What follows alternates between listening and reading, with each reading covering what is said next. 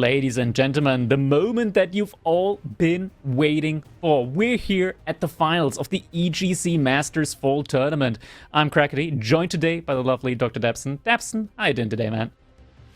Oh, good. Excited to be here. Excited to watch this best of 9 we have on our hands, and we were just talking about it. If MarineLorD's able to get some revenge here on LucifroN in the best of 9, we'll be following it up with the best of 5 as well. Exactly. We do, of course, have this second elimination bracket here, and LucifroN, since he made it all the way through to the winners brackets, he hasn't been able to really take advantage of his second life in this tournament. So should MarineLorD be able to win this best of 9, there is going to be an additional best of 5 where LucifroN is able to make use of his second life afterwards. Exactly, and look at the overlay here. Already see the maps we have in store. Already see the first Civ matchup on Front Range. It's going to be HRE versus the Mongols. HRE versus Mongols on Front Range. Yeah, this is an interesting one. Front Range in general, I think it's such a unique map when it comes to like the concept of having to move out into this densely contested area with all the stealth forests that you have there in order to get gold as the game goes on. Civilizations that passively get a lot of gold potentially, like the HRE should they get relics, or like the Mongols if they get the step redoubt and then just are able to boost up these smaller gold veins, they tend to be a lot more popular here. But even more popular than that are like civilizations with not a lot of gold dependency baseline, like Shuji's Legacy, Malians maybe even sometimes. Those are like also some of the main civilizations that we see here, but Mongols just being able to make use of their mobility. I feel like we got a great game ahead of us here, and LucifroN, I mean, not yesterday, but actually, yeah, yesterday. I already thought it was like a week ago, but no, it was just yesterday that he already managed to get the upset against MarineLorD. That was actually crazy, like the upper bracket finals here that we had on EGC. LucifroN, he's done it before. Can he do it again up against MarineLorD?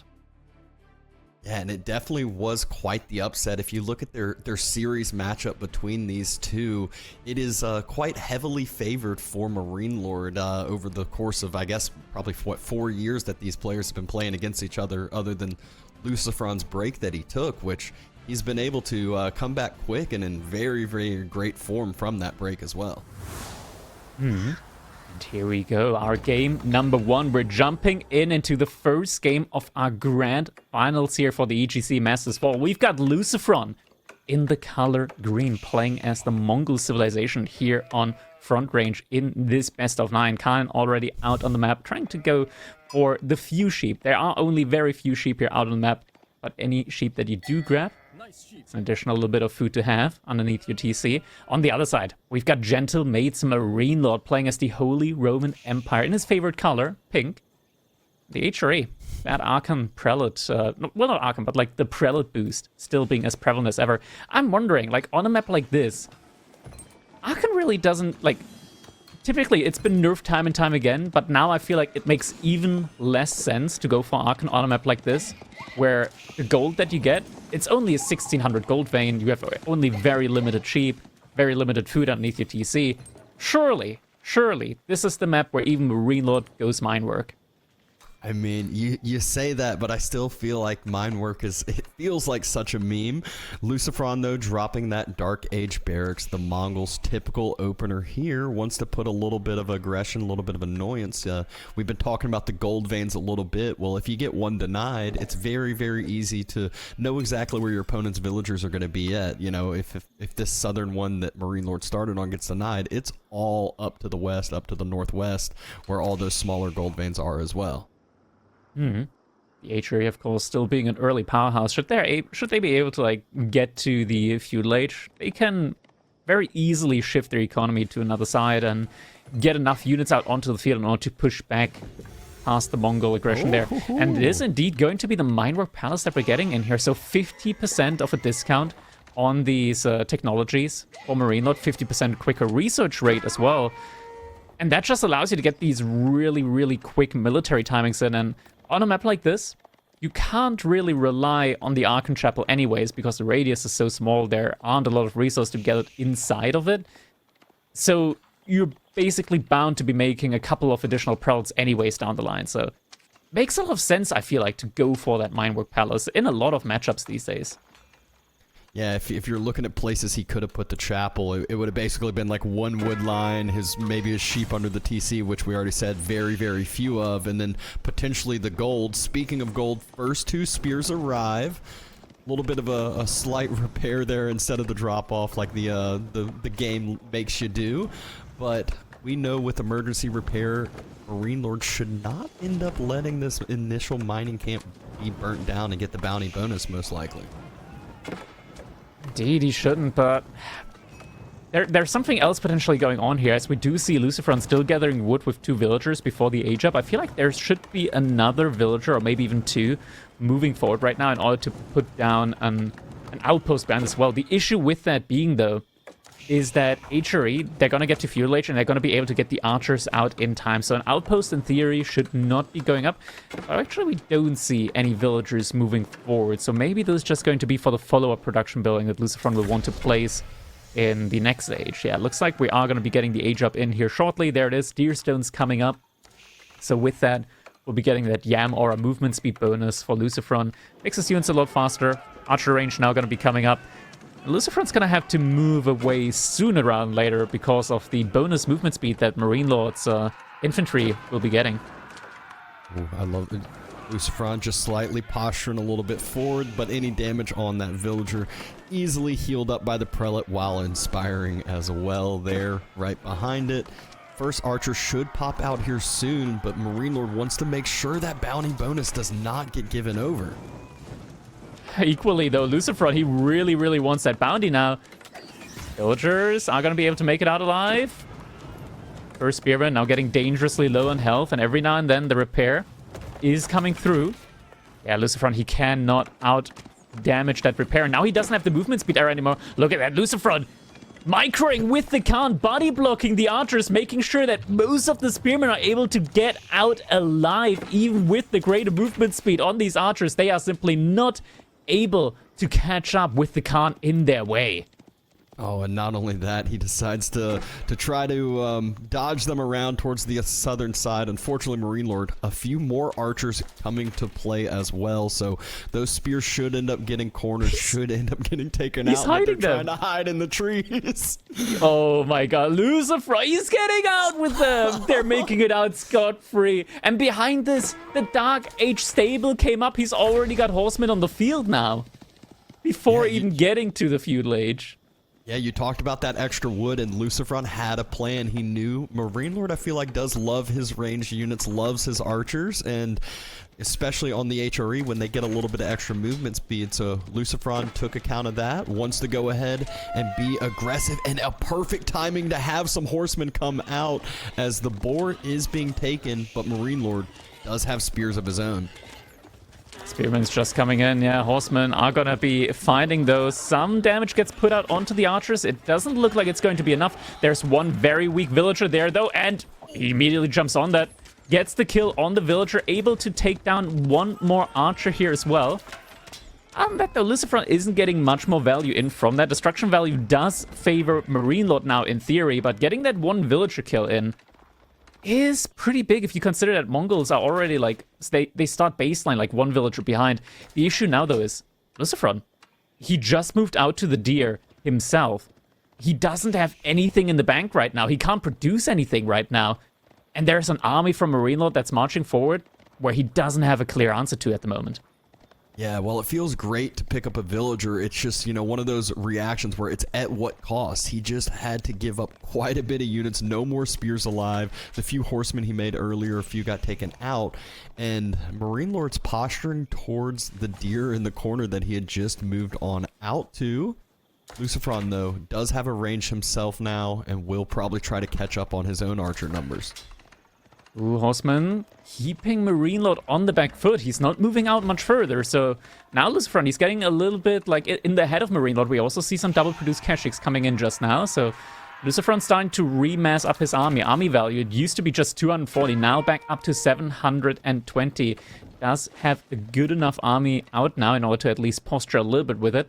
Not enough to take straightaway fights, especially since MarineLorD already has some of these blacksmith upgrades going for himself. But This is a big thing to keep in mind. MarineLorD, he's only got a single prelate at the moment, inspiring the villagers on the woodline. This is not the grand HRE economy that we're used to at the moment. Yeah, but he does at least give LucifroN a little bit of breathing room to be on those deer for the time being, but he's splitting right in between onto the Uvu, onto the production here soon if he wants to continue to be aggressive. There's no outpost either in the corner. This is one of those very, very risky plays that could get punished hard, but again, looks like MarineLorD is deciding to tuck tail and run on home. This is crazy. MarineLorD not going for the deer. And I mean, you can see it through the fog of war, right? That these deer are currently being gathered. They're not there anymore. They're dead on the ground. And MarineLorD not going for the play there. Not even looking if there's an outpost. He doesn't have the area scouted. He doesn't know that the deer are there. Oh my. Now it all makes sense. He doesn't know. That answers so much more. I was so confused why he wasn't running out. Like you were saying, it's so easy to see him through the fog of war, and you just know that, you know, right when your opponent gets onto them, but instead has to run on home, doesn't know where LucifroN is getting that initial food burst from. Yeah. This is such a weird situation because, like, you know how many deer are on the map or on the sides of each player, so he must know that there's an additional deer somewhere on LucifroN's side. But in the end, didn't scout that out, didn't confirm that the deer are indeed in the corner. So LucifroN getting away with the play on the deer there. Now, army value starting to get closer and closer. But LucifroN, Keshik and archers up against spearmen and spearmen and archers. I kind of favor the Keshik play here. It's like knight archers just being straight up better. But, oh, he's got to be so careful here. Archers moving forward. The outpost is just so far further behind. It's not in range at all. I mean, that's what LucifroN, this outpost hurts him. Yeah, that's a pressure outpost, how we call it. Luckily, he has the berries nearby, so the villagers aren't completely idle. But the pressure outpost is not really pressuring at the moment. Yeah, it doesn't really protect much of anything. It's one of those, it's like, yeah, it kind of protects the berries, kind of oh, the Gur didn't get set up, did it? Oh, okay, he realizes. He realizes and does replace it. MarineLorD's actually pushing forward onto the outpost now. Okay, this is dangerous now for LucifroN. He's got to respect that. Keshik's a little bit too far out of position. Doesn't have Pierce armor on them right now either. The Keshiks are moving forward. We still have the Yam aura here at play for LucifroN, so his units do have very fast movement speed as well. Outpost is not getting burned down, and LucifroN now has the potential to posture here around this outpost now. Spearman once again trying to go for the burn. But the archers are taking damage from this outpost on these little back and forward maneuvers. Once again, Spearman trying to push forward. Villagers going forward now. Repairing the outpost, jumping inside. Not too many spears left here. You can see LucifroN just trying to micro down, kill all of the spears. Once the spears are gone, his Keshiks can actually run through this archer mass. And a very, very good hold here from LucifroN. Although, does lose some economy for it. Yeah, idle time and 2 villagers down now. LucifroN, he's also missing the blacksmith upgrades. Does have the blacksmith now. We're seeing additional pastures coming up inside of his base. He was struggling for food. Is only just now able to at least get a little bit of a semblance of a food economy up here again. And pastures, this is why I personally believe like the Mongol food economy or Mongol food transition just to be so good. Because as soon as you get 1 pasture up, you immediately get a sheep. You can immediately have 8 villagers working again. Even if it's only for a short point in time, but you have 8 villagers actively gathering, and that is just a lot of value that you get there. Yeah, it definitely gives you a little bit of breathing room as compared to, you know, dropping a farm, and then you got 1 villager slowly working, and it has to build the farm, and then end up starting to gather from it. Just a much longer payoff time.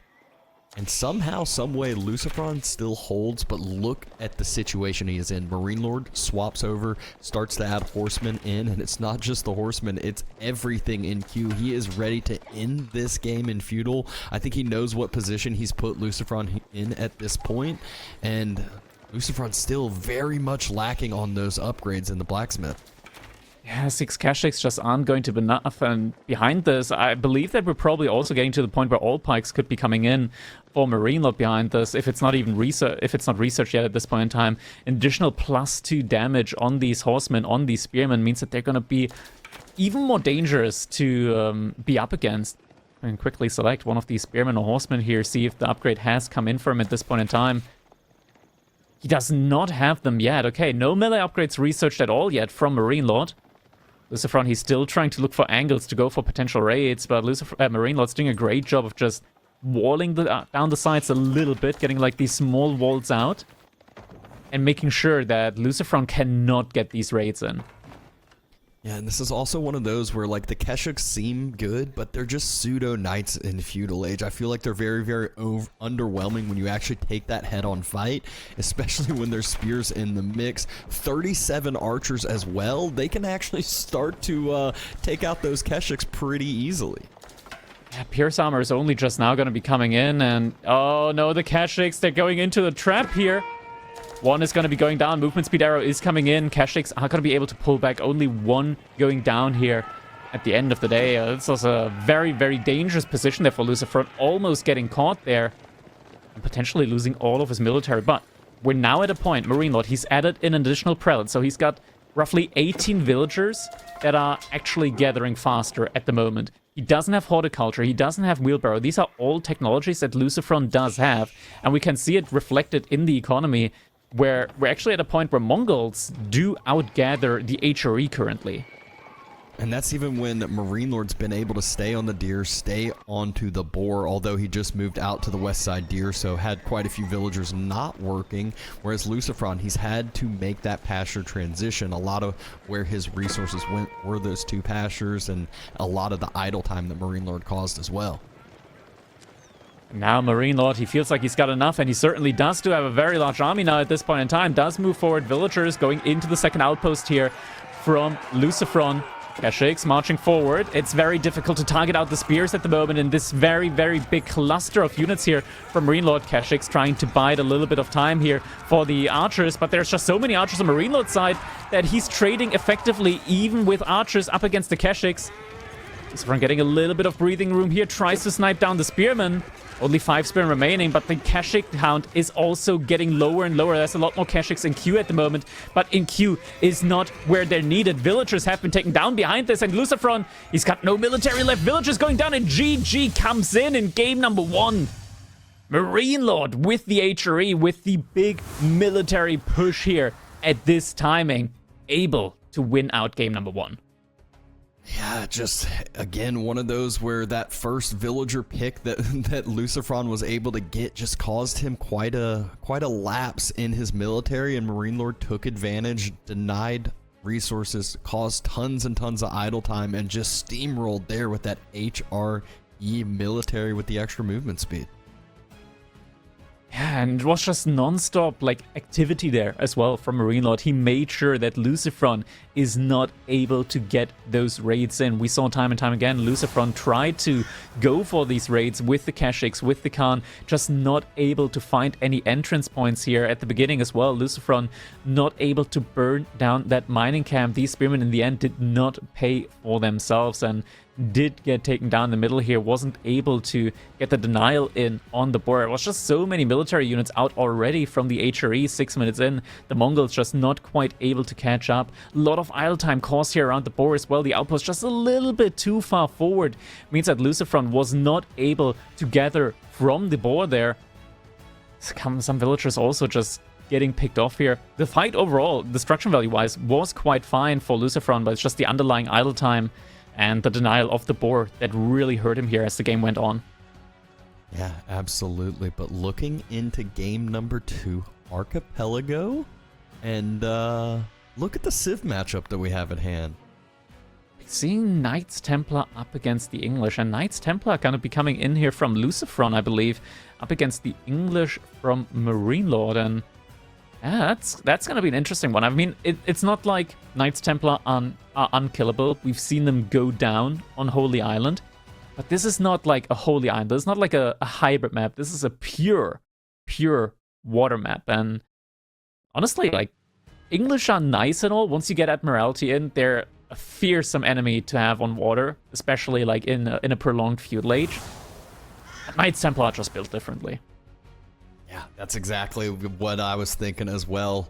LucifroN, even though losing game number 1, seeing this Civ matchup, seeing this going into game number 2 should be feeling okay. And we all know who comes to mind when we talk about the best players on water. I immediately think about LucifroN and Vortex both. They kind of started out with that mass demo ship route, and we've seen them just do it in almost every single water game that they play. All of a sudden you blink, they got 8-9 demo ships, and the whole entire fleet gets sunk.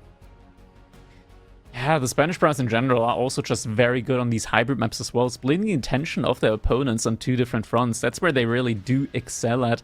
I think it's something that they do have in common with the Canadian brothers as well. Both of them are just, both groups of them are just very good on these water maps in general. That is where they do kind of like excel. But MarineLorD, we've seen it yesterday as well. Water, it's in the name. It's in the name, the MarineLorD, the Doc Baron, as I like to call him as well.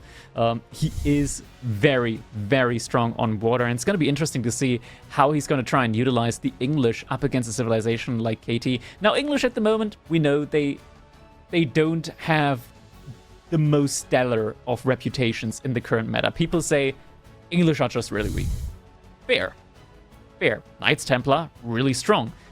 Could this just be like a throwaway Civ, especially in a best of 9? It makes sense. It is potentially part of the strategy. We're gonna have to wait and see. Maybe MarineLorD's cooking something. There is, of course, like I'm just gonna throw it in there again. Admiralty, pretty good upgrade. Is it gonna be enough? That's where I'm like, maybe. The question is, you know, how early can you actually get Admiralty in? It takes quite a bit of resources, and usually I feel like you want a few military ships already out, and at that point, Knights Templar could already be steamrolling, just like we saw MarineLorD use HRE in the game prior.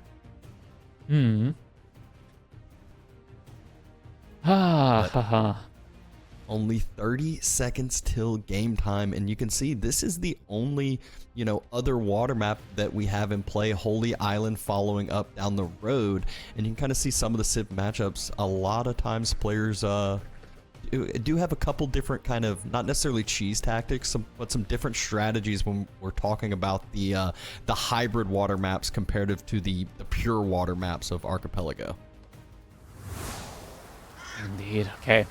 Now, it is time to jump into our second game of this best of 9 grand final between MarineLorD and LucifroN. We're here on a water map Archipelago with MarineLorD in the color pink, LucifroN the color green, playing as the Knights Templar here. And straight away, both players docking relatively close to each other here on their respective islands. We also have MarineLorD just very early on utilizing the scout for a little bit of some deer luring shenanigans. Yeah, we saw that in the game prior. We know that deer pushing has been nerfed quite a bit, but you can still make it somewhat effective, especially if the deer are that close to your TC.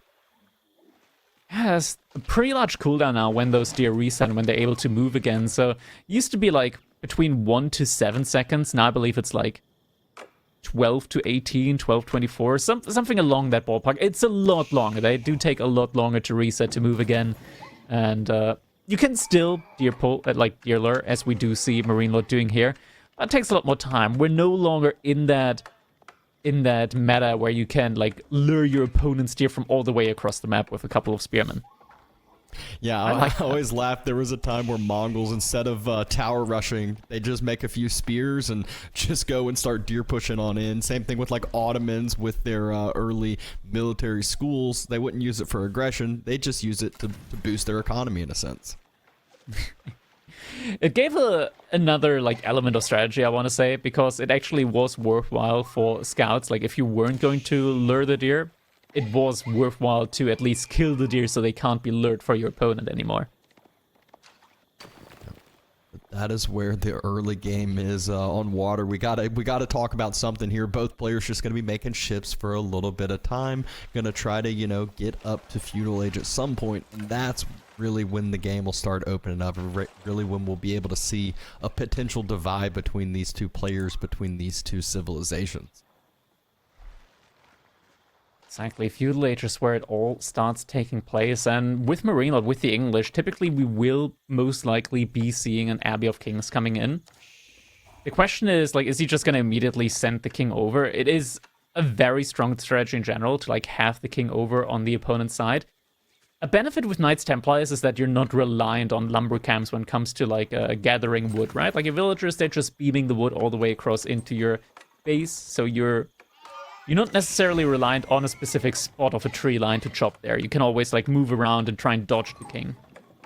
Yeah, and obviously a transport ship is a decent bit of resources, but we saw it in some of the games yesterday where using that transport ship, it's very, very tanky and just forces your opponent to do quite a bit more micro. So that's one where a transport ship isn't a total loss of resources, especially, you know, if you're sending the king along and getting some potential eco denial on land. Well, villagers are going to be moving out now, and we will indeed be seeing that Abbey of Kings being placed very close to the shoreline here. Reasoning for that is that you're also going to be able to heal up any weak ships here. When they're close to the shoreline, outside of combat, 6 HP per second. That's quite big. Like, if you're not killing a ship from the English, it's going to get healed up very, very fast once it pulls back to their base. Yeah, you can really, you know, just take some potentially not great trades, but like you said, as long as there's a little bit of health left on that ship and you get out, you can get back to home and don't have to idle out your fishing boats to try to fast repair it up if you're worried. You know, get out of combat and get some extra healing from the Abbey. But LucifroN, he's already 23 seconds away from that age up as well. And this is what we were talking about. Game should start opening up. You can already see resources banking up for LucifroN. He is going to be ready to make some ships and be aggressive. Yeah.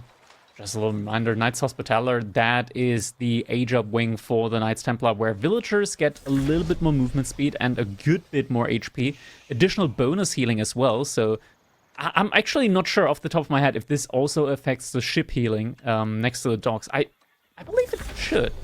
I believe it should affect dock healing as well, so it should be able to also get a little bit of a bonus on his own ships when it comes to healing. We do have the transport ship already out from MarineLorD. Now, it's still going to take like half a minute for the king to spawn baseline, so the transport ship at the moment is kind of useless, at least for the next 30 seconds, because LucifroN, he's already getting his military ships out. We do have the Sprinkled ship, we do have the Archer ship already moving forward. And look at that, he's even used the man to say its ability. He wants to be here so quickly. There he is, already in front of MarineLorD's base. MarineLorD, he doesn't have food. He does not have resources to get another ship in production. Villager is going to have to be pulled in order to try and very speedy repair that Archer ship here.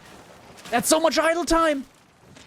So much idle time, having to pull all the fishing boats. We said he might not have to do that with the Abbey of the Kings right there, but he does, in fact, have to do so. Transport ship spotted out with the king as well, but LucifroN, he's going straight for the throat. He knows if MarineLorD isn't able to get this extra food income, he can be producing on his double docks, just like you said. Attempted mass there it is. Repair, double demo immediately. Goes toward that Sprinkled ship. Oh, the Sprinkled ship stays he alive. saves it! And the other one sneaks in, though. Right oh, on top of the only galley. gets one. So much damage caused here. That is, like, LucifroN got such a great trade here. Look at the fishing ship idle time that we've had there. These are the moments where I just wish, I pray to the developers at night, please add in, like, a TC idle time or add in, like, an idle economy counter. Because this would be so amazing to see right now. Yeah, and you can see that king arrives at the base, but LucifroN, with that early aggression, he was able to stop producing military ships, drop a barracks at home, get his spearmen out, and not have to worry too much. King's still there, but with a few spears, with the vision, he can kind of just posture those spears near the wood line, and I believe the wood lines are connected to the wall, so not really a lot of room for that king to run around and circle. It looks like MarineLorD was able to actually kill one villager there, even with the bonus HP. Spearmen are doing a decent enough job there when it comes to just making sure that the king isn't just immediately able to dive in again, but the healing on the king is always going to be a problem, so you do want to chase after him. LucifroN, meanwhile, on water once again, moving forward here. MarineLorD still does not have equal army count there. Oh, the Sprinkled ships, the demo! Gets a huge connection in, but the Springle ship stays alive. That's the most important part. King also goes down. In the meantime, we just heard the audio cue for that demo ship is marching forward and is going to get the connection potentially. Springle ship's trying to take down the Archer ship. Archer ship is going to go down, and now the Springle ship moves in. Waits just a little bit, and now the explosion. He timed it. That's it. That's it, and GG comes in.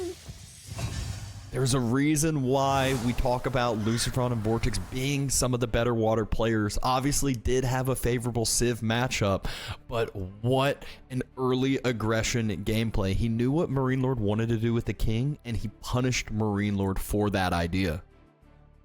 Man, what a well-played game here from LucifroN. The timing attack, he just didn't pull back at all, and MarineLorD, he got punished. He got punished for skipping out on that second dock. He got punished for going for that very, very fast transport ship there on water. And LucifroN, I mean, we know Knights Templars. It's a pretty good Civ. We know it's a pretty good Civ on water. But LucifroN also just played this phenomenally well. Yeah, and I mean, this is one where you kind of mentioned it early. That transport ship sat there for a good little bit while the King was being produced from the Abbey. And you think, you know, maybe if he had gone with one, maybe two more military ships first, it would have allowed him to defend that initial push, not have his 7 fishing boats fully idled out. But what's done is done already. Tied up series now, and game number 3.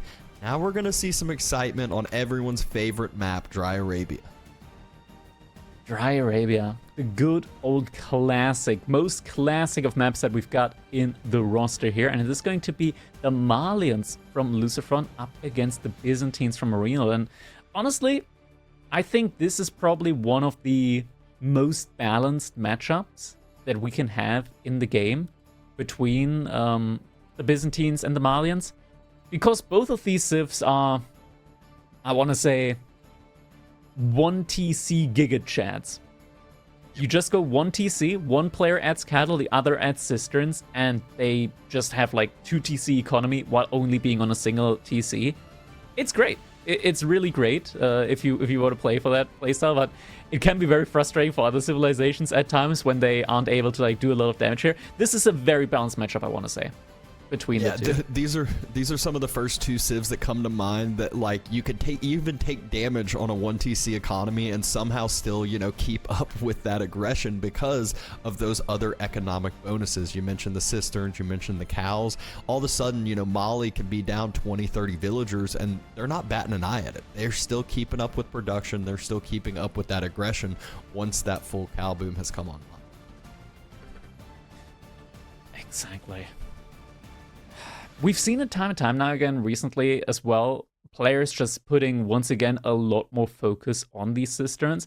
I feel like ever since they reworked the cistern cost, at the beginning it was like, yeah, we're going to pull like 3 to 4 villagers on stone, just get the cisterns out as quickly as possible.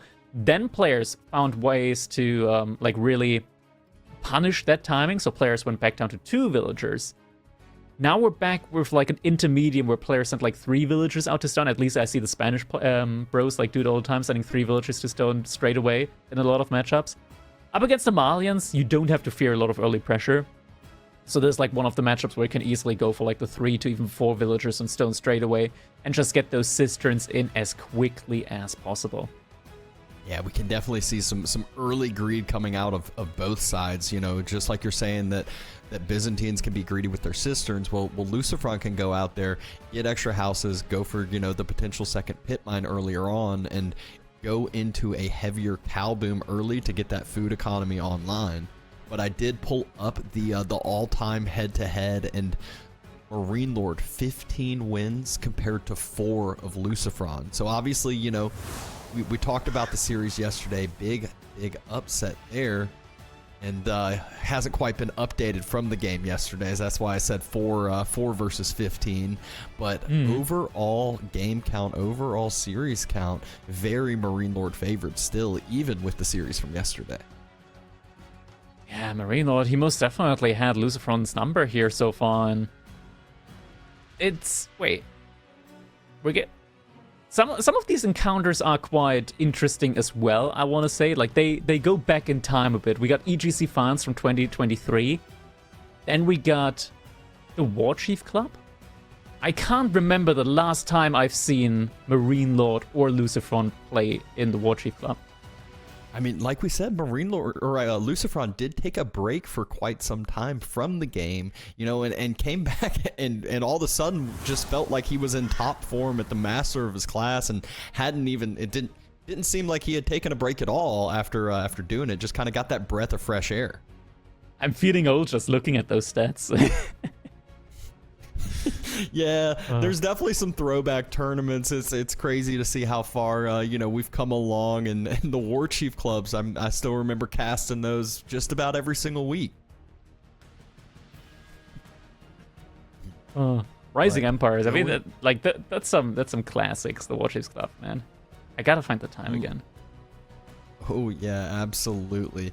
But you know, looking at the civs, looking at the maps for the rest of these series, it does seem to favor a lot of aggression, other than, I would say, Altai, because Altai very easily wallable, but you can still see some aggression there. However, the other maps, there will be quite a bit of micro, which both of these players excel at. But enough of that. Let's go into game number 3, Dry Arabia. MarineLords in the color pink, playing the Byzantines. LucifroN in the color green, playing as the Mali. This is quite the interesting opening that we're getting here from MarineLorD. You can see he already started up with double houses, so this means that he's not actually going to be actively gathering stone. Instead, he just built the additional house in order to be able to afford his first cistern from the bonus 8 stone that you get whenever you finish a 2x2 building. This is interesting. So he's not going for the fast stone cistern build, even though realistically there's not gonna be any real aggression coming out from LucifroN for like the first 6 minutes, maybe even more. Yeah, and LucifroN just going with the typical 6 house opening around that pit mine, not being extra greedy with the extra house and a potential mining camp. Just gonna go in, get that, you know, typical age up timing for Mali. And maybe he's sensing, you know, some potential aggression coming from MarineLorD's side. Obviously, you don't know till you start scouting, but there's been plenty of games previously to research, to watch, you know, and I'm sure these players have done so before playing in the grand finals. So this is interesting. Okay, the build from MarineLorD. I'm wondering if there's like a thought in regards to like the timing here, because he's not sending any villagers out to stone early, means that he is going to get a relatively fast age up timing, especially with the Byzantines, because you do benefit from the 10% faster gather speed quite early from the cistern. Your age up timing should be relatively good. Like you should be getting like a sub 4-minute age up time with just 4 villagers working on it. Maybe he's trying to go for a very quick mercenary timing push against the Malians, which would make sense. It's just that LucifroN's got a pretty good spawn against that with double back gold. Yeah, and speaking of those mercenaries, we are seeing the Grand Winery dropped on over the berries as expected. Looks like only 2 villagers building it though, so nice and patient. He's going 2TC, isn't he? This might be a 2TC build, but he's still on gold. Is he waiting for... No, he's moving over. It is a 2TC build.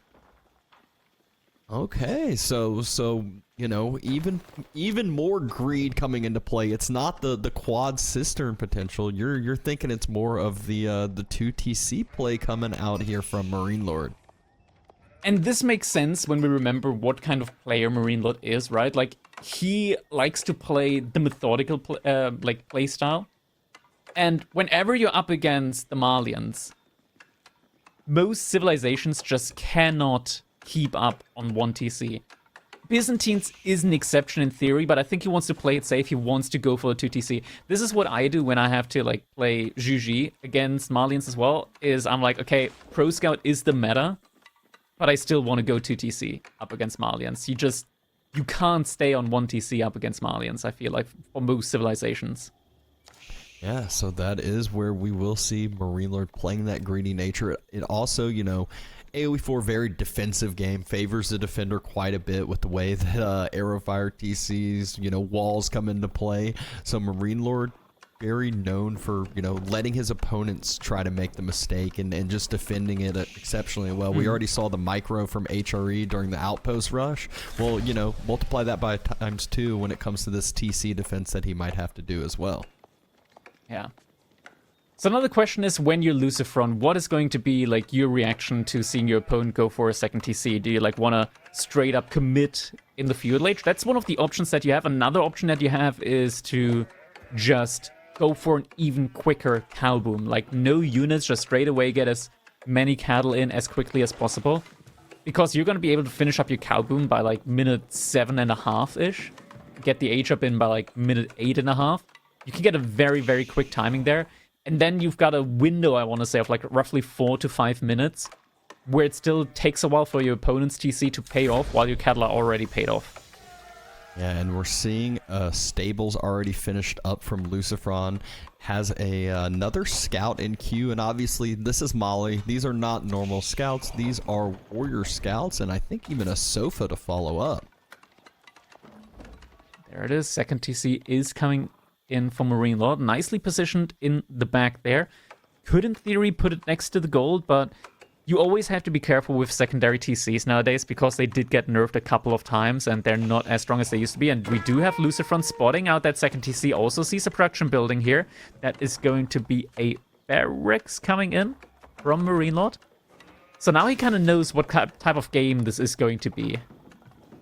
Yeah, and it's always nice when you have that vision of exactly when your opponent's dropping that second TC. You know how greedy they were with it. You know exactly when the timing payoff potentially could be.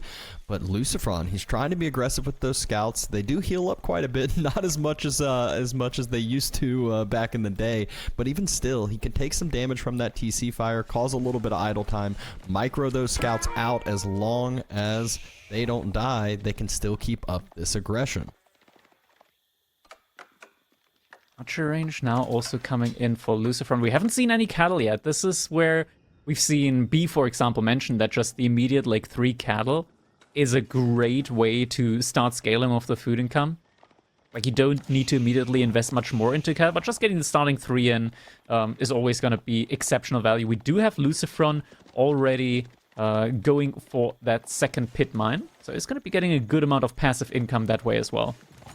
Second pit mine and has a couple eco upgrades as well already, so a good bit of economy boost going for himself. That 2TC is a long payoff timing, and MarineLorD not yet able to add more cisterns either. With he is over onto the stone now, so they should be coming in not too long. As we say, that second cistern being added, a third one probably not too far behind it.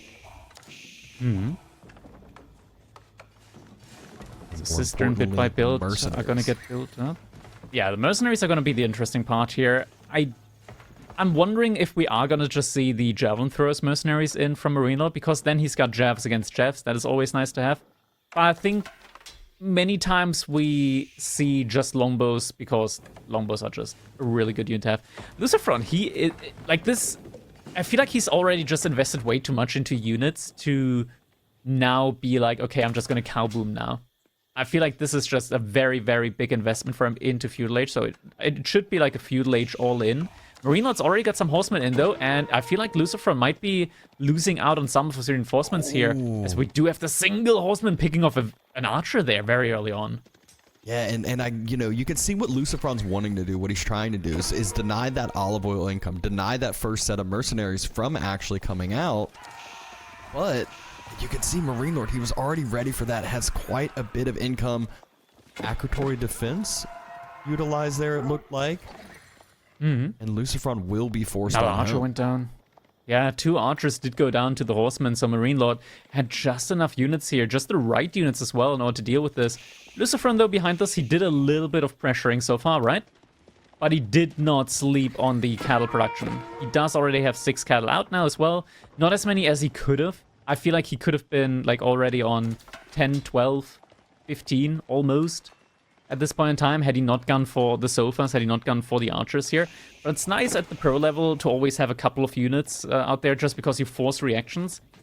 Just against Byzantines, they're going to make those units anyways, I feel like. So I'm not sure if this is really paying off for LucifroN at the moment. Yeah, and I love seeing the economy count graph. It just shows you, you know, even though they both are, you know, LucifroN's not on second TC, those cows are giving him a boost to the economy. Able to take out one of those Limitane and loses a scout, it looks like, on the northern side for it. Had some horsemen chasing that down. The scout did get taken down. LucifroN still not stopping with the Sofa production, though. And there is, of course, always the thought, right? Like, at one point, MarineLorD, he's going to have to move out on the map for resources. LucifroN, with the cattle income, he is always going to have those safe inside of his base.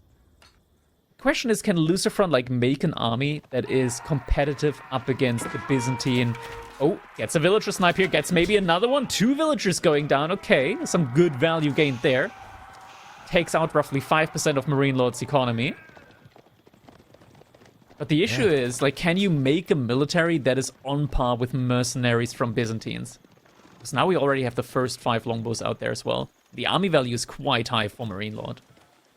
Yes, it is. And it's one of those where that first set of longbows, it doesn't seem too scary, but all of a sudden, when that olive oil gets fully online, we've already seen MarineLorD walling now, getting that 4th cistern extended out to the next berry patch. So we'll already have that next set of olive oil secured for himself as well, and even a few olive groves by the TC already too. Yeah, MarineLorD's doing a great job of just spreading out his food on many different sources. That way, if LucifroN's trying to shut one down, the other one's still going to be working, means that he can still have this non-stop production uptime on his side. Cattle were now up to 15 on LucifroN's side, but already do have an 11 villager lead here for MarineLorD, so the 2TC play definitely seems to be working out quite well here for him. LucifroN not, like, in a position to age up right now because of all the units that he invested into, means that his food, like, the massive food income from Malians, it's not here yet. Yeah, you can see, though, that LucifroN is starting to think about that age-up timing, starting to bank a little bit of resources, dives on some more units while they're trying to protect MarineLorD's economy. Sofa just also distracting another part of the army. Yeah, move out to the deer, does get spotted. Another villager goes down. 4 villagers killed so far. LucifroN doing some good damage here every now and then. It's taking down roughly 10% of MarineLorD's economy. That is definitely worthwhile damage to be done here. It's just not quite enough, because behind this MarineLorD's already, like, still up in the army value department. He still has the better military on the field. It's just more about production buildings. LucifroN, he's about to age up, though. He's about to age up. MarineLorD looks like he might be trying to match that soon as well, but Grand Fulani already being dropped as we speak. MarineLorD about halfway to the age up resources needed. 16 on to gold, though, so he should be there in no time to be able to match this timing. But can he match the food production that those cows are going to give? He's already secured the second deer pack. Or I guess first deer pack, and wanting to secure the next set of berries as well. I feel like that's really the point where LucifroN can try to punish, is when MarineLorD has to make more and more of this olive grove transition, although he's been doing a great job just kind of slowly putting a few in here and there. So here's the numbers game. The Golden Horn Tower is now coming up. The Golden Horn Tower produces units, so many units for free. The value is roughly equal to like 10 to 14 villagers with appropriate cistern scaling. That's a lot. And on top of that, he's already like 16 villagers ahead.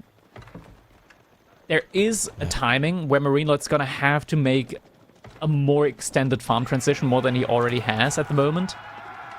And that is the benefit that LucifroN has, because he's already made his food transition. He doesn't need to invest much more into his food income. He's going to be on like 1,000 food per minute now for the rest of the game, as long as these cattle are alive. There is a timing, though, and the timing window, it can be quite sharp at the cutoff time. Yeah, and that Golden Horn Tower is finished up here now. You mentioned it with the correct cistern bonuses. We have a full 5-level cistern early on here for MarineLorD, with thinking about having a second TC. And this is the point where it feels like LucifroN starting to have some pressure put on him, seeing that, you know, okay, there was a second TC. He has been able to pick up 4 villagers, but with the walls that are in, how much more economic damage can he actually do? So MarineLorD, if he gets his farm transition in time, it is going to be very tough for LucifroN to do any real damage. And the issue behind there as well is that a lot of the military, actually like half of the military from MarineLorD almost, it's all free units, free longbows. high-value archer units for him. LucifroN actively trying to pick off the relics behind this. MarineLorD doing the same, is now just getting his first monk out as well. Looks like that monk might actually be caught out, though, by LucifroN's army here. Monk is trying to make his way back. Is not gonna pick off in time, though. But LucifroN does split off a few Sofa, picks up another villager, and just goes ahead, sends those into the wood line. Even if they don't get much more damage, that is still a significant amount of idle time that they're causing there behind. Definitely are. The veterancy upgrade on the Sofa is already in as well, courtesy of those upgrades just being 50% cheaper, and he's not stopping yet. Those Sofa are just running around the background, distracting MarineLorD. It's always something that he is going to have to pay attention to at all times, and MarineLorD, he's still out on these natural resources. We already have the imported armor upgrade in on the Sofa as well, so they're very strong even up against the longbows here, and we do see one villager going down, two villagers. Good value being found here. Just really, really good value with that Sofa split off, so just slowly trying to equalize this economic number. And remember, we've been talking about it, the cows. There is no idling out the cows unless you burn down those cattle ranches. Second relic being picked up. You can see where MarineLorD's monk was going, and unfortunately there is no successful close. Archers, though, potentially are gonna find the longbows here. It's not a fight that he wants to take yet. Military wise, MarineLorD does have quite the lead. Value wise as well, we're not quite at the timing yet where MarineLorD has to go for this massive farm transition. I do believe that he's already working towards that. We see 25 villagers on wood at the moment for him. More walls coming up. First couple of additional farms are in now as well. And there we go. Just as we talk about it, a couple of wild olive groves just suddenly appear. And these walls, while they're getting burnt down, it looks like there's not too much forest left for him to chop on through. So if he looks away for too long on that wood line, especially with 27 villagers on it, there's going to be a big hole in the wall. So hopefully able to keep rewalling. We'll have to move towards that frontal wood line. And look at what has... Oh, two villagers picked up from MarineLorD. Yeah, gets a little raid in. Though. That is the one thing where it's like, sure, your opponent's making a lot of cataphracts, right? But cataphracts, once they're pumped full of poison, they don't seem that strong anymore. The issue is, of course, like the army mass. You need to get that army mass going. We're now at that point, right, where MarineLorD, his food economy is starting to get depleted. He's now at 500 food per minute. LucifroN still, of course, at that consistent 1,000 food per minute on his side. Still continues making more and more units. Is he starting to really take these engagements? It's still difficult to tell. I don't think he's ready for them yet, but it looks like he might be thinking about taking them. A lot of kiting coming in with the archers. You gotta keep your archer count alive here. That's really the bread and butter here. These poison arrow archers. Looks like he is gonna pull back, at least for the time being. Do see those poison arrows coming in up against the cataphracts. They are very tanky. I do believe painted shields is already in on them, so they get an additional armor as well. Indeed, they do have the painted shield upgrade already in, so 7 pierce armor on them means that they have equal armor to the Sofa. So the poison damage is really the only thing that's taking them down here, but they are really like tanking up a lot of damage here. And it just seems like LucifroN pulled that trigger a little bit too early, as MarineLorD's army is absolutely massive. Cataphracts were able to pick up a lot of those archers as they were running on away. And LucifroN, he can't do anything with that Sofa mass. There's just too many Limited A here. Yeah, and right now, being pushed back like this, he also isn't really able to make use of his mobility because he can't just let MarineLorD walk inside of his base. So this is starting to get really, really difficult. We see 11 more archers from LucifroN in the queue. Villagers now on the wood line do have to get evacuated.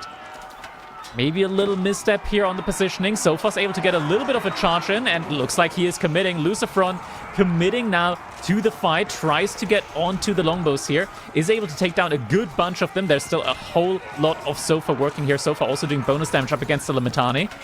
Archer still working behind this. The army value, though, it's not in favor of LucifroN at the moment. Can he still make it happen? It is not looking like it. He has to pull back. A lot of the Sofas have been taken down. A lot of the Limitani as well, though.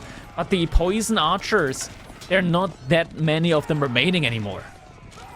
Yeah, the value of those really escalates when you have a ton. He's got 3k gold. 21 longbows still out. You could see the military count just drop straight down, and he had 3k gold. He's just so much gold income, not anything to spend it on. The cow boom's fully finished on up. Some houses going down, but it's not the house at the moment really that LucifroN has any issues with, right? Like he just lost a lot of military, so housing not the biggest of his concerns at the moment. Cataphracts at the moment, we're up to 7. It's not the biggest number, but they're still a very tanky unit to have for sure. LucifroN very quickly able to remass his own military count though. The issue is, we talked about this, behind this, if we take a look at MarineLorD's base, we're gonna be seeing plenty of olive groves now. Yeah, and it's not just longbows being produced from those mercenary houses. Also have land snakes, and we're talking about massive fights like this with 50+ military units on either side. That AoE cleave can really provide a lot of value. LucifroN once again walking forward now. Was able to remass a lot of his units. Cataphract's still scary though. Very scary unit. Yeah. Trying to pick off the most he can. We can see the outline of a keep from MarineLorD. This is what he knows he needs to secure next. He wants this 8k gold in the center of the map. Wants to, I'm sure, run him pretty low on that last gold vein behind his walls. So wants to make sure his next spot is safe and protected.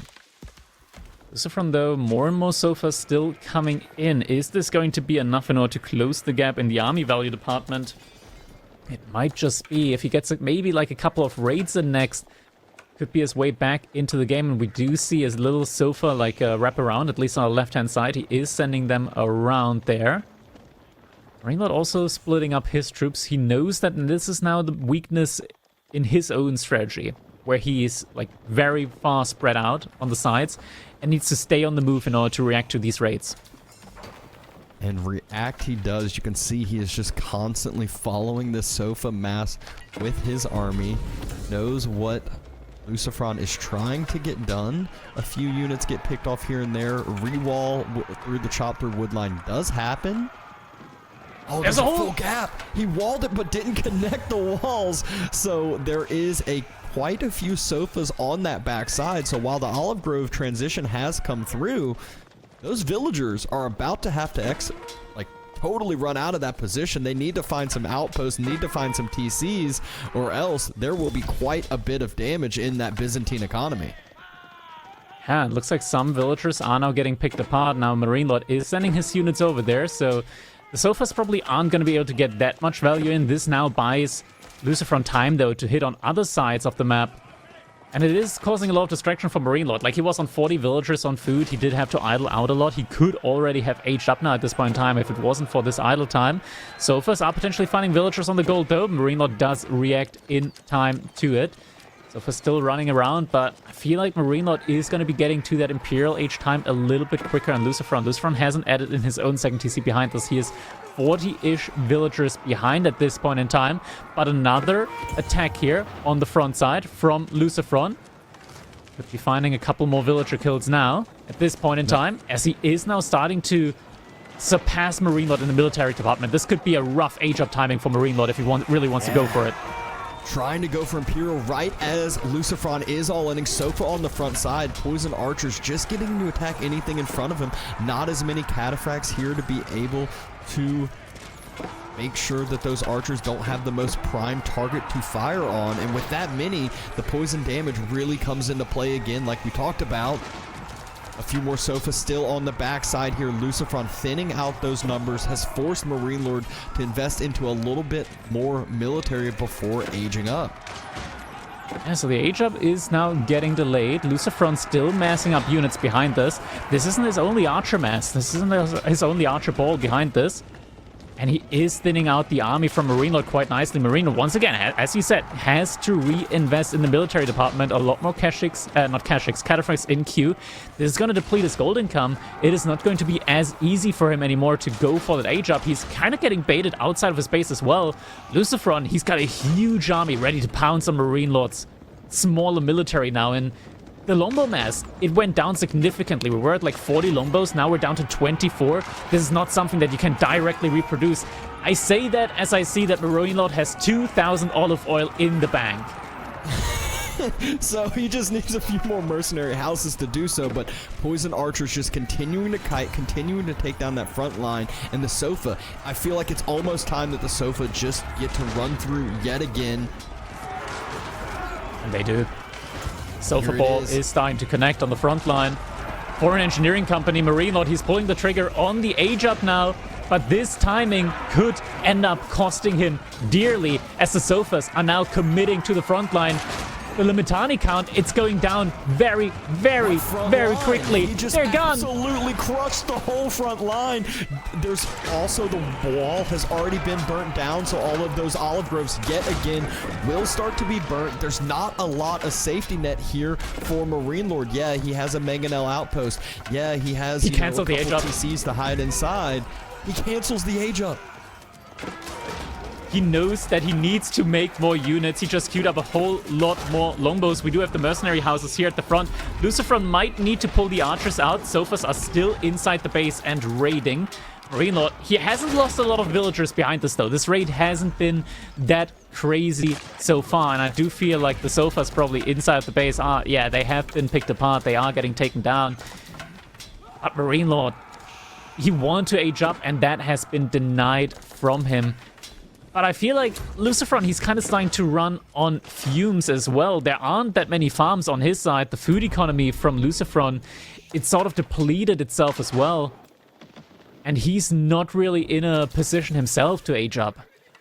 Yeah, he's dropping some frontline siege workshops, though. LucifroN, he wants to start sieging down that keep with some trebuchets, wants to try to deny the gold access. Little does he know, though, MarineLorD, he's got 3,000 gold in the bank, 3,000 wood in the bank.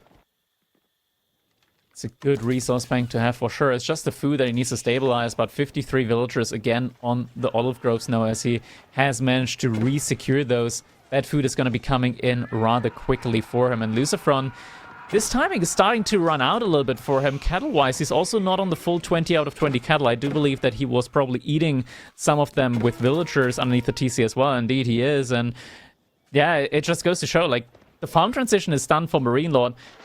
LucifroN has, like, the bare minimum of food income from the cattle, but you want to ideally add farms on top of that. Yeah, and it just never feels good, though, when you're trying to add farms as Molly, though. You want to be able to, when you're getting to the point where that happens, it feels bad because you're so used to relying on just that cattle, just those resources that are already out on the map. MarineLorD, he's about to get that age up in with 37 longbows. The olive oil reinvest has thoroughly paid off, and now LucifroN, he's going to be struggling when it comes to just holding up against this. We immediately see the elite mercenary upgrade coming in. These longbows are about to be able to do so much more damage. They also have the volley ability now, so they will be able to fire in very, very rapid succession. Yeah, Trebuchet hasn't yet even been able to take down the outpost because MarineLorD's mass repairing it. Walls have been rebuilt as well, so it feels like MarineLorD able to breathe again, stabilized from that all-in. It looked dire for quite a bit of time, but LucifroN just overstayed his welcome a little bit. Sofa weren't able to get as much villager kills as expected. Volley ability comes in. A lot of archers dying very, very quickly. We do already have the elite upgrade in on them. More upgrades coming in from University Elite Limitani. Also in Sofas, cannot compete up against the Elite Limitani. And LucifroN, he is getting forced back from the front line here. And I feel like if he's getting forced back all the way, there is no coming back for him. We see some sprinkles in the army mix from MarineLorD as well. There's not really any melee infantry here that can take bonus damage from them. But just anything to add to the mass here for him. We also have the Combat now in the Royal Cannon, doing a lot of damage from that foreign engineering landmark from MarineLorD. And the Sofas, there just aren't enough of them.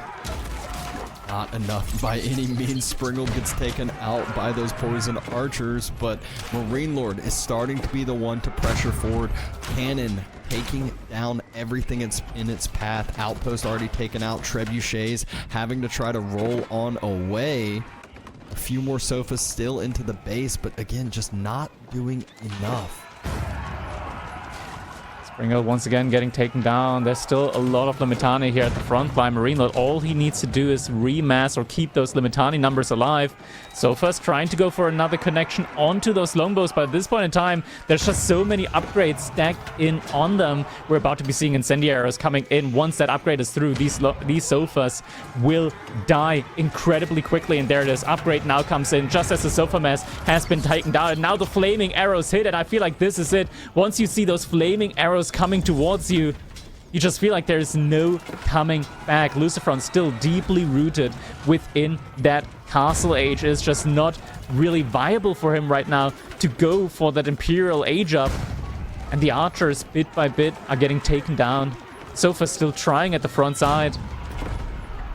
But there's still sofas mixing in. The MarineLorD has as well 3,000 gold, 3,000 wood. The only thing he's short on is food a little bit, but he can just buy that if need be and just create more siege since it's no food. Villagers on the gold are now also getting found out by the archers, are going to get taken down rather quickly. 132 villagers to just 90. Even with the cattle economy, it is just not going to be enough to make up for the difference. MarineLorD, it looks like this is not going to be going LucifroN's way. The question is just, is LucifroN going to try and go for his own age up? It kind of feels like it, but there's already trebuchets, there's already a royal cannon out. It is difficult to see a world where LucifroN can hold this next push from MarineLorD. Yeah, he's trying to bank those resources for that age up, but this sofa circling, I don't think it's going to cause MarineLorD to pull his whole army back like it does, you know, when there's smaller numbers, when there's less upgrades. He can just produce a few Limitane at home and deal with that smaller raid while the rest of his army pushes forward. Fort of the Huntress starting to be built right next to the Grand Filani, but everything else is being burnt down. Housing, not a problem right now, but there's 5, 6, 7 houses right there, and only time, a little bit of time left probably before LucifroN throws in the towel on this one. I'm actually, you know, knowing him and the way they play, he's usually one that once he realizes the game's over, he's not going to try to stall it out, but he's trying the best he can here. This is the grand finals. He does not want to give up early. Giving up early, it's always the question, right? Maybe he can come back, maybe he can still win this one out. He doesn't have enough resource though for the upgrades, even with Imperial Age now coming in. Infrastructure is getting burned down rather quickly now by MarineLorD. LucifroN actually getting housed now as well, so getting additional military units out on the board is rather difficult for him. One more buildings going down. We do see Elite coming in on the archers, but it's coming in from the archer range that is getting burned down, so Elite Archer upgrade not going to be finishing him up here. Yeah, production all getting taken down as well. So even if LucifroN did have the housing, it's hard to end up continuing to push. Oh, yep, there's some cows getting taken down. Sorry for our observer over here. I know he's sad seeing this. We're happy. We're still getting the confetti. Cow's always happy whenever cows are involved. He just likes cows involved at all, you know. He just likes being a part of it. This is where MarineLorD's acting like there isn't a TC here anyways. He's just sitting under it, sniping down anything and everything he can in his path. LucifroN's still trying to get some damage with the sofa raids, getting Tithe Barns in even with the 3 relics he has, but that's a lot of cow, a lot of beef on the ground. He can try to gather from it, can try to bolster his economy, but finally throws in the towel. MarineLorD goes up 2-1. GG comes in. Yeah, MarineLorD now able to boost up his score on the scoreboard. currently leading 2-1, but LucifroN, he definitely did not make this one easy for MarineLorD, I want to say. Like, needing to cancel up the age up and needing to go for it at a later stage. Like, there was definitely that moment in time when we look at the military value lead as well, where it felt like LucifroN, he might have been in a position to go for the kill.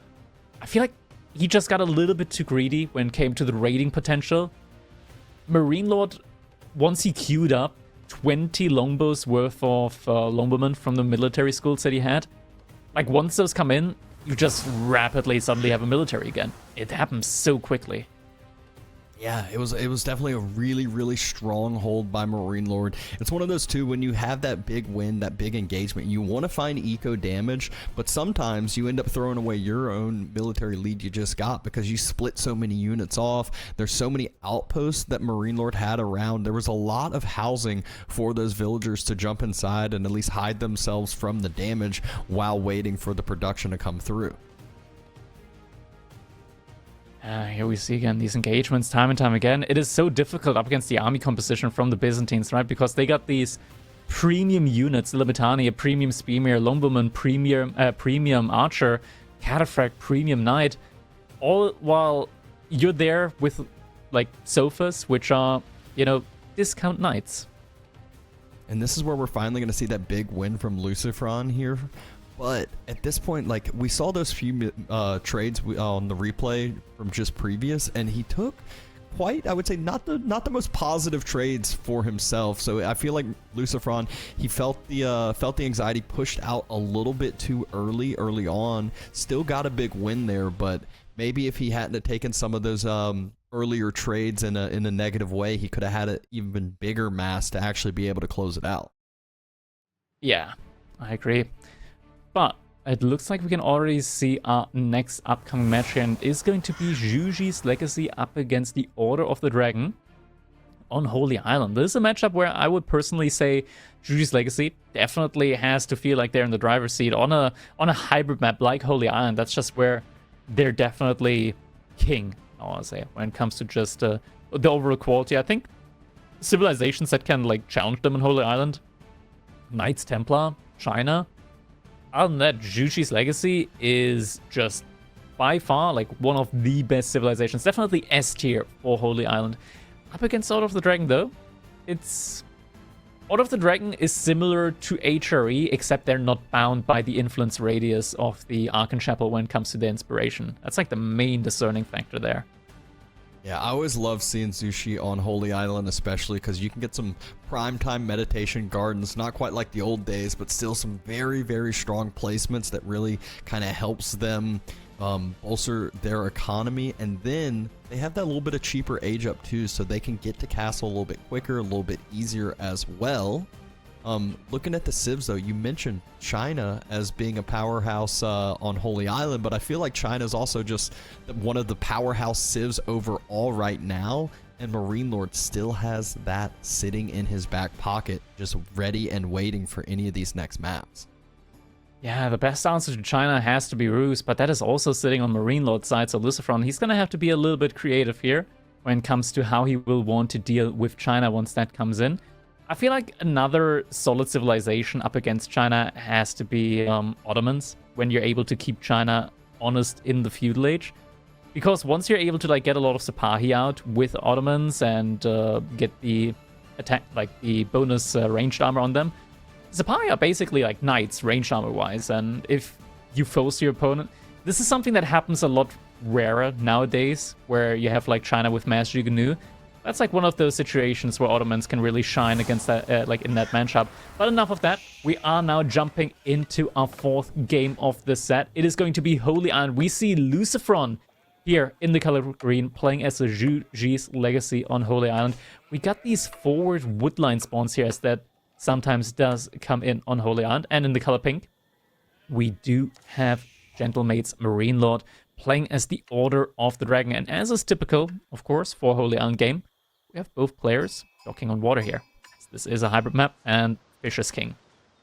Yeah, and both players' docks not too far away as far as from that first initial deep sea fish. There are some generations you'll see where a player can get quite the unlucky spawn, but both players, I I would say LucifroN maybe has a fish a little bit closer, but again, not anything too out of the ordinary.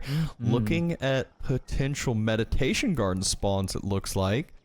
You know, there are some prime spots potentially, but nothing too crazy. There are resources that are probably just a few tiles, you know, away from each other from being what we would call OP. LucifroN's shoreline side, I want to say, is quite good. Like, getting double gold, stone, and the berries in, especially just getting double gold in, is very, very valuable.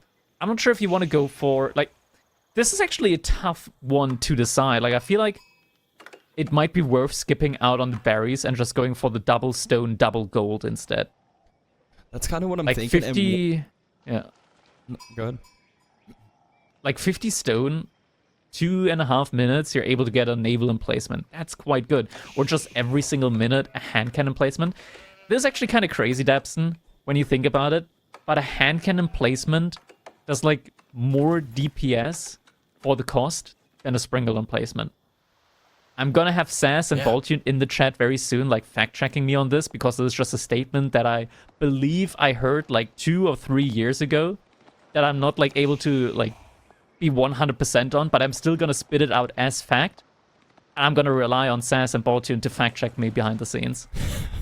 I'm surely they'll be showing up here soon talking about it. And also the nice part about that meditation gardens, there's sometimes where you'll see the villagers have to take a long trek, you know, halfway to the north side of the map. Instead, though, it's not too far away from his initial base, so we'll be able to have potentially, you know, meditation gardens without as much idle time from walking.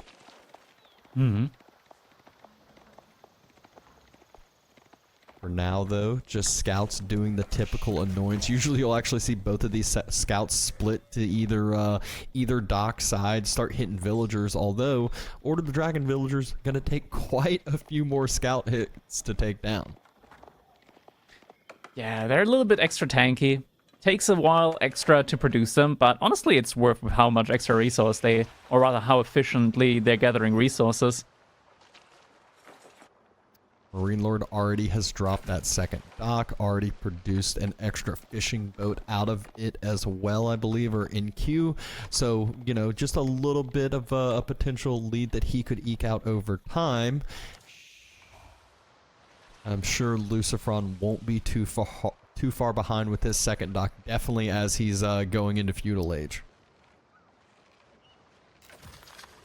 Yeah, definitely looks like he's working towards that a little bit quicker than MarineLorD is. MarineLorD investing a lot more in water, though, as you mentioned, with that very quick second dock here.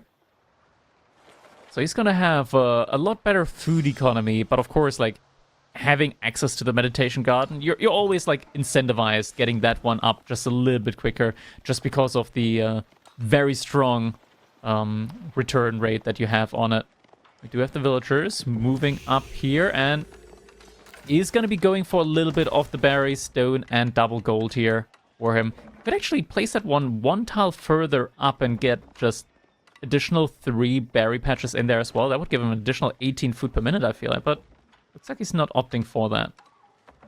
Yeah, so I mean, it is a little difference that does add up exponentially over time. Chapel, though, being dropped on in. Good spot. Typical expected spot. Yeah, definitely prime time location. Still no there we go. Actually, has there a second dock been added from LucifroN yet? Believe so. He's adding it right now. Yeah. Okay. And adds it a little bit further, so as that stone comes in, that might actually be where he decides, you know, not quite the double stone, so can't get the hand cannon, or not hand cannon, the dock emplacement out super fast, but still can kind of creep your way further and further up. And if you're able to get one in right in the like gap where the sacred site is too, it makes it very hard for MarineLorD to maneuver past without getting hit each time. Yeah. In general, right now, I mean, MarineLorD, he did invest a lot more in water, of course. We did mention that. He's already 4 fishing ships ahead at the moment, so that is definitely something that LucifroN has to be wary of, and that is something that he's going to have to reinvest into himself as well. as this does start to really pay off. We do have the first couple of military ships already out for LucifroN. MarineLorD is going to be starting off with a Springald ship. Archer ship surely to be coming in after it. There we go, Archer ship now also in queue, so should have enough of a military force out on water in order to defend against just about anything that LucifroN can like throw at him with this very fast timing on his side. Yeah, and So we saw the already water there. map the first time, and this time he has a Springald ship and he has all those fishing boats to heal on up as well if need be. Shouldn't need to pull all 13, but even the healing that just 2 can do can really allow you to win these fights when you're on a defensive side. There is a little bit of a housing problem. There we go. House just got finished there for MarineLorD, so ship was able to come on out. And the first big military building drop for MarineLorD, whereas we already see some chooks being produced from LucifroN. Yeah, this is gonna be quite rough for him though, because like we are gonna already have like some horsemen coming out from MarineLorD, so it's going to immediately have to counter out there on the land side. LucifroN does have a scout inside of MarineLorD's base, but the stable is on the other side, so I'm not sure if he's seen that yet. Yeah, he hasn't. He doesn't know about it. He hasn't scouted that side at all. So he's gonna be blind to this. Completely he's gonna go. blind to Wait, this, at least for now. he sees it. Just barely spotted out. He got the information he needed. Will be able to react and adapt as need be. Are the Jukes pulling back? They're not pulling back. I still see them moving. Oh, it looks like he does see it now. He definitely this is sees gonna it be bad, now, though. but it might just be too late as those few chooks that were in... No, spears are already being produced, so trying to get back to those as soon as possible, but not yet out of that barracks. And there they go. Juke is gonna go down. A little bit of damage has been done. Ooh, and at the same time, MarineLorD is pushing forward. Wants to take down that archer ship. Isn't quite able to get it.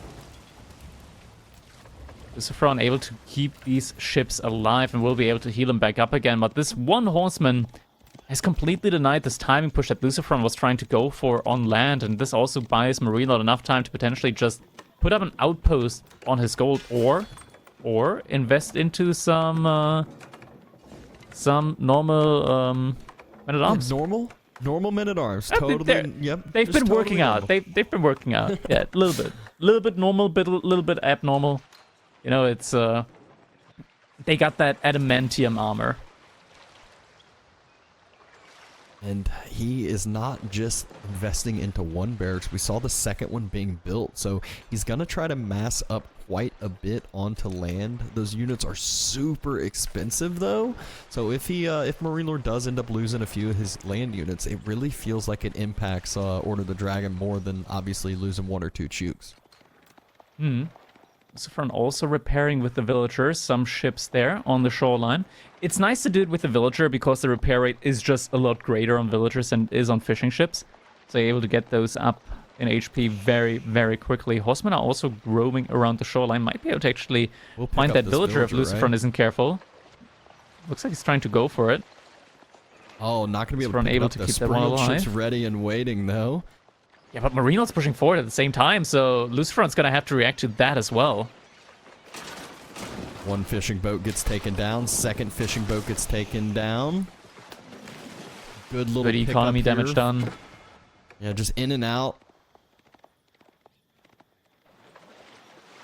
What's LucifroN's goal now? Something that I do see as entirely possible in this specific matchup is just all in Jugunu Rush. Just completely balls to the wall Jugunu Rush. Because Juji's legacy, rather Order of the Dragon, they have so few units. And many units, good versus few units. Oh, he's actually running in. A little bit of a body block, though. Was able but to get MarineLorD, taken he's down. actually taking He's damage on in the base. woodlines. Yeah, late reaction there because he was distracted on the water, needed to pull those ships back. Good reaction here from LucifroN. Demo ships ready and waiting. Not going for the follow-up, but this was some good damage done against MarineLorD. Didn't really kill that many and did lose a lot of military on his own side, but idle time being caused there. And he's entirely MarineLorD has to completely reposition his villagers, so the Archon Chapel isn't really going to be there anymore, at least buff-wise. One horseman, though, able to also pick off a villager there. LucifroN, he's moving in. Galley's out of position a little bit. There's so many demos, it's hard to snipe these out. It's so many! He's connecting. He's starting to connect. They are starting to connect. They're all connecting. He's taking them all down. LucifroN's known for. There's not only did he take down a significant amount of Springle ships, there are a ton of damage left on some of those Springle ships that are still alive. Fishing boats have to evacuate the deep sea fish. This is going to be hurting him on reinforcements on land as well. Another Springle ship taken out. My god, LucifroN, this is what we talked about on these hybrid maps, splitting the attention from his opponents. And another Springle ship! It's not that yet! It's still alive! It is connecting all the fishing ships! All the fishing ships! He gets him! He focused on the Springled ships, and another demo coming in. He's just relentless here with this pressure on the water. There's only one single Springled ship left. Now he even has a galley here, able to take down a few more fishing boats. And LucifroN, it didn't seem like it was going great for him at first, but now, after this huge push, he is feeling great. And another demo ship reinforcing. No and more there it is. Ships left all alive. the Springle ships down. A galley pops out to try to snipe down the demos, but there's nothing there to protect it now. And LucifroN, it looks like he's done it. He's able to wrestle water away from MarineLorD. MarineLorD at the same time able to... Well, he's just running his man-at-arms down now, trying to at least get some value in exchange, but... Honestly, it's not that much value gained, but he is about to age up. There is a potential timing here, and LucifroN's gonna have to be careful, but... Many units good versus few units. Yeah, and not only that, I mean, the main food income for MarineLorD, obviously we know with these maps, there's so much fishing that goes down, and this is not the Burgrave like the HRE Burgrave. This is the Order of the Dragon one. It doesn't it doesn't quite spit units out quite as fast, and LucifroN might still be able to react to this efficiently. Chooks, they're going to be doing 1 damage whether they like it or not, or I guess 3 damage with the triple fire, so they can really, you know, LucifroN can try to defend this up in feudal, but as we say that, he knows what's going on, he knows the position he's in, and knows what he needs to do to make sure he does not throw this game away. He is going to be aging up as well. Thing is, if MarineLorD like really goes ham on the melee infantry, all that LucifroN really needs in the end is just some crossbows, and he can get those out really quickly with the supervision. 38 seconds until LucifroN's gonna be able to match up this timing. MarineLorD, he was pushing forward a little too early. Those men-at-arms don't have upgrades in yet, and there's still 12 Chooks out on the field. Dali Horse is coming in behind this as well. LucifroN, he is just going to be going full knights now that he's got all the food in the world to be working with from that water side. MarineLorD did move out onto the deer, so should be getting a good amount of food income that way, but there it is. There GG comes in. He sees the age up, and he knows no way back in that one. GG comes in, tied up yet again. What a game from LucifroN. It was one, though, that early on, it felt like MarineLorD had a good foot ahead. He had a few extra fishing boats. He had a little bit of, you know, aggression on water that took down a few more fishing boats. But then all of a sudden, LucifroN with those demo ships, they're known, him and his brother both known for just spamming them out, and it's so hard to react to those. You might have a galley, you might have a few galleys, but when there's 8 demo ships, you have to pick and choose what you're actually taking down. Exactly, and this is just where that big distraction came in from LucifroN on land, just running it into the woodline of MarineLorD, forcing him to react to that, and at the same time, just completely surrounding MarineLorD's navy with demo ships, just enveloping everything in a sea of fire. Means that he was able to win out on water while also having ample military on land. That was genuinely amazingly played by LucifroN, even after this opening where this horseman got insane value up against those Juganoos. Yeah, a couple Juganoos taken out, and at the same time we said too, this replay right here, 2 fishing boats taken out for absolutely 0 response, 0 damage from LucifroN. But then LucifroN just, you know, stayed chill, didn't overstep, didn't try to react or overreact, and this is that demo ship spam we're talking about. At first, you even see a few get exploded early without damage, but the few that connect do so much damage. Indeed, they did. And a lot of Springle ships were still alive, just with relatively low HP. But all the fishing ships need to get pulled as well, trying to repair them back up. Didn't manage to get enough repair in on them. We see MarineLorD with negative 20 wood there as well for a little bit, as he just doesn't have enough wood left in order to repair all of these ships. Demo gets a big connection in there as well. And this was just the beginning of the end, when MarineLorD lost everything on water. There was just no way back in it for him. Next up, though, we're going to be moving over to Coastal Cliffs, and this is going to be interesting. We're seeing JD Jonda coming out from LucifroN up against the Ruse from MarineLorD. JD is an interesting pick. JD is indeed an interesting pick, and we all know what Ruse loves to do, which is, you know, ferry those deer on in, maybe get some walls down to stop those raids from the Royal Knights that are sure to come from LucifroN. Hit castle, spam a bunch of horse archers. So we'll see if that's actually going to be the game plan for MarineLorD, or if he has to respect some feudal age pressure a little bit more than. Yeah, this is. I'm a little bit surprised, honestly. JD as a pick there. I'm not sure what exactly LucifroN's plan is going to be, whether it's just going to be like mass knights. Now, there is something that you can do in theory, right? It's you just do the Louis or CSO strategy, you just mass knights non-stop. And the second your opponent clicks for the age up, you just A-move inside of the base and you try and kill as many villagers as possible. Now, when both players are going pro scouts, chances are most likely that we will be seeing some sort of military investment from the Ruse in the feudal age before the age up, right? Just a couple of spearmen. That could mean that LucifroN might not be able to go for that type of play, but it's still going to be interesting to see just exactly how that's going to be working out. Yeah, the big thing that MarineLorD has to be caution of is, you know, if he's trying to go out and protect his scouts from ferrying the deer back in, he really needs more than just one or two spears that move out. Because LucifroN, if he picks off a few of those spears early, I feel like JD is definitely that sieve to just start that snowball and continue it on very, very heavily. If you're able to take out a few of those early spears, then all of a sudden your knights get free reign and get to roam wherever they please. Indeed. Ruse, though, at the same time, like, cavalry archers are scary when they go up in mass. They're really scary. Mobility, HP, tons of base damage, really, really scary. But you have to get there first. You have to mass them up.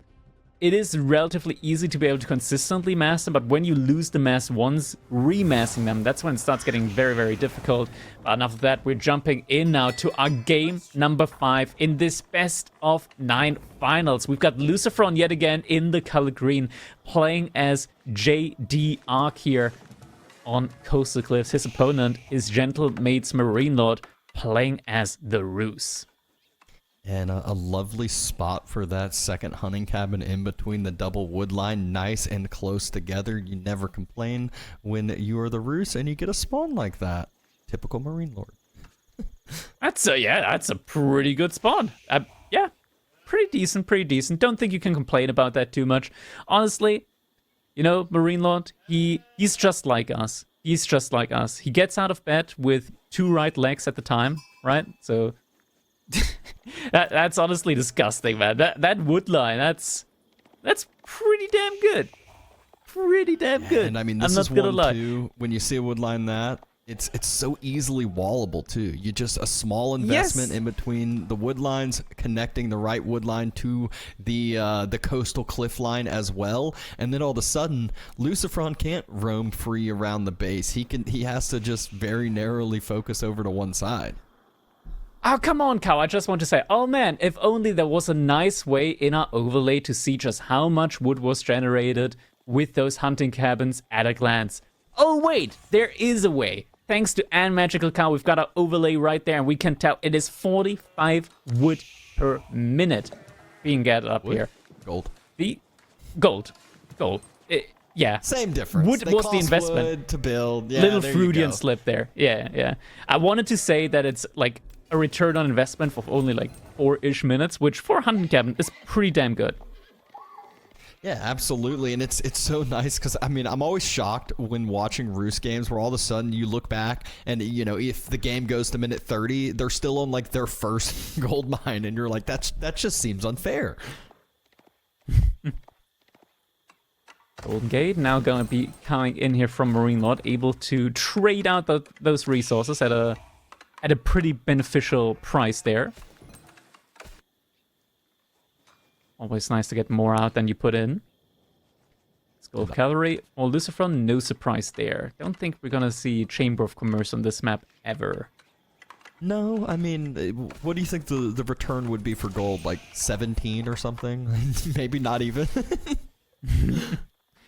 I mean, you put it all the way in the I can see like 40, 45, maybe. Oh, if you put it all the way in the corner. I think that's realistic.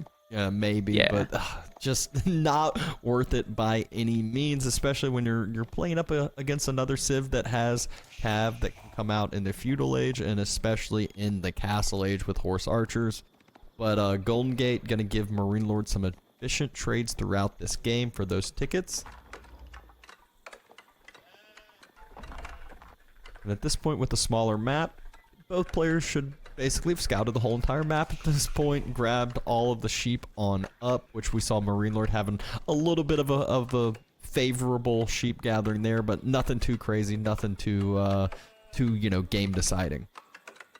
So the question is, are players just immediately going to be going for Pro Scout here, or are they first going to be making any sort of military units? That's going to be like the main question here. I think first Knight's definitely going to be coming out from LucifroN. Still got a heavy amount It's of a villagers classic on choice. that food.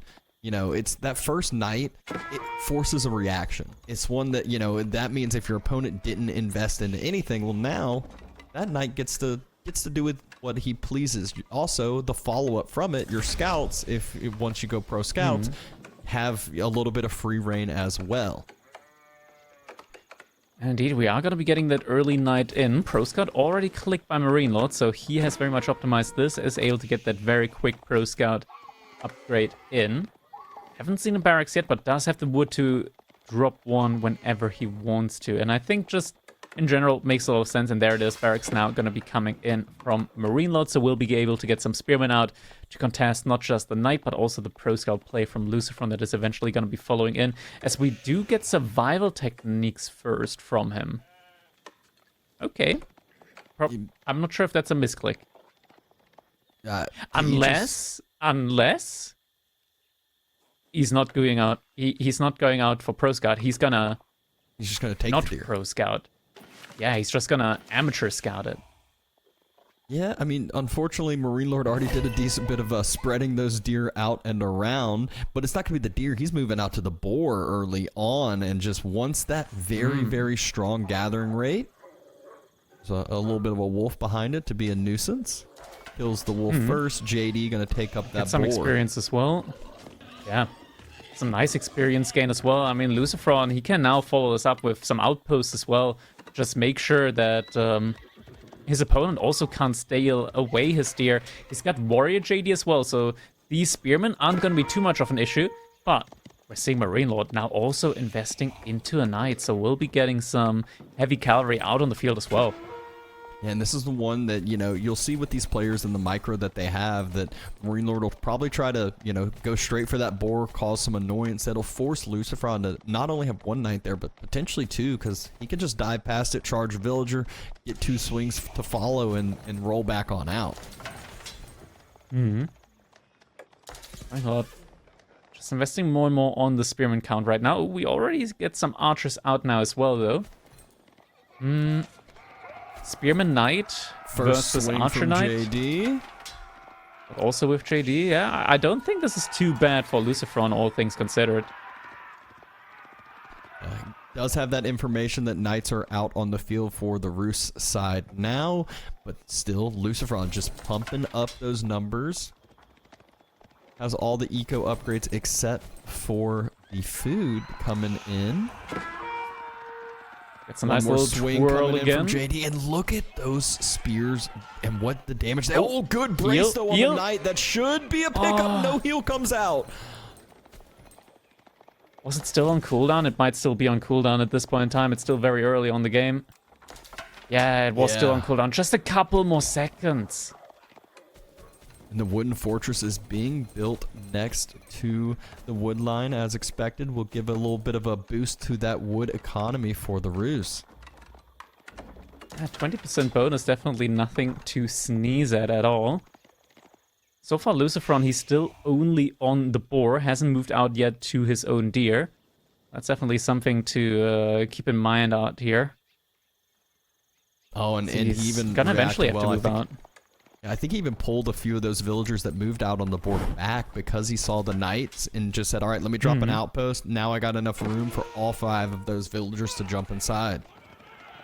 Here we go, JD now with a couple of additional archers. And this time we know that the heal is available. Yeah, you gotta get up to at least like 12 archers to be able to one-shot. Longbows do one-shot at 10. But they do more damage. Oh, you gotta be so careful here, though. Gotta keep those archers alive. Every now and then, they're able to pick a spearman off. It's also bonus experience here, but we're getting to the point where archer count is starting to get very low. Heal comes in. Utilized. JD gonna go for another swing, and that was a great one right into the middle of all the units. A knight gets taken down as well. So much experience there for JD early on. Now, the archer's getting to slowly snipe down. Another spearman falls. Another knight about to fall as well. Oh, ooh, swing. There it is. It comes in. And another JD needs to be kept alive. Really good trades from LucifroN. These body spear block. numbers, they're super low. He's doing There's it. only 3 spears left. He's got so much experience on JD as well. She's already halfway to level 3 now. MarineLorD not really close to aging up yet. Has to reinvest, more knights coming in. LucifroN, he's only lost 1 knight so far, I feel like. Yeah, and he was able to turn around and do so much damage. Just needs to wait on the next heal potentially for all those. One knight just barely falls. So second one comes through. Once that next heal to come out from JD, but like you said, the experience that she's already gotten and the amount of damage and military trades that LucifroN's gotten has given him a heavy army value lead here. And Golden Gate, though, coming in clutch. MarineLorD now able to click the age up with the OP spot that we alluded to earlier. High trade house in a premium neighborhood. This is the gated community high trade house coming in right there. Really, really good spot. And now, you said it, LucifroN hadn't moved out to those deer earlier, and I bet he wishes he did because he hadn't gotten any pressure. MarineLorD hadn't been able to move across the map, and now he's going to have to be on some of the more scarce food resources out on the map rather than being, tucked up under his TC. Just a couple more seconds until that high trade house will finish up. LucifroN still investing into his own military, but will soon get forced into taking some more fights. Needs to be careful, though. Knights, 2 getting taken down. That is so big. Losing out on 2 knights just before chivalry was completed. That hurts a ton, and now the age up has come in. LucifroN just losing 2 knights there. That could literally be the deal breaker. Yeah, that's so much of a tempo loss there from LucifroN. I mean, 2 knights right now, those would be full health and in no time over here with Chivalry and with JD's ability. MarineLorD even trying to go steal some of LucifroN's deer that he, I think, is just moving out to as well. Yeah, just every now and then, whenever there's an opportunity for it, just able to snipe away some of the deer there. LucifroN, though, trying to snipe out that scout as it's trying to make its way out. Not with the deer, but with its life. Might not be able to keep that life, though. Charge comes in, takes out the scout. At least some good pickups there, but LucifroN now is going to have to make a choice if he wants to stay feudal age or if he wants to try to match up this castle timing. Still has a knight, still has another archer in the queue. And MarineLorD has the knight upgrades of his own, and then the horse archer number It's not quite, you know, anything to rave about yet, but it's still building quite fast. The issue, of course, is that Cav Archers, like, MarineLorD doesn't need to move out in order to mass them up.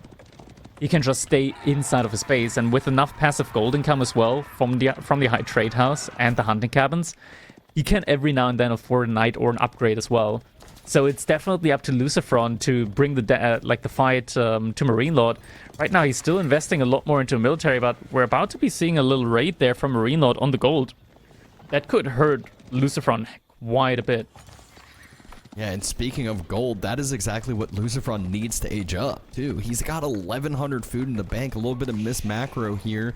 Don't know if he's trying to stay in that feudal age or if he's trying to go up to castle by the looks of it. There it is. That raid comes in now as more villagers are moving out, has to pull on away, doesn't have anything at home either to protect them up. 3 villagers lost, but picks up some eco damage on the other side. Yeah, a little bit of a trade out there, but LucifroN, he's now cut off from gold. And as he said, he definitely needs it. He needs it, and okay, MarineLorD backing off from the gold. LucifroN getting back onto it. Now we're at a point where army value is equal, but one player does have attack advantage. There's a lot of these cavalry archers out on the field. No buyer's fortitude, but doesn't feel like it's really necessary with these numbers now. He's going to be able to trade out positively against these archers any day of the week, just with the difference in base damage. Yeah, and he also has the mobility on his side, so gets to choose the fight he takes. Right as the archers step up, he can always just turn around if need be, and that's exactly what we saw there. Looks like some more villagers under attack right now by MarineLorD with these raids, able to do a good amount of damage, able to cause a good amount of distraction, and LucifroN, he's just not able to go for the age-up. Clash is now getting taken here, but I don't think that is one that LucifroN really wants to take. The archer's just getting overwhelmed here. MarineLorD was able to buy this time enough. JD gets taken down. Heal comes in. It's not enough. She gets taken down. Gets spawned back immediately. LucifroN needs her at the front side again. She's so close to leveling up behind this. Knights once again swooping around the gold side, but all of the archers on the front side have now been taken down. No response unit anymore available to LucifroN up against the cavalry archers. Couple more archers here remaining, but surely to be picked off by these more mobile units. MarineLorD behind us, Warrior Monks also out on the field side to be able to pick up some of the relics. Where's JD at the moment? Still in the base, only just now making her way towards that front side, but even with level 3, I've got my doubts that's if that is going to be enough. Yeah, it just doesn't seem like he can take this fight. Even if he does, I think JD can just get moved on and sniped out rather quickly yet again. Level 3 does come in. So this is the time that LucifroN thinks he has to take the fight. Wants to hold it. Another AoE in. This time on top of the horse archers. A good amount of damage. But it feels like he is just going to be stuck in feudal age for now. 26 villagers 26 on gold, villagers. Food. Yeah, so the gold is going to be coming in soon. The issue is MarineLorD, he's going to be vacuuming up all of the relics on the map. And the gold just ran out. It's going to be a significant additional delay. He can cancel the knights, cancel 2 knights, and he's able to age up. 2 knights and age up. And there that's we go. Exactly what he does right as we say that. Needs to move out on the gold. Such a bad Royal to Institute. run out of that gold. Feels like and he needs knows it, there's I like... guess. Yeah, he's got one more shot in this game, Royal Institute, to get those additional Imperial Age upgrades in the Castle Age, and you get one more shot. One opportunity.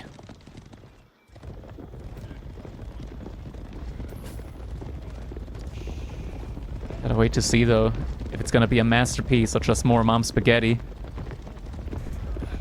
LucifroN does have the vision of this massive horse archer army running across. The good thing for LucifroN is that MarineLorD doesn't, well, as I say this, he's got enough knights there to burn it down. And he doesn't, MarineLorD doesn't really have the army to siege a base, but he does have the army to deny resources on the outside of your base. Man, there must have been some serious idle time as well, as we're 16.5 minutes into the game, and the French don't have like a massive economy advantage at this point in time, even with their faster producing TC. Sure, MarineLorD took down some villagers, but so did LucifroN. Upgrade's not quite in yet. Villagers trying to make their way out. jumping in and out here. Knights diving forward. Upgrades not all the way through yet. Tower has about 1 attack left on it. Villagers, though, able to stay alive, and the horse archers aren't doing quite as much damage now. Still getting quite a bit of pickups, though, of those Royal Knights. JD needs to stay alive here. Most definitely does. Knights able to bide their time at least a little bit. But it is still not a good spot. LucifroN, he's still 14 food per minute, 28 villagers on gold, just now pulling off some away from gold. But this is brutal. Absent, this is brutal. I don't see a way back into this one. And I feel like with the next JD kill, neither does LucifroN. Yeah, I mean, this has definitely seemed like it was a little bit of a miss macro game there by LucifroN in the later feudal age and getting up to early castle.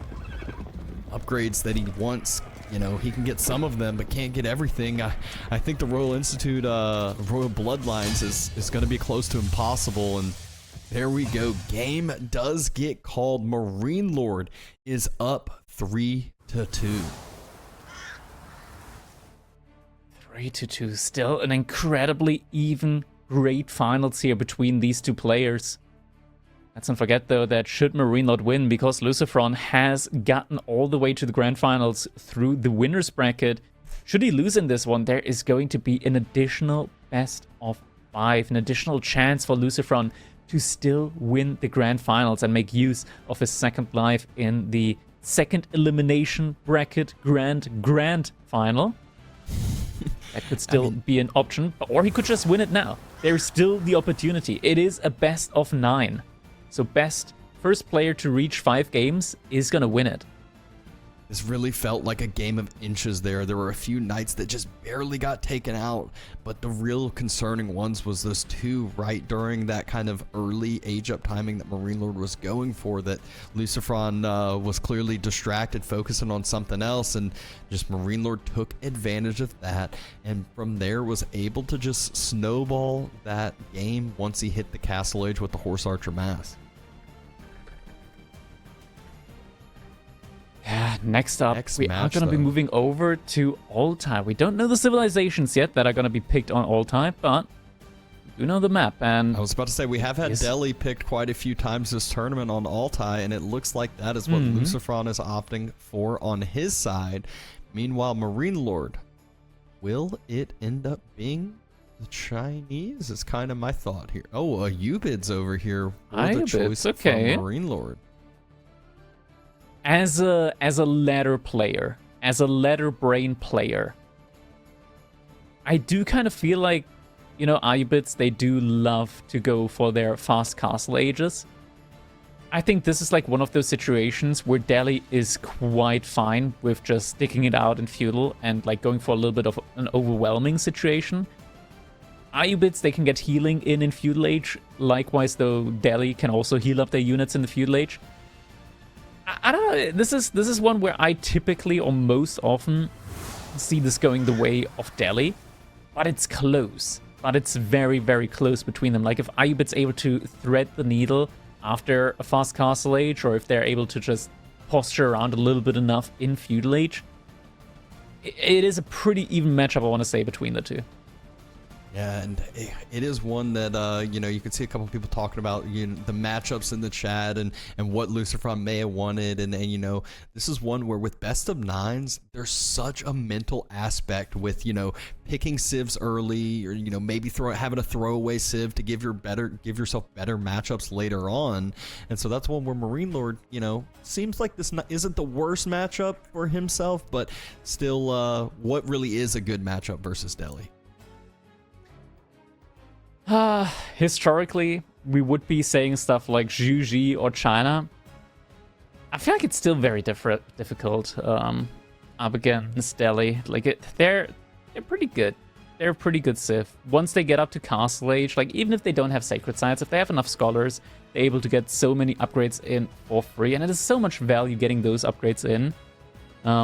It all just kind of compounds. Then you get elephants, and if you have like a lot of infantry mass that just surrounds the elephants, it's it's kind of difficult. Like, you can't, at least with melee units, get the surrounds in on the elephants because there's just so much infantry surrounding them and stuff like that. And the heal, every time I close my eyes and I think about Delhi, I just see elephants not dying as they're getting, like, giga healed by a billion scholars. You know, I can't say that I haven't seen a few clips of you tilted because of some Delhi elephants and the No healings way. going on. I could play some I don't know soundboards, anything but about I think those we should clips. save that from this stream here. Yeah, Delhi has a soft spot in the back of my brain. Yeah, I still remember one of the games last week. I think it was Puppy Paw playing the Delhi, and it looked like he was all but out of the game, and it very, very one-sided, down in villagers. But all of a sudden, a few of those elephants came out. There wasn't the correct reaction from the other side. No crossbows out to try to counter out some elephants, and the game was as good as over after that. Elephants, good unit. What can I say? Definitely going to be an option here, but from the Spanish brothers so far, what do we typically see when it comes to Delhi? Mostly it's just like the feudal age all in, right? Like if it gets to castle age, sometimes we do just see a lot of villagers getting pulled forward. We get a keep drop into trebuchets and they try and go for landmark snipes. That's something that I see Vortex do a lot. I'm not sure if LucifroN's going to follow in that footstep, in those footsteps, or if he's going to be playing, or if he's open, I want to say, if he's open to the idea of Imperial Age Delhi. You know, if it's anything like I've seen LucifroN play before, I'd just expect, honestly, quite a few Ghazi Raiders in the feudal age trying to get a little bit of an annoyance. He loves utilizing Cav, loves utilizing the mobility that it has, and trying to show his micro that he is, you know, we all know, actually, both of these players are some of the most exceptional micro players, and so that's where LucifroN, I think, is going to lean into that a little bit. Yeah, micro definitely his main strength, I want to say as well. But I feel like LucifroN, it's not just all about the micro, it's also how well he macros behind it as well. Because, like, LucifroN, I want to say, is like the tame, more mentally controlled version of Vortex. While Vortex, when he plays the game, he just sees red. He sees aggression, aggression, aggression. And LucifroN, sure, he can see aggression, but he can also see peace, calmness, tranquility, and an opportunity in a later stage of the game. I do feel like you kind of like hit the nail on the head with Vortex. It's like one of those things where it's like he picks a certain civ and you're like, at 8 minutes and 30 seconds, expect 2 rams and just all in. And if it doesn't happen, and you know, it's all over from there. But a lot of times it does happen. He knows his timings. He knows how you can keep that aggression up and at least cause, you know, idle time damage from it. Although Altai is a map that has some frustrating generations, has some ability with those walls, with the forward wood line to make it where your base is not the most easily siegeable, not the most easily, you know, base to all in. And most of the time, a lot of people are all inning, you know, to deny food. Well, on Altai, you do have that nice and safe deer pack next to your base. Yeah, those deer packs always such a great food source to have, and you gotta ask yourself sometimes, okay, is it worth for you to just immediately start on the deer, or is it better to wait a little bit, go for the sheep first, then go onto the deer? Because ideally, when you go on the deer, you want to have survival techniques for that. If you go survival techniques in Dark Age, you might delay yourself a little bit, and it's a whole thing. Honestly, I think with IU-bits you can go for it, just because your age-up is probably a little bit delayed anyways. So I think you can go for it with the IU-bits. With the Delhi, of course, like, research takes a while, so probably not as worthwhile. I think I actually saw Puppy Paw in that game I was talking about. I think Puppy Paw ended up going for Dark Age survival techniques and right to the deer at the very, very start of the game as the Delhi, which seems kind of odd in my eyes too, because you can always just go into the berries, and it's a super strong resource for all of these berry gathering civilizations as well. They got that extra bonus, and so, you know, you can just delay the deer timing a little bit to where you know you're still going to be aggressive. You know you still a lot of times are going to have that map control as Delhi, so you can afford to go on some of these pocket resources. I feel like it depends on the spawn, right? Like if you have deer forward and berries back, then obviously you want to take the deer first, because the berries in the back are more likely to be safe down the line. But it is time for us to be jumping into our game number 6 now in this best of 9. Right now, MarineLorD, he is leading with 1 point on the scoreboard. And we're about to witness this next clash between these two titans, as we're going to be witnessing LucifroN here yet again in the color green, playing as the Delhi Sultanate, a fitting color choice for the civilization. His opponent in the color pink is none other though than Gentle Maid's MarineLorD, playing as the Ayubids, and we do have him opening up immediately here with the House of Wisdom. Sometimes we do see players opting to build the House of Wisdom just in time for the age up, because it's probably just a little bit more efficient to have the workers working at the beginning of the game. And both players deciding to start on the berries. We saw LucifroN spawn. I think those deer could not be any safer on his side. They're tucked up next to the wall, right behind the wood line over in the corner of the map. So pretty good spot. That is one that he definitely can be patient on going onto those deer for as long as he wants. Not just that, but also the berry spots for him, both in the back. Meanwhile, MarineLorD, he's going to have to deal with one of the berry spots in the front side of his base.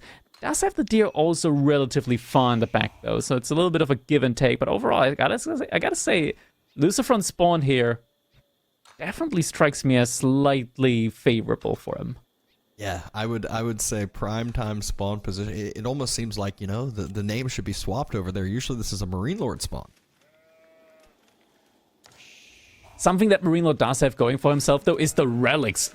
Absent, what's going on with the relics? Why are 4 of the 5 relics on MarineLorD's side of the map? That is an answer that I do not have for you, because not only are they on his side, he's also a civilization that can secure the relics very, very easily if he decides to opt for that route. Even if he doesn't age up, you know, getting the ambulances, he can still end up dropping, you know, the mosque or monastery down quite quickly and get the extra mobility to secure those up and make sure to deny them from the Delhi side. Now, this is incredibly difficult when it comes to deciding whether it should be a rematch or not, for 2 main reasons. One is LucifroN's got a pretty good spawn when it comes to the layout of his base, right? Like, it's a pretty good one. Do you want to risk not getting such a good spawn in exchange for having maybe a little bit of a better relic spot there? Difficult. And it's also something that you just don't see immediately with the scout pathing, right? So it's not something that you can decide on immediately. Yeah, it's definitely one where usually with remakes, you want to kind of be calling them out in the first 4 or 5 minutes or so. Other than that, it kind of feels bad to do so. And if you don't scout this out early, and so, there's plenty of games where, you know, you might pass by a relic and just barely leave it in the dark and not have the vision of it, not have the knowledge of it either. I still remember casting tournament game from the past where Frisian Marshals actually spawned with 4, but the players just thought they hadn't scouted the 5th one out yet. Yeah, that's a classic. That's a classic oopsie right there. And then when they don't get all the relics, they're like, I guess my opponent managed to get one. Yeah, exactly. And then they're playing like their opponent does have one as well. But Dome of the Faith finishing on up soon. Growthwing finishing on up as well. I will say, though, that, you know, if a Ubids is forced to delay their castle age a little bit, it could be one of these that the relics don't even really come to play. Or even if they do, a lot of times Delhi can have that upper hand where they have the mobility. They have their own scholars out and about, spreading out so far in Castle Age that it might not even be something that bothers him at all. Yeah, plenty of times this matchup is decided in Fuel Age, so might not be that we're getting to this point in time anyways. Though MarineLorD does have 4 villagers on gold, so it does strike me like he might want to make this a game where he tries to go for that Castle Age. Depends on if he's going to be putting down outposts on the gold. I could see him going maybe for like a stable first, gets like a couple of Desert Raiders out, but eventually will probably still want to get an outpost up on the gold. Yeah, and I think as you said, stables, he dropped the outline of a stables, so we will see the stables drop from Marine. Oh, actually, it was a it is stables. A over barracks there, and so. a stable. So he's double dipping a little production bit. building. Meanwhile, LucifroN, I expected it before game time. He is going with the Ghazi Raiders, threw a Scholar inside with efficient production as well. So those Ghazi are going to start popping out quick. Yeah, very quick production on those, and it's a great unit to have, even up against a unit like the Desert Raider, because you have a lot more base damage as well. +3 base damage means that you're able to negate the main armor a little bit, and you're still going to be doing the bonus damage because it's a ranged unit tag on the Desert Raider as well. So Ghazi Raiders are honestly quite good even up against the Desert Raiders, and just being able to heal them up time and time again inside of your base is another very big bonus point. MarineLorD behind this, he is grabbing all of the economy upgrades as well, so even though Delhi is getting theirs for free, MarineLorD is not going to fall behind too far when it comes to the economy. Also working on that Golden Age. Is he already in Golden Age 1? I think so. He did a good job spreading out the houses, spreading out the production all the way to the gold vein. So connected all and is right at 10. Now 11. Is that a range dropping as well? So that 1-1-1 production building drop from MarineLorD. He's ready to react to whatever. I'd say LucifroN could do the same. He can actually do it a little bit better though. Always being able to swap a Scholar into whatever building he needs to produce from the most.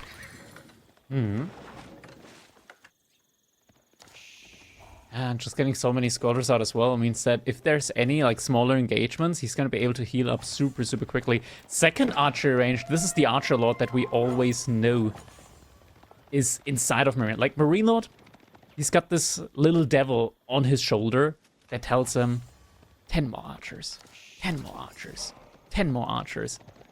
And he just doesn't have it in him to ignore that little devil. Yeah, and he also not only will be making archers, all of a sudden when he stops making archers, he usually all of a sudden has 1,500 wood in the bank, and he's ready for that farm transition, ready to triple drop some production. I actually love what LucifroN's doing over on the southern east side of the map, where he's now starting to wall up with his spears. One of the horsemen does idle out gold for a little bit. Not too big of a deal. That villager should not go down. Horseman taking some damage, but speaking of damage, good raid by LucifroN. Picks up a villager on the gold. Loses a spearman in the middle side, though. Isn't able to capture up the sacred side, but that is fine. You don't need to be able to get these sacred sides. It's just all about being able to continuously mass up those scholars, and eventually... MarineLorD doesn't get the villager. That was a close one. Yeah, and that's one of those where if you're LucifroN, you stick that villager under sheep under the town center and you just chill. But LucifroN able to pick out a few of these reinforcing archers, also forces MarineLorD back off of those berries at least for a little bit of time, and should be able to escape with no problem. And then extra extension onto that wall on... one Ghazi does end up falling. But extensions onto the wall in the east side by the sacred site. Meanwhile, MarineLorD, he wants to stop this raiding that LucifroN's been happening and secure up the next berry patch for himself. Yeah. These walls are going to be quite nice once they do finally finalize there as well. We do see more scholars getting pulled forward now, so should be able to just start healing up the Ghazi Raiders again. Archers this time joining in as well. MarineLorD's already got 10 spearmen, almost 10 archers. So right now the army count is definitely in favor of MarineLorD. I'm not sure if LucifroN can really start taking this fight yet. Does have some scholars for some healing, but if it's going to be enough, I am not so sure. There's a micro battle here that is going to be going on. Healing comes in as well. LucifroN trying to micro back the low health archer. Doesn't want those archers to fall for no reason. Taking some decent trades, and scholars, they are healing up quite a bit. So far, even though MarineLorD outnumbering with the mass that was here, LucifroN was able to take some somewhat efficient trades. Healing still trying to come in. Scholar not able to take the sacred site yet. Now starting to be focused down, though. He's left by himself. He's not in the control group. One Scholar does end up falling.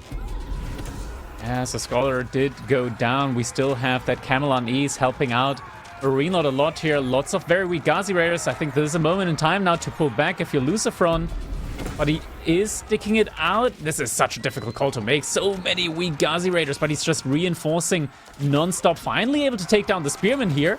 And now we're getting to the point where the Ghazi Raiders can finally reign supreme. Still so many of them low. Pathing, the melee brain, the melee brain. Dabs, hold me, the melee brain. They're all down. They're all down. I can't believe it. Good. He literally, he was counting the spearmen. He was like, all right, there's 2 spears left. And right as he decides to finish up the engagement, they keep running around and not knowing where to attack when the sacred site was there. And definitely a little bit of a unfortunate situation there from LucifroN, but both players now needing to reinforce, needing to mass up again. MarineLorD, though, 16 archers. It's going to get to a number, if he keeps pumping up these archers, that the Scholar healing won't matter. He'll just be one-shotting units, and then he doesn't have to worry about the heals. That was a frustrating engagement, to say the least. LucifroN managing to capture one of the sacred sites, but looks like that one is going to be decapped here very soon by MarineLorD, as he does already have some units out there. Yep. But is going to at least pay for one more Scholar. He's trying to go... Oh, again, picking off some reinforcing archers with that little Ghazi mass. LucifroN has been so good at doing this time and time again between these games, where he can just kind of, you know, split off a few Ghazis, whether it's going for a raid or, more importantly, going for the reinforcing production. Mm-hmm. I think there's a hole on the top of the... on the top of this wood line that he... I can't tell if that tree's fully connected to that wall or not. That's connected. The map makes it look like there's a little hole, but actually, if you zoom in, maybe there's just one tree connecting it all. It is. It's that single tree.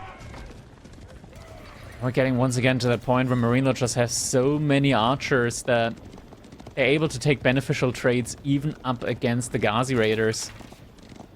Does LucifroN have a blacksmith? He does. The first upgrade is about to finish soon. He has 2 even. Okay.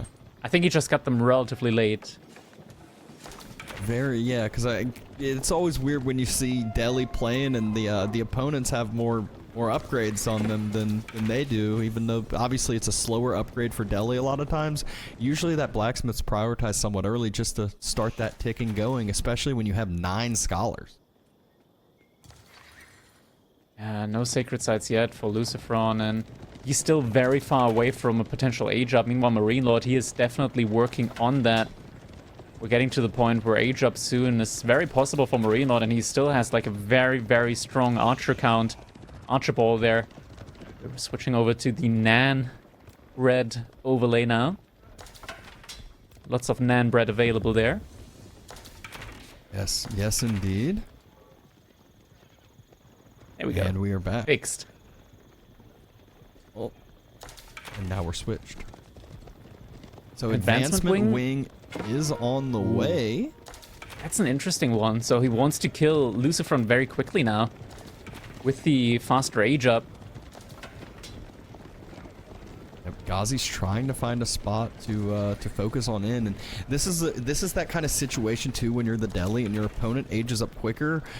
Even if you can match the age up timing or get close to it, it feels really bad because it takes a decent bit to get some of those military upgrades, and if you do, you're idling out one of your production buildings. Fortunately, we see LucifroN has quite a few, so it wouldn't be the worst deal, but still hard to match this when MarineLorD, he's going to have 48 archers, and those archers are going to be upgraded really quickly. Yeah.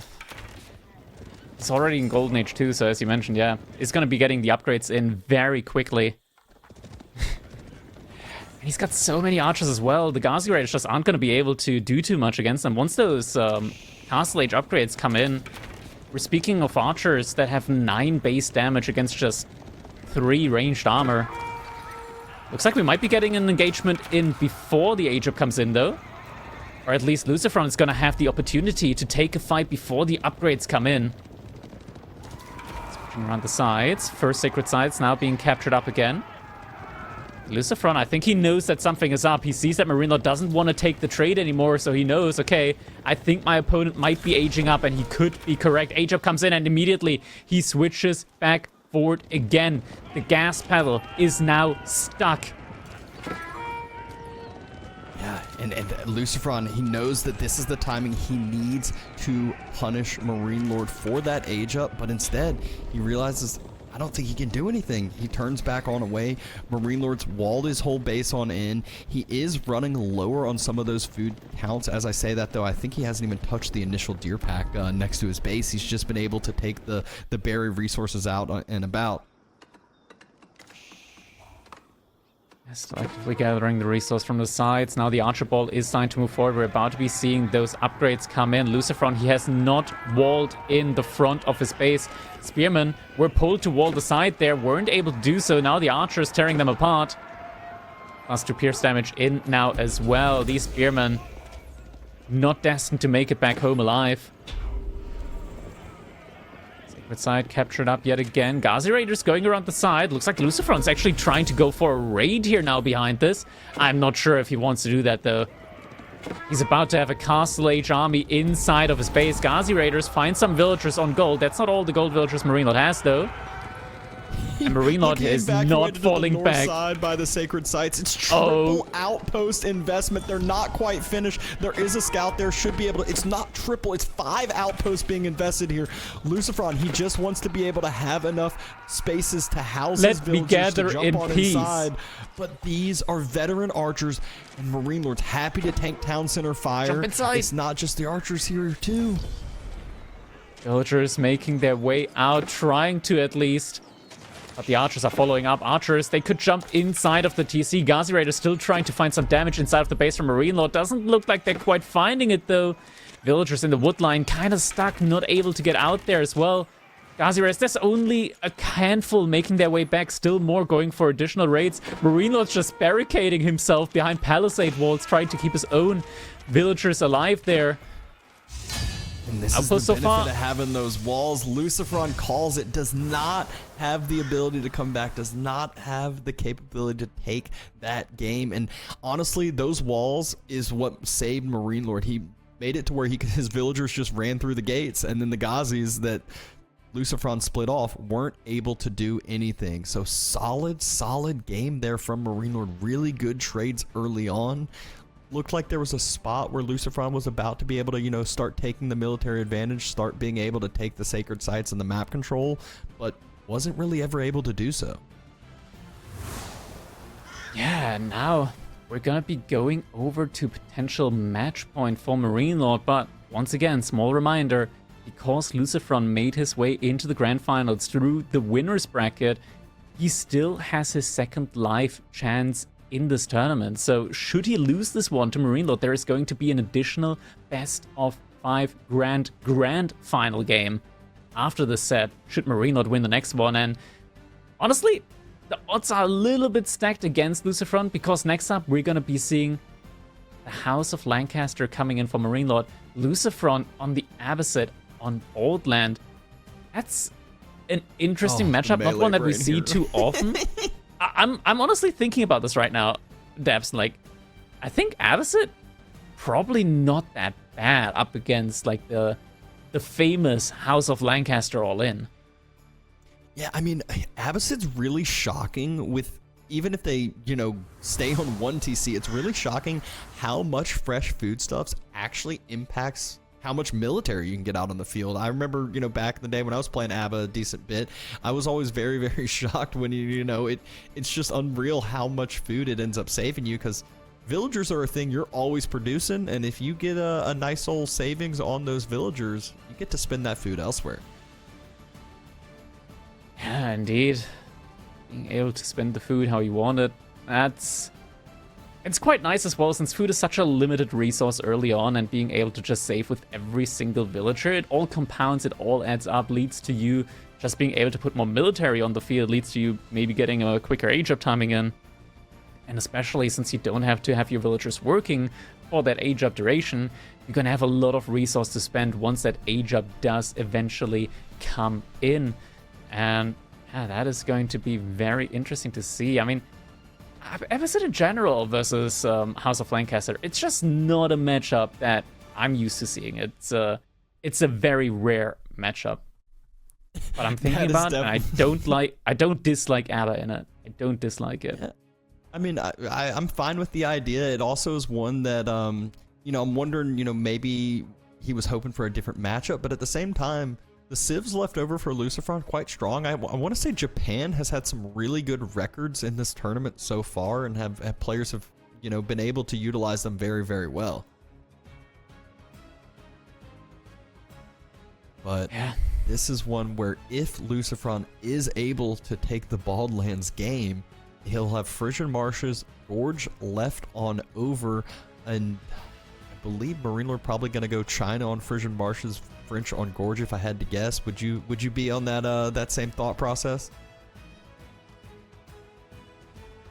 I think you can like go for an easy 2 TC with the Abbasid. I'm wondering like if you can go for third TC. If you maybe go, if you go military wing, definitely not a third one. Definitely not a third one. Maybe if you go eco wing, but I think like feudal age military wing is so good up against the House of Lancaster because they get bonus HP, right? Like with the Lords of Lancaster, and with boot camp you can kind of combat that with your own bonus HP as well.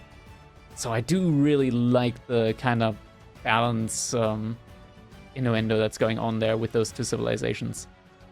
Yeah, unfortunately, Baldlands is usually when you're thinking about 2 or 3 TC play, especially with 3, walls really will be the thing that kind of helps impact you and save you quite a bit. But Baldlands, not the easiest map to be able to wall up on and be able to allow yourself some safety and some, you know, cornering where your opponent can actually attack from. Yeah, it's a very open map, and eventually players will have to go to those large wood lines if they want wood long term. It's one of those situations as well, though, where Abbasid does get a slight advantage. House of Lancaster as well, with the passive wood gathering that they get from their manors. But Abbasid, with the economic wing, having to pay less wood for farms definitely can help them out there as well when they don't need as much wood for those transitions. Yeah, this is an interesting matchup. Like, just thinking about all the civilization strengths here, I feel like Abbasid definitely has all the tools that they need in order to deal with what we typically see at the moment from the House of Lancaster at, like, all-in feudal age timing. And it makes sense because Abbasid is definitely a very strong long-term feudal age civilization in the game. So I'm excited. I'm very happy to see this matchup being played because I think we might be changing our opinion on House of Lancaster a little bit. At least put one worse matchup up on the board there that they do have. And here we go, jumping in now into a potential match point here for MarineLorD in this best of 9 grand final up against LucifroN in the color green, playing as the Abbasid dynasty. It is going to be House of Lancaster for MarineLorD on Boardland. Yeah, all the tools, but we will see if LucifroN can execute the way that he needs to be able to take down MarineLorD again. It is one where down 4-2, he has quite the road to climb back up. But like we've already talked about, even if he isn't able to you know, win 3 straight here and take this series, he will still at least have another chance in a best of 5. Yeah, not all over for him potentially. Still has that second life slot available to him. 3 villagers on gold. It's so nice with House of Lancaster getting that bonus gather rate on the sheep means that they can immediately send 3 villagers out to gold and get a perfect age up timing in. It makes it very macro friendly. Mm-hmm. And I mean, this is one where I'm excited to see, you know, what wing LucifroN does end up going for. I know you said military. I think that is the one that he should opt for with, like you said, counteracting the Lord's bonuses from House of Lancaster. But you never know what's going through some of these players' minds and some of the strategies that they've cooked up, especially the Spanish bros when they're typically practicing against each other. Hmm. When it comes to like spicy builds though, I want to say like the Spanish bros, they go for some interesting timings, but it's nothing really that shocks you too much when it comes to like the plays that they're actually going for. We do see the Abbey of Kings coming in now from MarineLorD, so this does kind of play into that feudal age build that we see from House of Lancaster at the moment. Military wing from LucifroN. I don't see any villagers moving out yet to stone, but I do think that he should be going for a second TC here, just because it perfectly complements Abbasid in this matchup. Yeah, I mean, it is one too where, you know, if you go with that second TC, there's spots that you kind of can secure for yourself without having to send military out over there. You still want it connected to your House of Wisdom, so that way you can get that nice bonus, especially the first initial bonus. I feel like is one of those keys to get as early as possible. He's lots of Lancaster. They're really quite strong when it comes to just the HP that they have and the base damage. 16 base damage. It's quite a bit. Sure, they've got very little attack speed, but the damage is it's quite brutal when the hit does come in. Just a very tanky front line as well. Villagers now moving out to stone, so we'll be seeing that second TC coming in. Good amount of sheep trailing LucifroN scout behind him. Obviously, you know, being Abba, you're totally fine with staying on the berries for quite some time, but if you have sheep to fall back to, that makes the second TC play even easier for yourself. Yeah, the mana time means that LucifroN will have some time. We'll also be able to just pressure a good bit and keep those Lords of Lancaster at home on MarineLorD side, at least the first one for sure. Looks like MarineLorD is rushing up that first manor with the gold villagers. That does mean, though, that he's not going to be able to immediately queue up an additional Lord of Lancaster, so we'll be on just that one for a good bit. Is there a house being built from MarineLorD? It's the manor's, the manor. yeah. Yeah, the manor. I totally, you know, this is one where I haven't played these civs as much as the old days, but I don't think he idled himself out. I'm sure with MarineLorD, with the timing he has, that he'd be good to go. But the first Lord's out, and LucifroN immediately has to split up his units, and was going to just try to kite this out, just do as much damage with these archers as he can. Honestly, thinking about it, a manor. How many people live in a manor? The Lord and his family. Should it really give the full 10 population space? I think manors have a lot more than 10. If anything, it should almost be like a Chinese village. No. We don't want to think in that direction. We don't want to think in that direction, Dabs. And it's already insane that a normal house baseline has 10 people living inside of it. We gotta go the other way around. If we're looking at the historical factor of it, I'm pretty sure it'd be a significant amount of people. Surely you want to have the servants live in a separate house, the servants' house, right? Okay, whatever you say. The TC, it's not going to be connected up to the House of Wisdom, at least as of now, but it is a prime time location spot. Has some nice berries, has plenty of gold tucked up next to it, and now MarineLorD, I think that was 2 more additional manors, so he will be 3 of 3 in just a second. Quick check to see if we do have fresh foodstuffs in at this point in time. Should definitely have already come in. We're getting an archery range early on here from MarineLorD, so we'll be seeing some early yeomen making their way onto the field. No fresh foodstuffs yet from the looks of it. LucifroN still paying the full 50. That is weird because he's already gotten horticulture in. Yeah, why has he not gotten fresh foodstuffs in? I feel like a huge oversight in my eyes. It's such a strong upgrade, especially when you're dropping that 2 TC. It makes that second TC pay off so much quicker. But he does have a gold secured, so maybe that was the idea, was, you know, okay, let's just take away, you know, get off this gold as soon as possible, get that second TC down. But he's still not even over onto the gold next to his second one. We do see the first horseman coming in. Now, horseman's going to be great here as long as there aren't any spearmen. Even those hobblers aren't going to be able to keep those horsemen off of the yeomen.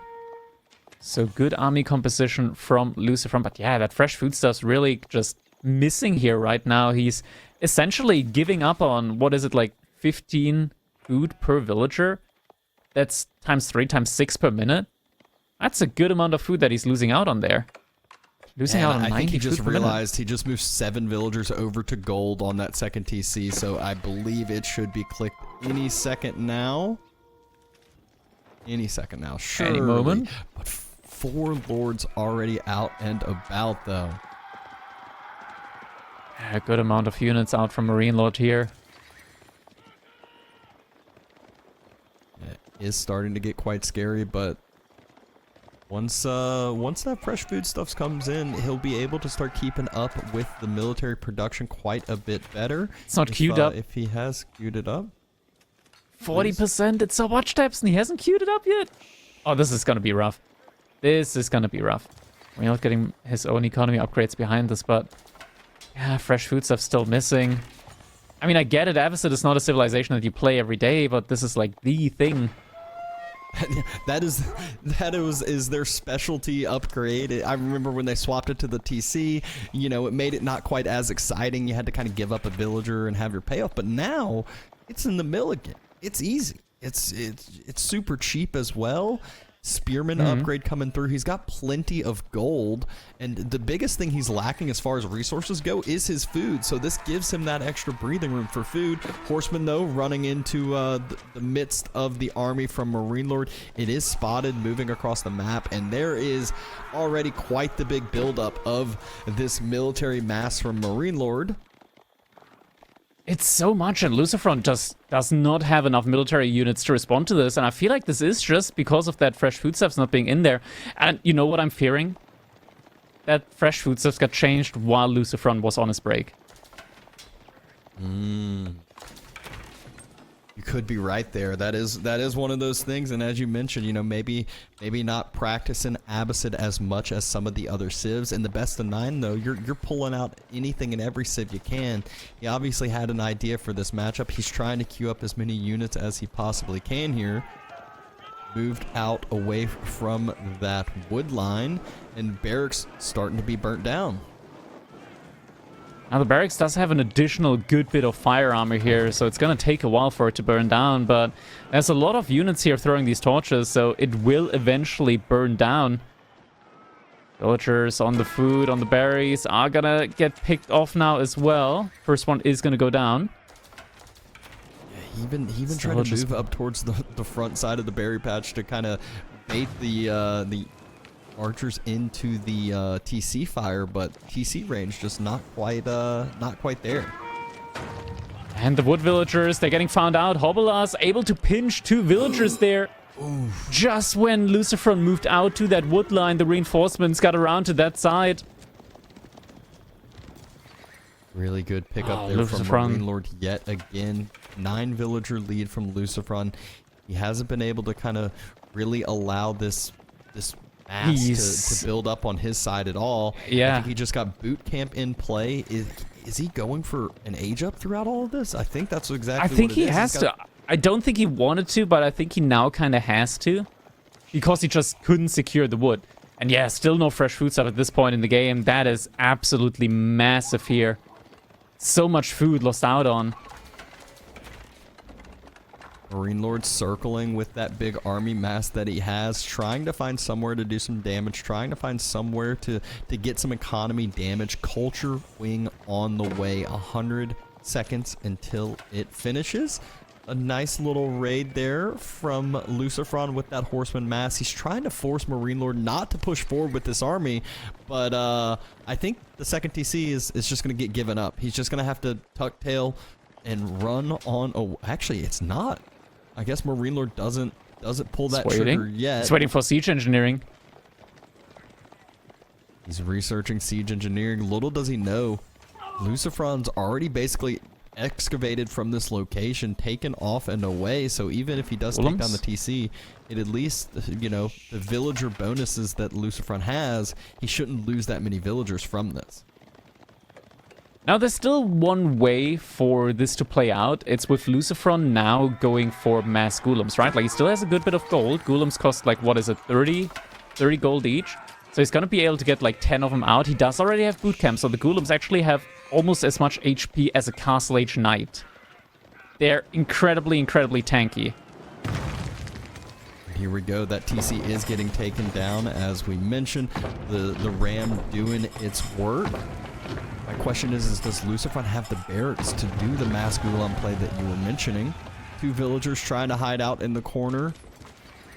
They are going to get taken down by yeoman, and there is double barracks, at least triple stables. Triple barracks? So with the food he has in the base, he's good to go. Or in the bank, he's good to go. He just might need to be able to resecure some gold vein for himself. Castle Age finishes. So Age Up has come in. Triple Gulam in now in queue. Pierce Armor level 1 coming in as well, but he's stretched thin for gold. I was about to say, at this point, you have to make a couple knights, but it feels so bad because every knight you make, that means 3 less Gulams. And actually, I think there's 4 barracks now at this point. There's 2 knights in queue. Or maybe even 5. Yeah. He's got a market. So he's selling wood. 4 total barracks. That knight in queue probably won't be able to pop out in time with 2 rams on it. But the rest of the units will pop out, so Castle Age units starting to come to the fray for LucifroN, but he needs a lot more than just 5 Gulams. He needs the ranged armor to come in, probably another one even. TC doing the best it can to fire down, take down some of these units. At least 1 Hobelar goes down, but these Hobelars are very, very tanky themselves. I think we gotta go down up to like at least 15 Gulams or so before LucifroN has a competitive army here. Fresh foodstuffs! 14 minutes-ish into the game. How mad do you think he is when he realizes? I'm sure he clicked a mill and was like, I'm gonna get... Oh no. And bloodshot eyes once that comes bad, in. But we're about to be up to 9 Gulams. Imagine he got that like 30 villagers ago. Actually, more than 30. 40 villagers ago. Oh, the villagers on the berries up to the north side found out, so got spotted. You know MarineLorD's going to continue to send some reinforcements that way. Just 1 or 2 units here and there. But Knights, they're doing a great job as well, just circling, trying to get some damage done, trying to stop some reinforcing units. Gulam's now moving forward. It looks like LucifroN, he's doing everything he can to try to defend this now. Gulams in theory should be really good against these unarmored units, but it's just so many of them. Billhooks is in as well for MarineLorD, so he's actually reducing the armor of the Gulams, but look at them, they're really tanky. They're actually doing relatively well here, I want to say, but it's not enough. LucifroN, he realized he's losing the fight still and calls it, and that means MarineLorD is gonna win the small grand finals, but he has not won it all yet because LucifroN, he's got a second shot in this. There is a grand finals coming up. He still has a shot in a best of 5 against MarineLorD because he made it all the way through the winner's bracket. That means LucifroN, sure, he might not win this best of 9, but he's still able to win the finals in a best of 5. And, you know, it's one of those looking back, I'm sure with this game, he could have said, all right, you know, maybe if he had gotten fresh foodstuffs, it would have been a whole different game. And it's not even just a maybe. If he got fresh foodstuffs, it would have been a whole different game for sure. But MarineLorD, nice 5-2 victory, able to kind of get that triple win in a row after the 2-2 tie-up from LucifroN here. And you just saw him circling around, able to do some good damage here with that House of Lancaster push that is just so hard to deal with. Yeah, this was such a difficult game there for LucifroN. Honestly, I think it just all comes down to the lack of fresh foodstuffs, right? Like we saw, he wanted to contest military in the feudal age, but just lacked the food. That is just because he didn't have that fresh foodstuffs, right? And just not being able to produce enough. Suddenly, he got forced into a miss-macro situation where he was kind of forced to go castle age just because he didn't have any other... There was just no other way for him to spend his resource other than to go for that castle age and try and play it with the Gulams there. Yeah, this was an unfortunate one, but it is not over yet, ladies and gentlemen. As I mentioned earlier, because LucifroN got to the grand final, to the winner's bracket, up against MarineLorD, who he already beat just before in the winner's grand finals. There is going to be an additional best of 5, another chance to decide on who is going to be the winner of these grand finals. So we're just going to be taking a short break here. And then we're going to get ready for an additional best of 5 in order to decide the true winner of the EGC Masters Fall tournament. So don't go anywhere, grab some refreshments, and we'll be back in just about 10 minutes. See you guys then. All right, welcome back, and here we are again. EGC Masters Fall is not over yet because LucifroN, he still has a chance back in this one. A best of 5 now up against MarineLorD as he made his way through the winner's bracket. He still gets another chance in this one, and Dabson, we got a draft, this time a best of 5 draft, so we do have some bans this time around. Yeah, the double KT ban. Not too surprising, especially when you got any water map in play. So neither player going to allow that or the other. But LucifroN does have Chinese, definitely talked about being super strong. MarineLorD opted for House of Lancasters early on, but still both players getting some strong civs on either side. Yeah, I gotta say, overall, this isn't a bad draft, I want to say, for LucifroN. I do kind of quite like his draft overall. MarineLorD, though, has to be feeling comfortable with House of Lancaster and Byzantines on his side. Some good civs all around. I want to say, though, LucifroN, like, he's got, I mean, as you mentioned, like, China, super good civilization. Japan, really good knight civilization. Definitely plays into the strengths of LucifroN as a player in general. We got Mongols, we got Archipelago with the water map as well. We got HRE and Order of the Dragon for those maps. Maybe even Japan, maybe LucifroN plays Japan on Archipelago. Overall, I think meta-civ-wise, I like LucifroN's draft a little bit more. Yeah. I mean, we did see MarineLorD just dominate with House of Lancasters. His Byzantine game also very effective for himself. He did play that against Mali, which he now has under his wing. So he kind of has a few civs that get to take their tempo, get to be their aggressiveness, and we get to start out with some excitement here. We have Chinese versus Byzantine, so both pretty high prio picks for either of these players, and just pulling them out very first game here. This is, I mean, LucifroN has to be happy, right? Like, getting China against such a strong pick from MarineLorD with the Byzantines.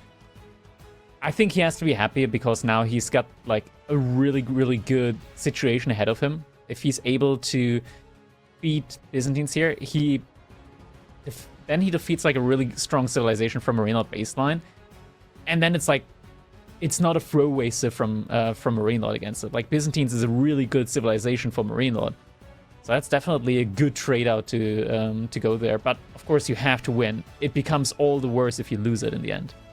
Yeah, and we saw LucifroN, I think, high prio pick Japan last series as well. Wasn't able to get the pick. I'm sure he was saving it for certain maps on over there, and unfortunately, you know, didn't get to see that. But I'm sure we will be seeing him play Japan here this series if he is prioritizing it as high as he is.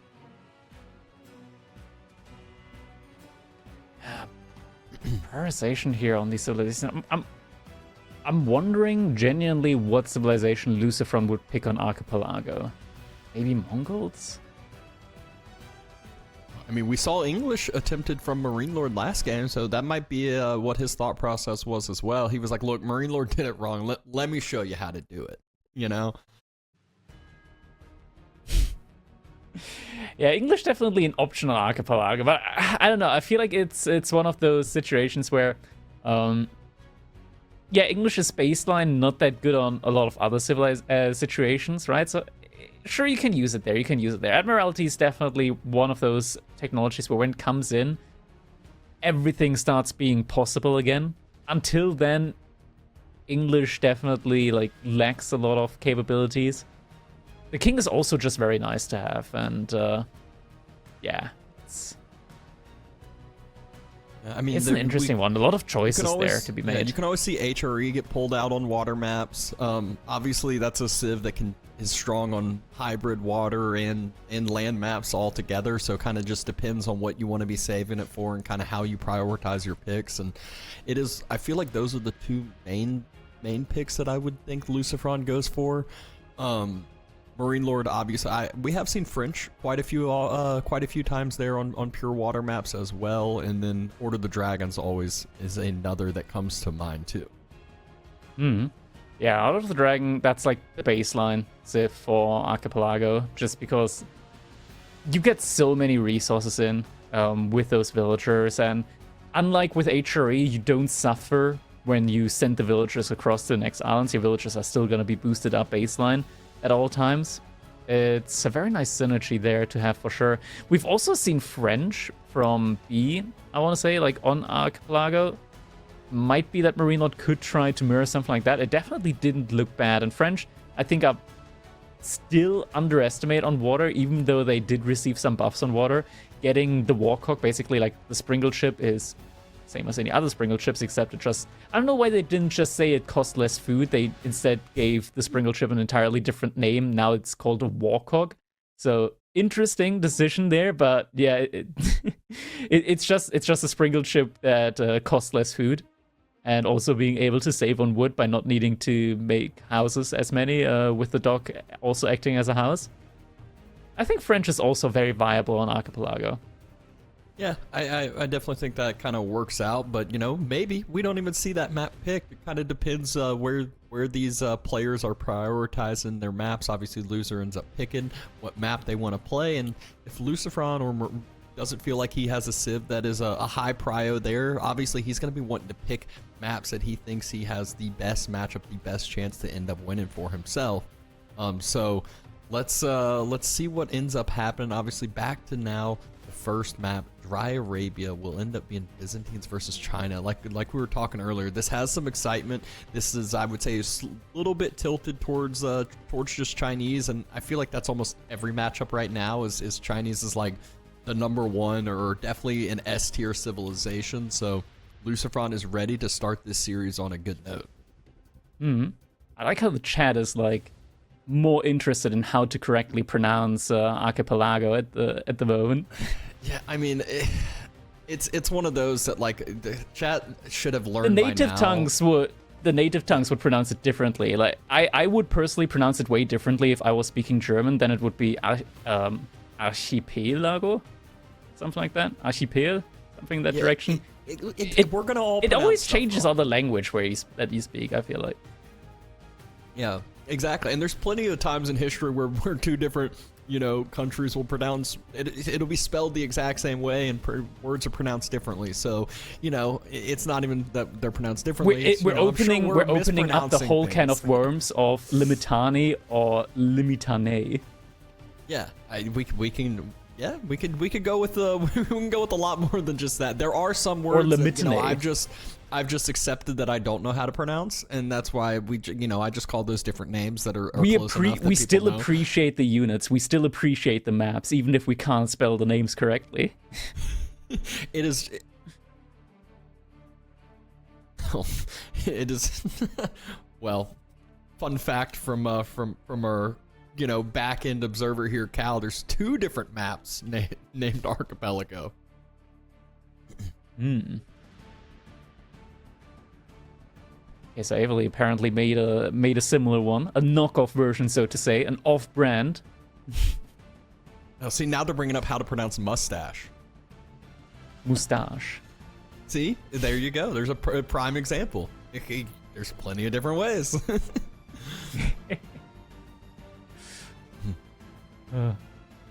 China up against Byzantines. Let's talk a little bit more about the game, right? Because we're gonna be most likely be seeing Pro Scout. I'm wondering, like, MarineLorD so far has struck me as a player that really does enjoy adding in horsemen with Byzantines, just a couple here and there.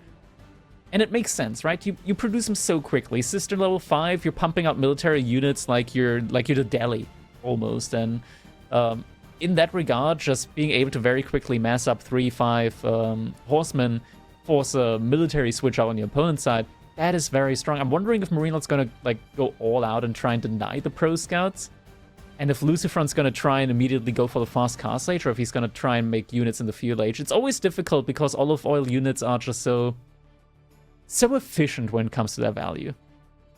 Yeah, I mean, it is one where LucifroN, though, on yet another civ that can really adapt very, very quickly with the 4 IOs that are sure to come out, which is crazy how fast they come out now. It's like 4.5 minutes. He'll end up having 4 IOs, able to do whatever he pleases. He can always go supervise whatever production building need be, or, you know, grab a bunch of tax gold, get himself the gold he needs for castle. But enough of that.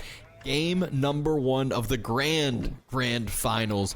LucifroN versus MarineLorD, and MarineLorD playing the color pink still as the Byzantines, and LucifroN color green playing Chinese.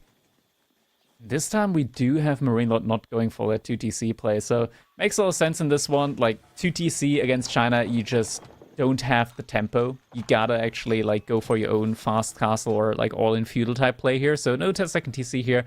Instead, lots of villagers on stone early on in order to be able to get those very, very quick cisterns out. LucifroN on the other hand side, no early Imperial Official, instead will be making those once he hits feudal age with that Imperial Academy.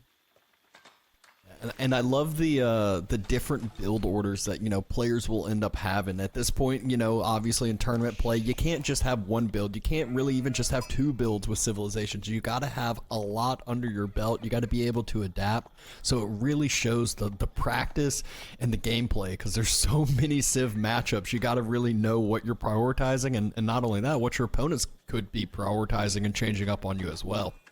So LucifroN getting a little bit scammed here right now. Just looking at the sheep, he's got a Chinese scout and still not finding a lot of sheep on this map. It's not like he's trailing behind the scout from MarineLorD. This is looking a little bit rough here right now. I feel like he's doubting himself as well right now. His sheep scouting is starting to become a little bit erratic as he's just not finding sheep at the moment. And yeah, MarineLorD, he's just scouted his corner and already got a good amount of sheep in. Yeah, always one of those unfortunate things, especially as the Chinese. That's one of the civilizations that actually does prioritize the sheep quite a bit. They love being able to have, you know, just sit under that initial mill for an extended period of time. Gives yourself, you know, plenty of tax gold, easy place to supervise as well. Speaking of supervise, we have the Imperial Academy on the way up, so more IOs will be popping out in no time. Imperial officials, definitely one of those things that just skyrocket your economy very, very quickly. We do have MarineLorD now going for that level 3 cistern on his side. Still has the 3 villagers on stone, so will not be stopping anytime soon when it comes to that cistern scaling. Can we check just how many sheep LucifroN currently has behind his scout, because I'm not sure if we're still only on that one sheep that he... Okay, never mind. He managed to find a couple more sheep. I'm not sure if he maybe dropped off a couple earlier next to his mill. I think he dropped a couple earlier next to the mill as well. Looks like he's got he definitely did. So he did. But that still is one that now it does feel bad, because it looks like he is cut off. MarineLorD will have to circle all the way around his base, so might be able to, you know, make the cut through in front of his TC and not allow MarineLorD to get any extra sheep than he could. Villagers now moving over to the wood line.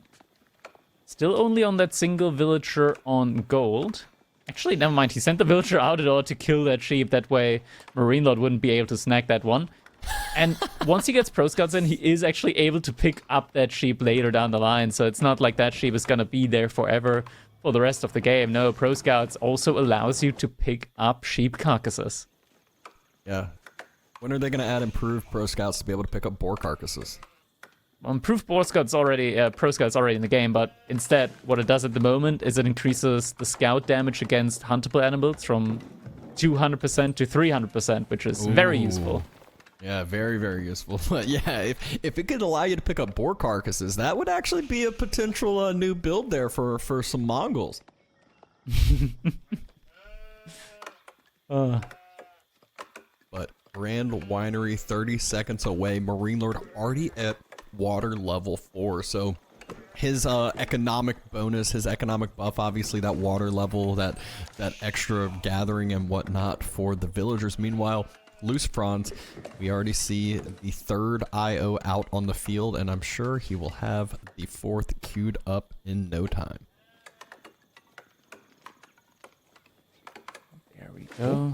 Looks like attacks drop off. Pro Scouts queued up as well. So very, very solid timing for himself. Gets enough gold for that last Imperial official that he needs as well. And now we'll be able to just quickly pump out some of those scouts for the first volley, or rather the first bunch of deer to be brought back. MarineLorD on the other hand side is starting to gather up some olive oil, but I think he did add the barracks, so could be pumping out some Limitani, but by the time the Limitani arrive, LucifroN has plenty of time to add in his own archers. Yeah, and I mean, this is definitely the point where, like, LucifroN should be able to get those first few deer back in very, very quick onto that mill that he was supervising, and can then try to maybe, you know, attempt to steal some of MarineLorD's side, although isn't always the easiest. It's a lot of times easier said than done over there. First one, though, snagged, slowly trekking on back home. MarineLorD did spot that one out, so that Limitani is now on a journey to try and bring that deer back. Doesn't make it the easiest to snipe out. This is where the vision can really get. Oh, he's gonna juke it. Where'd he go? This is the game. Where'd he go? This is the game knowledge. I know he was somewhere around here. Oh, must have been the wind. Gosh, LucifroN. What a must have been the wind. Oh man! And big shout out to good old Observer Cow over there for letting us see that and letting, you know, vodka. Okay, gotta give vodka some prep and some shout outs as well. But now we also see LucifroN starting to get that archer number up before the set of longbows come on out to the field. And by the time that first set of olive oil units are out, LucifroN, you know, already has a decent number of archers out for himself, and horsemen moving forward and being produced too. So horsemen, archers. LucifroN's going to need quite a bunch of archers here in order to deal with the Limitani and the longbows from MarineLorD. MarineLorD now, we mentioned it earlier, now also adding in some of his own horsemen, so he's going to have that full 1-1-1 army composition. One of each in there. LucifroN's 6 scouts is getting in a good bunch of deer behind this. Now moving out towards the second deer pack. Also adding in a barrack, so looks like we'll be seeing some spearmen from him as well. Yeah, the first full set of deer already brought back home. He invested 6 scouts, which is a significant amount. You'll see a lot of players, you know, potentially stop at 4, but he is prioritizing getting as much in as fast as possible here.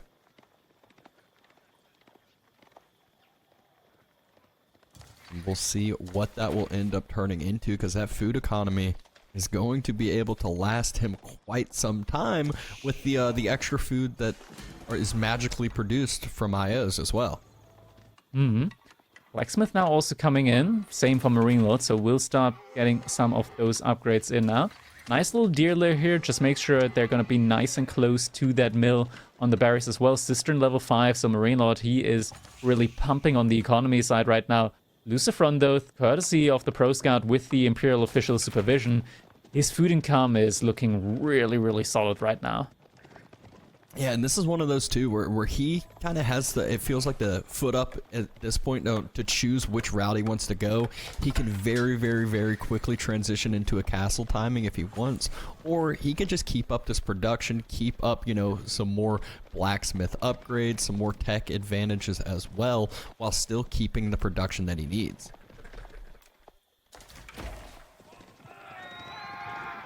Yeah, just able to pump out a whole lot of units here right now at the moment. Ooh, army value scout? definitely not looking bad. Able to get the scout here potentially. Looks like the scout makes it out just enough. LucifroN now also getting the vision on the army of MarineLorD knows, okay, maybe not yet. Maybe not yet. There's 10 longbows out right now. Not a fight that he wants to take yet. Instead, he's just vacuuming up the deer. Make sure he's good in that regard on the economy side. And just pumping out more and more military units. Yeah, and let's see if he can try to go potentially steal up any other deer. I think he's going to look at that second deer pack to see if MarineLorD's over there with any units at all, has any vision of it, and maybe after spotting that out, he might go to attempt to steal some of those. But more importantly, it wants to cut off some of this water level. Water level 5 is a huge benefit for the Byzantines. If he can at least cut this off for a time being, that's another cistern that has to get built almost. Can't quite get the burn all the way through though. Yeah, MarineLorD does react, but LucifroN, he's still pumping out a lot of military units. MarineLorD, 9 villagers and gold. Looks like he's trying to go for the age up. LucifroN just passively from the tax income has enough for his own age up as well. Yes, he does. So this is one where we'll probably have, you know, we might not even have an engagement before castle. We might just have some posturing back and forth. Although LucifroN has some good numbers here. Looks like he might want to end up taking this fight. Archers trying to snipe out the longbows while they are still in range of them. Spears sitting close and near. Now Looks forward like on the front side, Spearman. Yeah, Spearman doing a great job here at the front line, and now the Horsemen diving onto the longbows. This is a good fight Great from by LucifroN. the longbows, but Limited pull back, able to get on top of that Horseman mass from LucifroN. Archer count thinning out a little bit. Spearman trying to get onto the Horsemen as well. There aren't that many longbows remaining here at the front side anymore, though. More reinforcements coming in, and there aren't any more longbows left. This is now a really, really good fight for LucifroN. More longbow reinforcements just made it in, though. Gotta pull back just a little bit now. LucifroN has those 6 horsemen, 6 archers in queue. He could cancel those 6 horsemen and start aging up if he wants right now. Instead, looks like he's doubling, tripling down into this feudal age. He's got 1,000 gold in the bank with 0 villagers on gold. Taxable income, you know, it's pretty good. It's pretty good. Not bad, not bad. MarineLorD, though, behind this is very close to be able to age up as well. We are getting the age up now from LucifroN, though. Imperial Palace is making its way up here. And MarineLorD, he did lose out on a lot of mercenaries. Yeah, and I think while LucifroN's doing this, he's going to do his typical thing, which is utilize mobility. Go with those horsemen. He might just be going for the cistern, but in reality, he's going to strike gold here if he can arrive before the Limited do. Able to get one charge off onto the villagers with the horsemen, but no big damage, no connection. There is a wall here from MarineLorD, so needs to circle back around, or he is at risk of losing these horsemen. Great cutoff by MarineLorD, able to pick off a few more. Yeah, great movement there from the Limited. LucifroN, though, now doubling down with some knights. Archer upgrade is already in, so veterancy is going to hit him now. There's just this outpost, no fortification on it yet. MarineLorD does have the resources for it. He could, in theory, get the fortification on that outpost. In reality, I think LucifroN's just happy with the little bit of idle time he caused. Did throw away a few units for it. But knights are now going to start roaming, and we just saw a few different pocket ecos that MarineLorD's going for, and it's so hard to stay on top of all of these, especially when you have knights starting to just be able to tank up whatever they please. Upgrades coming through for MarineLorD. He's going ahead and turning. The veteran archers, they're going to just have their way with this fight as of now. Doing a good job here. It's just so difficult. There's still a lot of horsemen, but a lot of these horsemen are very low HP, so every time a volley comes in, one of the horsemen does fall. Still only on 4 longbows. One more batch of them is in queue at the moment. It's going to take a while for them to come out. Veterancy has come in on the mercenaries behind this. Knights trying to tank. Limited number has been thinned out significantly, though. Cataphracts now being produced by MarineLorD. Such an expensive unit, but such a strong unit. LucifroN, little charge back end as those horsemen gap their Limited just a little bit. And it really feels like LucifroN has been the one here being the aggressor, the one that kind of has the somewhat upper hand and is controlling the flow of the game as of now. But as more walls come into play, as that Golden Horn Tower starts to produce a significant amount more units, it gets a lot scarier. Olive Grove transition is starting. I think that was about 9 total Olive Groves that MarineLorD's about to be on, which he needs desperately. Look at the food income in comparison, 465 compared to 1200. And LucifroN also behind this managed to pick off the deer from MarineLorD, the second deer pack. So that's going to be an additional, good bunch of food here for him. So he's going to be able to keep up with the aggression. More knights coming as well, more archers coming in as well. Limitani, once again, they're getting taken down here. And now we're getting to the point where the knights are able to stand their ground. Yeah, there's only 2 more Limited on that front side. Really good fight here from takes the LucifroN. relic. He cleans up the whole entire front side, though. There's only longbows. They're having to run on home. They're hoping that more Limited show up, more reinforcements show up, but there's only 2 here. Another 2 coming. Wololo. One more Limitani. Lancer does fall. There's no Pierce Armor level 2 in yet for LucifroN, so that's definitely something that he has to work on. Of course, MarineLorD, he's already got level 2 Pierce damage, and there we go. Level 2 Pierce Armor now in queue for LucifroN. These Knights are going to become a lot more tanky now, even up against these Longbowmen. LucifroN out on the berries at the moment. I was just about to ask when MarineLorD's gold's gonna run out, and as I looked to the mini-map, his gold just runs out, so he's gonna have to move to a different gold. Most likely the one, I was about to say, near the outpost, near his berries up on that north side. Still gonna be a little bit of time until he gets over that way. And we all know how Chinese has legal map hacks with their third age landmark, so can utilize that at some point, can see, you know, that MarineLorD, which gold vein MarineLorD moved out to, and then send a few Lancers that way, because it was just an Aeroslit's outpost over there. Nothing that can really stop the army from LucifroN here at the moment. Army value also very much in favor of LucifroN. Every little bit counts, every little bit for the war effort, right? Might need to drop it again just for a second. Yeah, that's getting picked off there. But there's another scout already ready for it. The charge goes back and forth. Decent brace, and LucifroN taking the fight yet again. We're up to 11 Lancers here. He is looking very scary, although there were a lot hurt. He's gotten on top of that backside, the longbow mass, really trying to thin that out and keep those numbers low before they get something that he can no longer deal with. Yeah, Lancer count does get thinned out quite a bit, though. You have to be so careful here. You can't overcommit into these engagements. MarineLorD, he's just still non-stop pumping out these mercenary units, right? And once again, gathered up enough olive oil to get to queue up a bunch more longbows as well behind this. Few economic upgrades finally being invested into from LucifroN. I think he is running low on the food, though. He doesn't have all those deer under his TC anymore. Moved out to the boar, so that will give him quite a bit of time for that. But MarineLorD, third relic being dropped in. The olive oil income is about to be through the roof. Yeah, that's going to be a lot of oil now coming in for MarineLorD, so we'll be able to pump out even more of those mercenary units, the units that are keeping him alive. Longbow is just such a great unit to have, and behind this, LucifroN, he's kind of just starting to run on fumes now. Not as much food income anymore behind this, and realistically, you can't really go for a Song Dynasty granary transition here anytime soon. MarineLorD, he's done his Olive Grove transition behind this, but that's just on the back of having 26% faster gather speed with the Cistern bonus. LucifroN does scout out where all those villagers are onto the gold, but Horseman that he moved forward to do so, both from the outpost.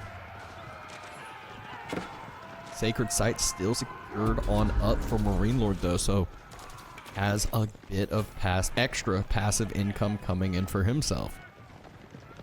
+2 range on these longbows just makes these fights so oppressive. The archers from LucifroN just can't find the opportunity to get close onto the longbows here time and time again, and the longbows with their superior damage as well. It's just so difficult for LucifroN to take better engagements here. MarineLorD, he's making his way all the way over to the boar now. He does, of course, see that one through the fog of war that it has been killed, and LucifroN, he's gonna have to pull his villagers away from that.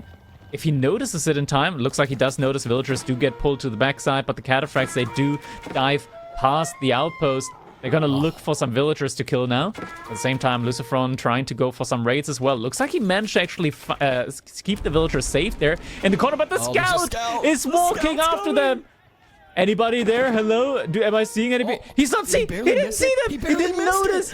He didn't notice. And a raid comes in. And that's why he doesn't notice his olive groves are getting raided right as that scout moved on forward. Villagers get to go back to the boar. LucifroN forcing MarineLorD's army back, giving him time to breathe for just a little bit.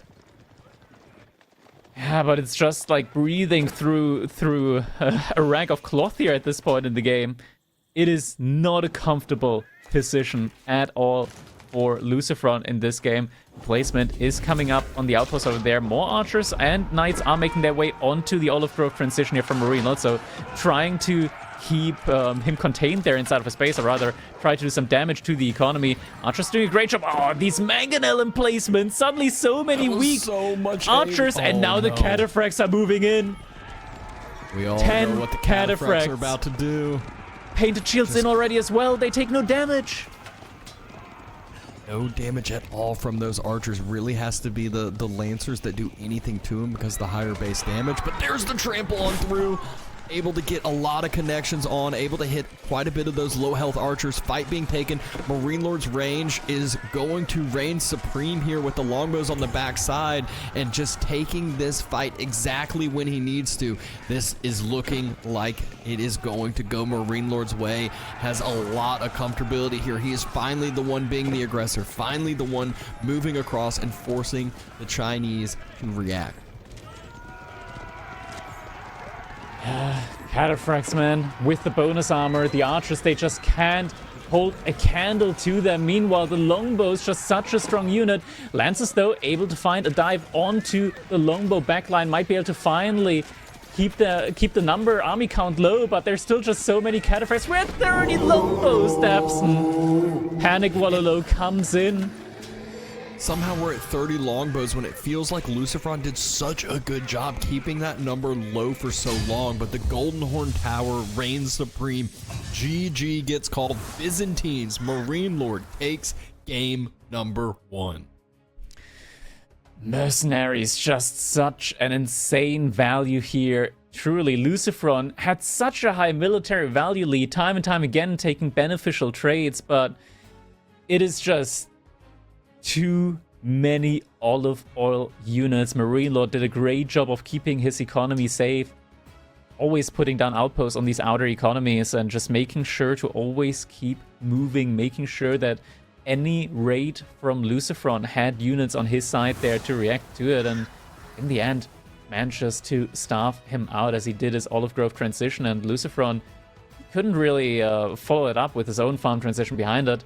Next up, though, we are going to be going over to the water map. Archipelago will be next here on the chopping block. We're going to be seeing, as you mentioned, it is going to be the English up against the Order of the Dragon from MarineLorD. So potentially we will be seeing some Admiralty here on water. Yeah, and this is one too where it's not only the Admiralty, it's also like we saw MarineLorD attempt to do. It's the extra healing that the English can provide them those boats early on too. It makes it very, very hard to kind of fully finish that full-on dive unless you do it like LucifroN did early on, or unless you have demo ships one-shotting the lower health ships as they're trying to heal. But that is one where, you know, everyone loves a good water map every now and then. Yeah, water maps, I mean, it's always a thing with them, right? Like, sometimes they're very entertaining. It's only sometimes. It's not the rule of the matter. Water maps, they can be kind of stale. It takes a while for the action to get going. That's where hybrid maps start to differentiate themselves by quite a good bit, because they can also be very entertaining early on, depending on the map. Archipelago is very straightforward with how it gets played. You just try and take control on water. Whoever wins water typically ends up winning the game, and water is a very snowbally affair, so that can happen rather quickly. One demo ship connection, if it makes its way through, can definitely decide the entire game, and that's why players just have to be always paying attention, always gotta be on your toes, because if you let that demo ship make it through, you're at risk of losing the entire series. Yeah, and that is definitely one where, you know, we know how strong the Spanish bros are on water. We know how strong LucifroN is on water maps, but he's got a lot of games past this one as well. Even if he ties up the series after that, he's thrown away now what a lot of players call the best civ on land maps, and MarineLorD, he still has the House of Lancaster in his back pocket. He still has Mali as well, so two very, very strong land civilizations here. So, you know, definitely unfortunate for LucifroN not winning that first matchup. We even said, you know, if he was able to take down Byzantines, it's great, because, you know, one of the stronger civs for MarineLorD's out of the way, but reverse the script, and same thing for LucifroN here. Exactly. I mean, this is a best of 5, so whoever wins 3 games is going to be able to win this entire set, and with that, they win the finals. The grand finals, the grand final rematch, as we like to call it. And this is, water map-wise, we did mention it earlier, MarineLorD's really good on water, but it also is the domain of the Spanish bros, and that is where LucifroN can definitely make something happen here as well. And English versus Order of the Dragon, once Admiralty comes in, it is very difficult for any civilization to stick it out in Feudal Age when up against the English. Oh yeah, and that's where if there is an extended feudal age, we know Admiralty will come in. It's all about getting your feet off the ground early on, making sure you can get a few of those ships out if early pressure does come out, and then the Admiralty upgrade allows you to just take way more efficient trades. But enough of that, we can all see the timer ticking on down. MarineLorD is up 1-0, and here we go. Here we go indeed. Game number 2 now. Scout does scout out where the deep sea fish is. So players will be able to drop their docks in the most efficient spot possible. Like rain yet again, we do have LucifroN here playing as the English on Archipelago, and MarineLorD in the color pink going to be playing as the Order of the Dragon. And yeah, I mean, there's not going to be anything going on for the next 3 to 4 minutes, so scouts are just going to take their time to lure in the deer. Capson, how's your day been going so far? Oh, it's been good. Casting some good series today so far, but we'll see if LucifroN can end up, making the upset like he did yesterday. We will see the slow deer push on in. We'll see slow fishing boat production. I still remember on this map when it used to be delete your scout so you didn't have to build houses early. Yeah, those little like min-maxing things can definitely help you a lot, but nowadays being able to just lure in, or rather not being able to, but rather being aware of the capability of just luring in those starting deer makes the scout still really valuable, because at some point there might be a situation where you might need to switch off water economy, or at least add additional economy on land for food income. So having the deer next to your TC is invaluable in those situations. Yeah. It just allows that, if you can get any sort of a leg up, if you can get any sort of better economy, you might as well do it. And this is exactly why both players are doing exactly that. We did see when MarineLorD played Order of the Dragon last series, he added a second dock in rather early, so we'll see if he does that again, or if he opts for something a little bit different here.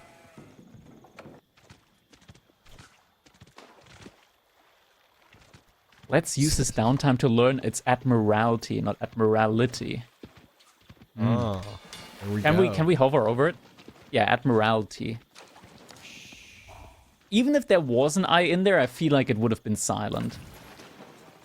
Look at how expensive that upgrade is, though, and that's what we were talking about. We're usually not an upgrade that you super prioritize like immediately. You want to have a few boats out. You want to be able to defend yourself on up before getting that upgrade, because 500 resources are quite a bit of a payment there. It's an investment. It's an investment for sure, but definitely one that can swing the tide of any battle on water, especially. And yeah, this is the typical water opening here moment. Yeah. It's still gonna be a minute or so until we age up.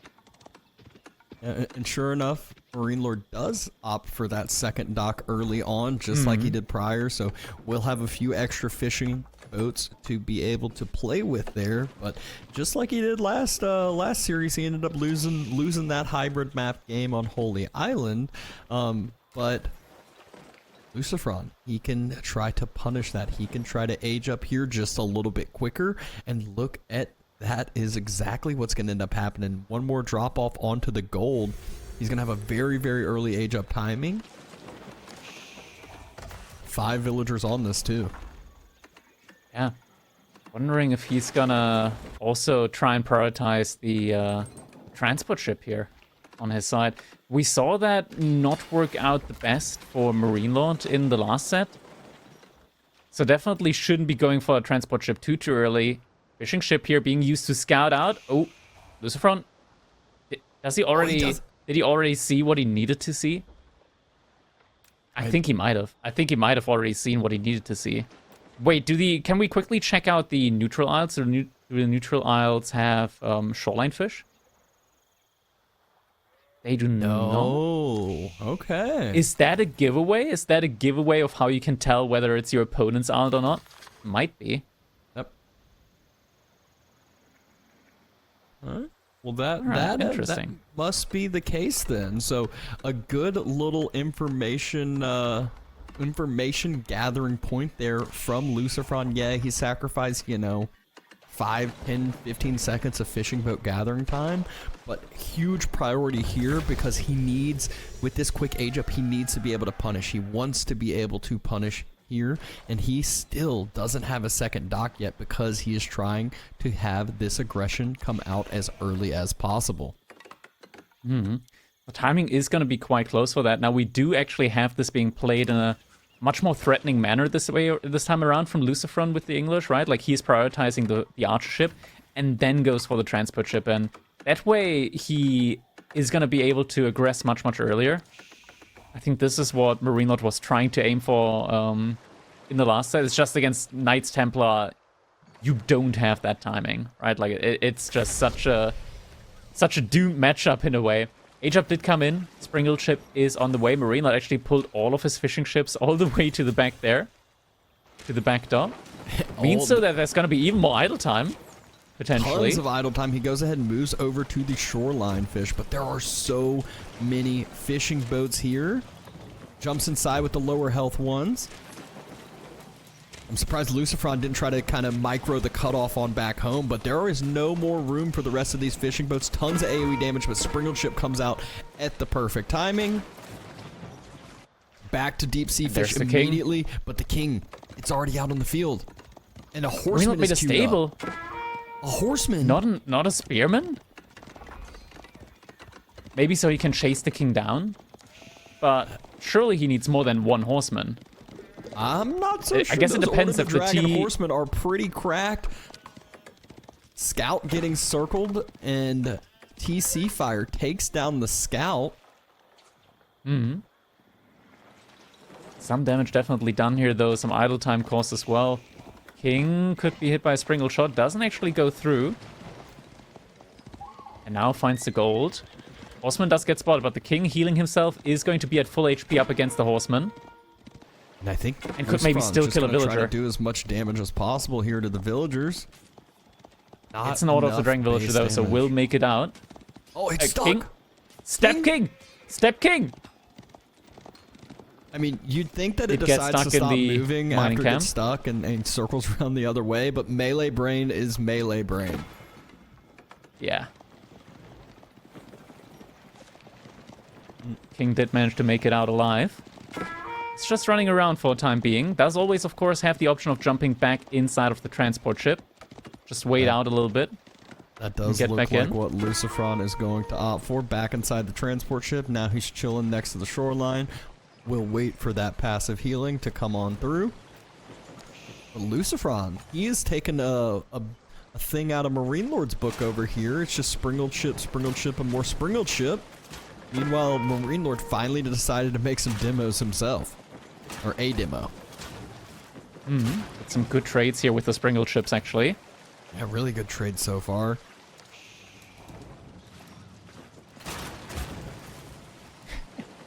Really good trades. For MarineLorD is he actually has one of his docks kind of cut off from the other.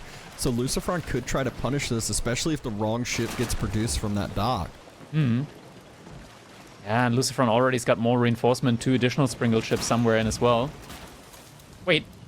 Oh, he's already got Admiralty. That's why it's trading out so well. I was like, wait, these are really good trades. Now it explains it. Wait, is it already Admiralty? 7 tiles? Can we check the dock? That's a he's really already got it in. Upgrade. We talked about how expensive that was. He made the sacrifice, and it's still done with all the idle time he caused on MarineLorD's side. Yeah, he made it to where military numbers are still even, and this is feeling really good here from LucifroN. Like you said, all of these trades, he's just gonna pump out springled ships. Look at the bonus range, able to almost snipe the demo. Yeah, these are insanely good trades, and if anybody's gonna micro like this on water, it has to be LucifroN. And this just feels so bad when you're in MarineLorD's shoes right now, because he knows, okay, I gotta keep making Springle chips, but I'm never gonna trade that well. Yeah, and yeah, exactly. You said he has to make Springle chips, and the really hard part there is he needs to, if he makes any galleys to try to stop the demo spam that LucifroN's starting, then those get sniped out so easily. It's hard to like actually get them in position that they can actually do something. Yeah. 4 demo ships from LucifroN. He is looking prime time to take this one again, ready and waiting with those, just for the prime opportunity here. The thing is, well, yeah, as you mentioned, it's not just bonus range on the Springle ships, but also on the Archer ships. Yeah.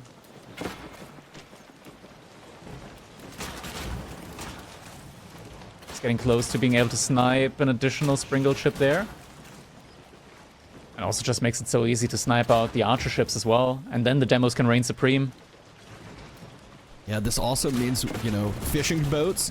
We just saw him take out another fishing boat. MarineLorD, only 2 demo ships, and now 1 demo ship. Just shows you how strong of an upgrade this is. It really is. We actually have naval emplacements in as well for MarineLorD. Just need something here. Here comes the and now the demos. Oh! And they connect. And another one from He's the getting other side. sandwiched. It's everything. It's over. The sandwich has been completed. MarineLorD just lost so many ships again. 7 Springle ships still for LucifroN. It's going to be so hard for MarineLorD to come back from this with Admiralty. And his idea to come back is double dock emplacements. Another demo ship is coming in. And no problem at all. Ship gets sniped out before it can close the gap. Another Springle ship will get taken out on MarineLorD's side, and LucifroN now is just able to continue these efficient trade. Demo ship though. Be careful. Gets him in as well, and he still has the Abbey of Kings. He could heal all of these ships up in a split second if he wanted to. If he needed to. If he needed Maybe to, he wants exactly. to. How many military ships are left out here for MarineLorD? Not many. Demo ships going towards the fishing boats now. Great Sacrifice the low HP one. LucifroN, yeah, just the one that was at like 10% health and under sacrificed.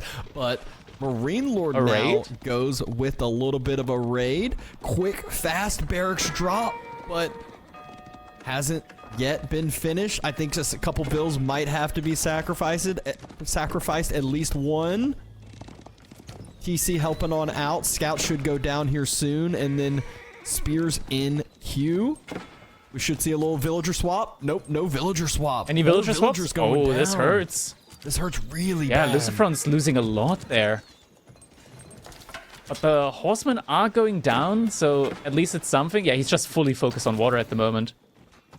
Okay, did manage to finally kill the horseman, but yeah, 7 villagers down there. That did not feel good at all. How much of the wood line is left for MarineLorD? For some reason, that looked like a really thin wood line. Yeah. I mean, these naval emplacements, I feel like LucifroN's just been sitting in them for a little bit too long. And it's starting to become really uncomfortable. Like, you can tell, like, he's losing a lot of ships to these now. He's got a lot of resource in the bank, just the wood line that's been idled out is hurting him quite badly right now.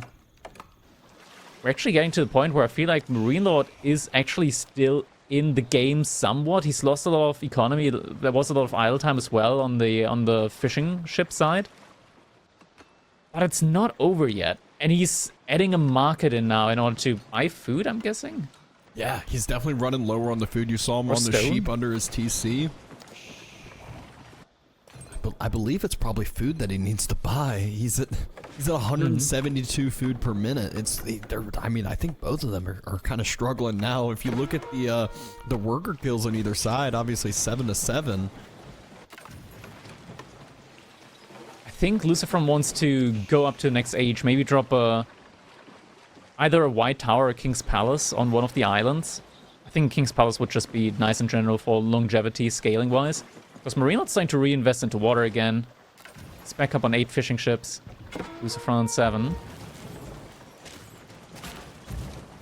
Oh, almost was able to snipe down a few more of those fishing boats with the galleys that are just circling, being a pain in the side over here. LucifroN stepping up again with his sprinkled ships. It's getting so close to be able to age up. Also spots a transport ship there, getting ready to transport some new units again. This time, one archer and one horseman. Horseman, yeah. So, not. We'll see if he is going to be able to react to that well and efficiently. Galley should get sniped out here, a little bit distracted on the front side. But age up, next drop off of these fishing boats should allow LucifroN to go through with an age up. Yeah, most definitely. And I think it's such a crucial point in time as well, as those wood lines start to empty on up. That is really when you gotta like start expanding out onto these neutral islands.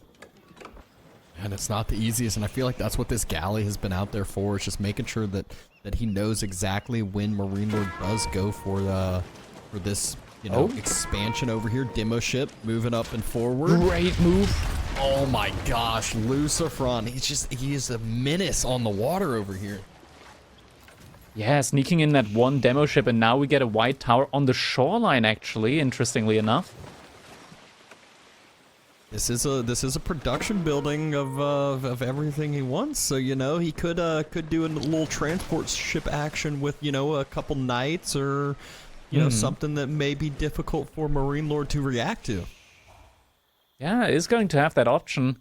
Knights, though, of course, still very expensive, and gold is on the right side of his base. And speaking of stuff on the right-hand side of his base, there is now a horseman and an archer moving out there to that side. But LucifroN does still have units out here, and yeah, I think King the archer and the horseman isn't going to be able to do a lot. Archer should end up falling before both spears fall. Good little micro movement there by LucifroN. Villagers could also snipe the archer a little bit quicker, but there's a horseman now in as well. White tower about to complete.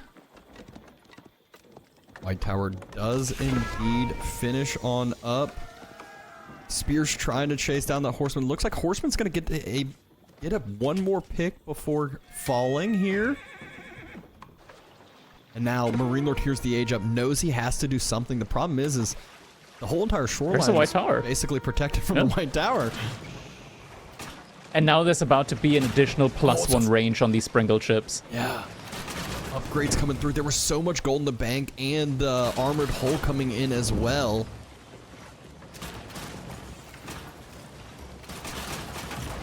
Another sprinkled ship sniped Getting pushed, though. Here comes the demo. Demo should get sniped before it's able to connect. Good job by MarineLorD. But still, sprinkled ships for LucifroN able to take way more efficient trades, not only with the Admiralty, it's also the extra castle age upgrades. And now we're seeing the demo ship upgrade for LucifroN. Oh, yeah. Bonus attack speed now on these sprinkled ships as well. I don't think he's able to outrange the naval emplacements, but yeah, he should be able to take down the docks now with relative ease. And you can see MarineLorD's villagers, they're out on to the stealth forest chopping wood. So, and there is the expansion onto the island. He's at the repair. Yeah.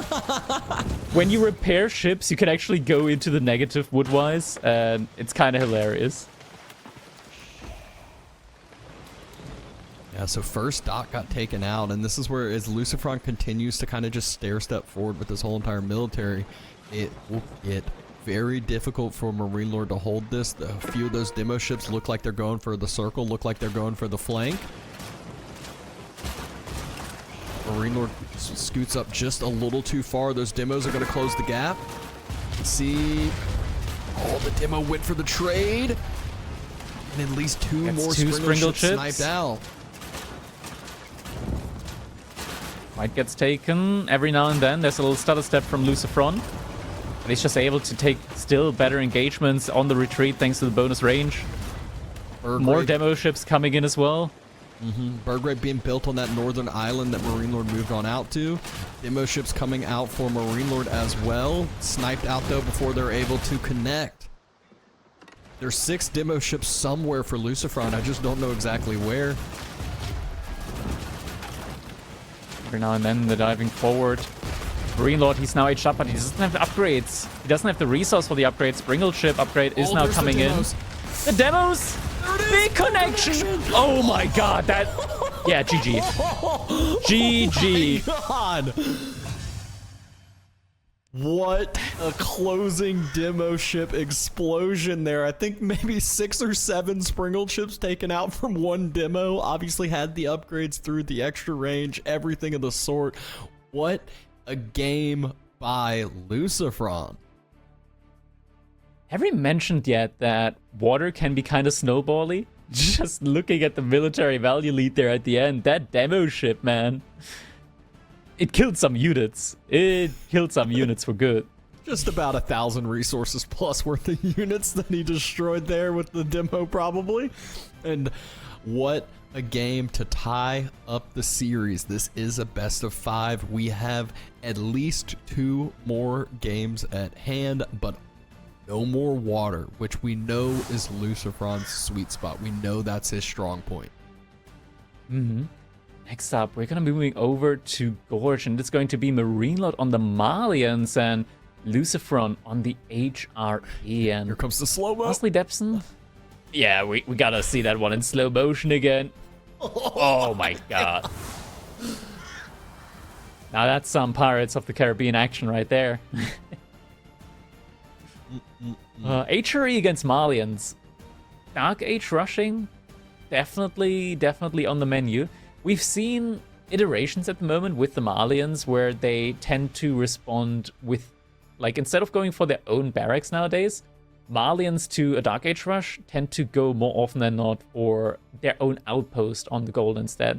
They drop an outpost on the gold, they drop a mill next to the outpost, and then they just gather sheep next to the outpost, and whenever some spearmen arrive, they just jump in, jump back out, and that means that Malians have minimal idle time and are still able to protect the gold mine.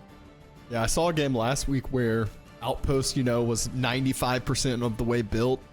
Dark Age rush didn't come through. Outpost got canceled, so we'll see if there's any of that gameplay from MarineLorD, or if it's one that, he's like, hey, I already spent that time. That Outpost still provides value throughout the game, will provide vision, protection, everything of the sort. So, like you said, we have seen the Outpost be the reaction a lot better, and I think it's the smarter one. The Donzo and Dark Age are quite expensive, and while they do have the extra range throw, HRE gets to take the fights, choose the fights to take with the extra mobility. Yeah, it's a pretty hefty resource cost, especially wood-wise, and it is a pretty big investment when you go into them. Now, Spearmen are something that you might want to go into anyways, especially up against the HRE, which, sometimes they do add in some horsemen as well, or go for knights in the castle age. So Donzos in general is just a nice unit to have there. But HRE versus Mali, it's like one of those situations where you're able to pump out so many units, and that is one of those things where Mali can kind of struggle against, right? Like these early floods of units where HRE really shines. It's a difficult one. So I think LucifroN can be quite happy here with the pick, but MarineLorD is fiendishly good at defending. Unfortunately, we have seen that throughout the series. If you're a fan of LucifroN, there's been multiple times where it seemed like he was about to close out a game. It seemed like he had a decisive victory as far as the army count went. And then as he's trying to dive the rest of the base, all of a sudden, a minute later, MarineLorD has just as much military and still sitting on an economic lead. So we'll see if he's able to do something different here in this land map here. LucifroN has been the dominator on the water, but land has been a different story over here, and MarineLorD still has House of Lancaster sitting in the back pocket for one of the last 2 games as well. We saw him play it on Bald Land before, so we'll see if he wants to end up playing that as well. Yeah, indeed. 30 seconds to go until we're jumping into our game number 3 in this grand final rematch, and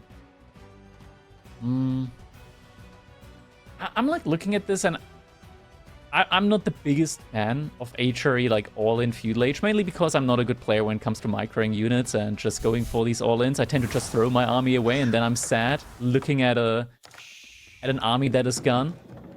But LucifroN, he's built differently, and he's going to show us exactly how it is done as we're jumping into our game number 3 now. We got Gentlemates MarineLorD in the color pink playing as the Marlians here on Gorge. His opponent is none other than LucifroN in the color green, and we mentioned it earlier, Dabson. There it is, that Dark Age Barracks coming in. He is going to immediately try and put some pressure on MarineLorD, and the question is, we see an outpost? Spearman from MarineLorD as an answer. Yeah, I mean, that's where right off the bat I looked up at the wood count. LucifroN starting on the wood. Barracks early dropped. Only 2 houses invested into for MarineLorD, so he knows something is coming. And sure enough, it is the outpost reaction for him. Now, the thing about the outpost is that you can just put up your own outpost then as the HRE. It is an investment, but definitely one that I would consider to be worthwhile, as you're still like forcing your opponent to get gold some other way, because then like they're only going to be able to afford limited amount of sofa, limited amount of javelin throws, because those units cost quite a bit of gold. And when you're only reliant on the passive income of a pit mine and the passive income of the not Sound Trade Network, the Mansa Quarry, you're kind of struggling in the income department, because there's a lot of things that you want to spend gold on as Marlians.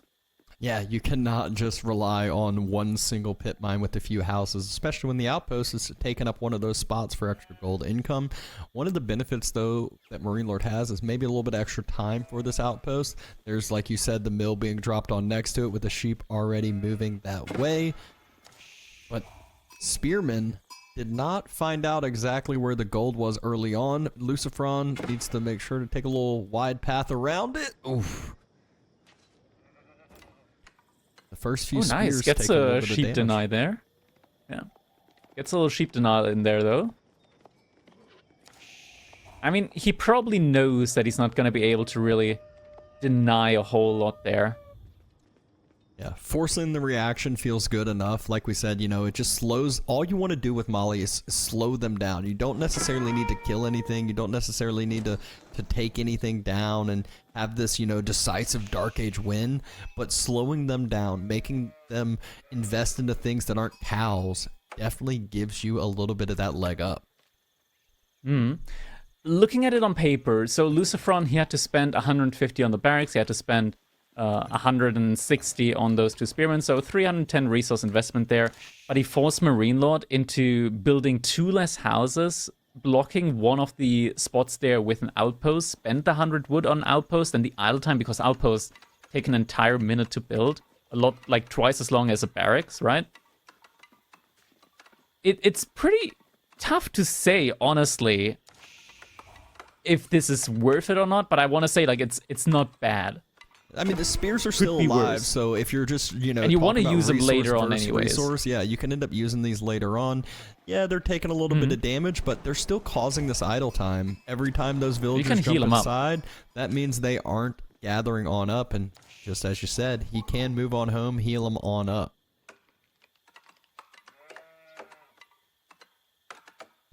Chapel being dropped on that back wood line. Wood still being chopped, and we'll see what LucifroN has in store for age number 2. This feels like a classic Spanish Archon Chapel. No space for farms in between. Who needs houses already in range of the chapel? Yeah, who needs those spots? You know, that's what happens late game. If we're talking about farm transition, LucifroN's not counting on a farm transition. He's trying to end this game in feudal, I'm sure.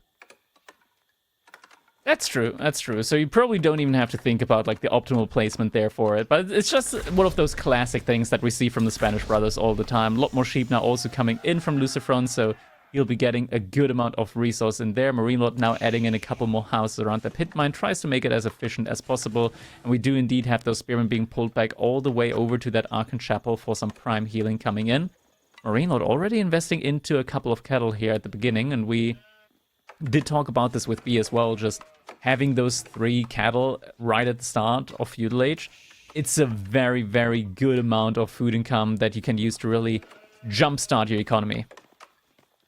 Yeah, not only that, it allows you to kind of eat up your sheep at home less and, you know, maybe not have to eat some cows and whatnot. Pro Scouts coming into play for LucifroN. Stables being dropped to be able to pump out a few more scouts because we know he's not using the TC for that. So stables will be dropped. We'll see if he goes, I think kind of like 3 to 4 is the better number here instead of the 6 like he did with Chinese. I feel like there's always a point where it's like, there's diminishing return. If you're going to be able to secure that deer pack, especially on your side, it feels bad throwing more resources into that. Absolutely. When you think about it, right, like 6 scouts take 2 trips to clear out one entire deer pack. Same as 4. So no real big benefit there, except of course, like with the current control, you can kind of like optimize a little bit more. So the scouts actually do move to the right position to like start picking up the next deer camp. But yeah, 3 or 4 is enough to like make sure that your TC keeps working the entire time, and that, or rather, the villagers keep working the entire time, and that's the most important part. Yep. He at least is going with 4 with 2 more in queue. He's got 2 more spears in queue as well, so he is just planning on defending up these pro scouts to start out. The warrior scouts on the other side are being attempted from MarineLorD. Looks like Sofa is on the way as well, but it's gonna be hard to go into this mass that LucifroN has already been building up. And now MarineLorD is actually moving out to deer with his own villagers, so wants to take them away and not give them over to LucifroN. But this, on the other hand side, does give LucifroN another target to try and all in if he does actually go for the full all-in feudal age baboon mode. And we will see if he does end up going for that. He has stopped at 4 scouts, so I'm glad to see that didn't overinvest on into it. Now it's just playing that battle, utilizing that mobility. Warrior Scout is trying to secure up this 8k pit mine location. There's a Donzo over that way as well. Looks like LucifroN is going to run on home with those spears before the Warrior Scouts are annoying enough to take them down with the healing that they have. MarineLorD can micro back the lower health ones and let them heal on up. Spearman, luckily, still very fast, and reinforcements coming in. That is not a fight that MarineLorD can really take here at the moment. Not only that, horsemen here as well. Looks like the villager that was building the pit mine and the houses around it is going to have to evacuate.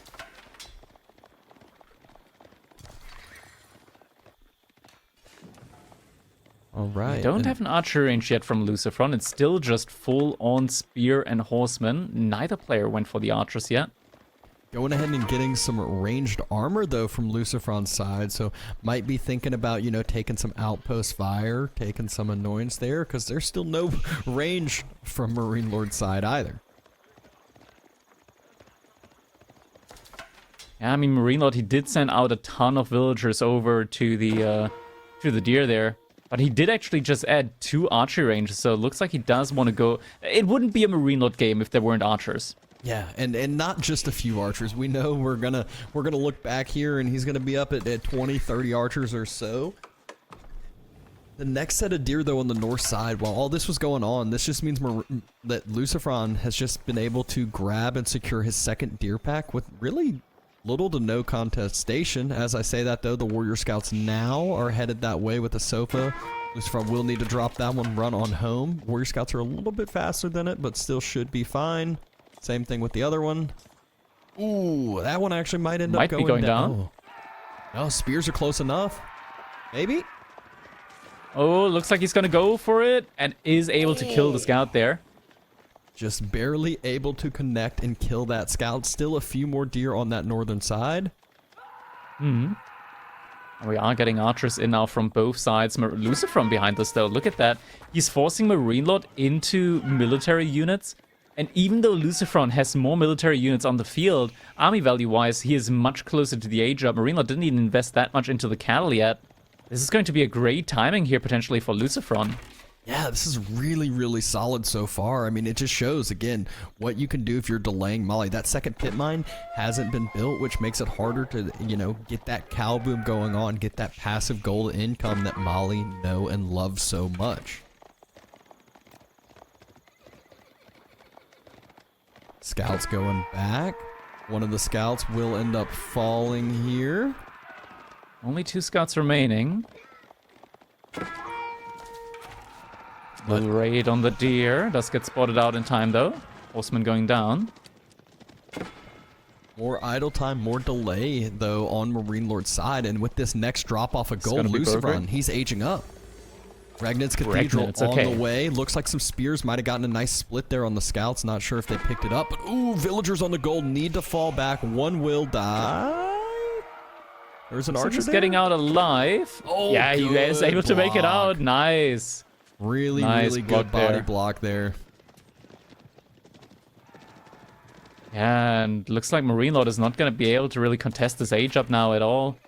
LucifroN, you can upgrade his units and then just start collecting relics off the map. Yeah, and I mean... MarineLorD, he's going to have to age up without, like, a lot of cattle here. There's going to be an empty Lani here soon. Yeah, that always feels so bad. And not only that, I mean, even if he does go for the age up, that means that that's allowing LucifroN to kind of retake this map control and actually move out and about and grab a few of those relics. If he's able to get 3 relics even, LucifroN will be feeling in a really, really good position. He's got 1,000 food banked up, immediately ready to probably pump out some Lancers if I had to guess, some Knights if I had to guess. It's definitely an option here for him. We do have, most likely, I want to say, veterancy on the archers first. Oh. Actually, no veterancy on the archers. And there it is, empty Lani coming up here. 6 cattle to boost up. He's got 1 villager eating some beef there next to the TC. Two dead cattle over there, so felt the need to eat some of that instead of building up another ranch. He's definitely feeling the pressure here a little bit. LucifroN, tons of villagers over to that gold to allow him those upgrades you were talking about. Veterancy now coming on through. First relic secure. What? Oh, no. No way. Relic?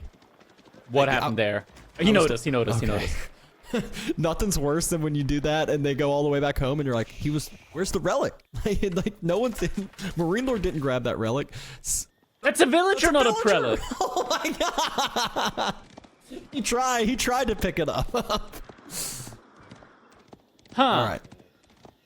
2 relics secured, though, at least. 1 already in Regnitz. And it's so nice when you get that first initial one already in, because that gold income just starts flowing so fast. Should be able to move out and, like, look at where his army's postured. He should be able to grab at least 2 more, and these are the ones from MarineLorD's side.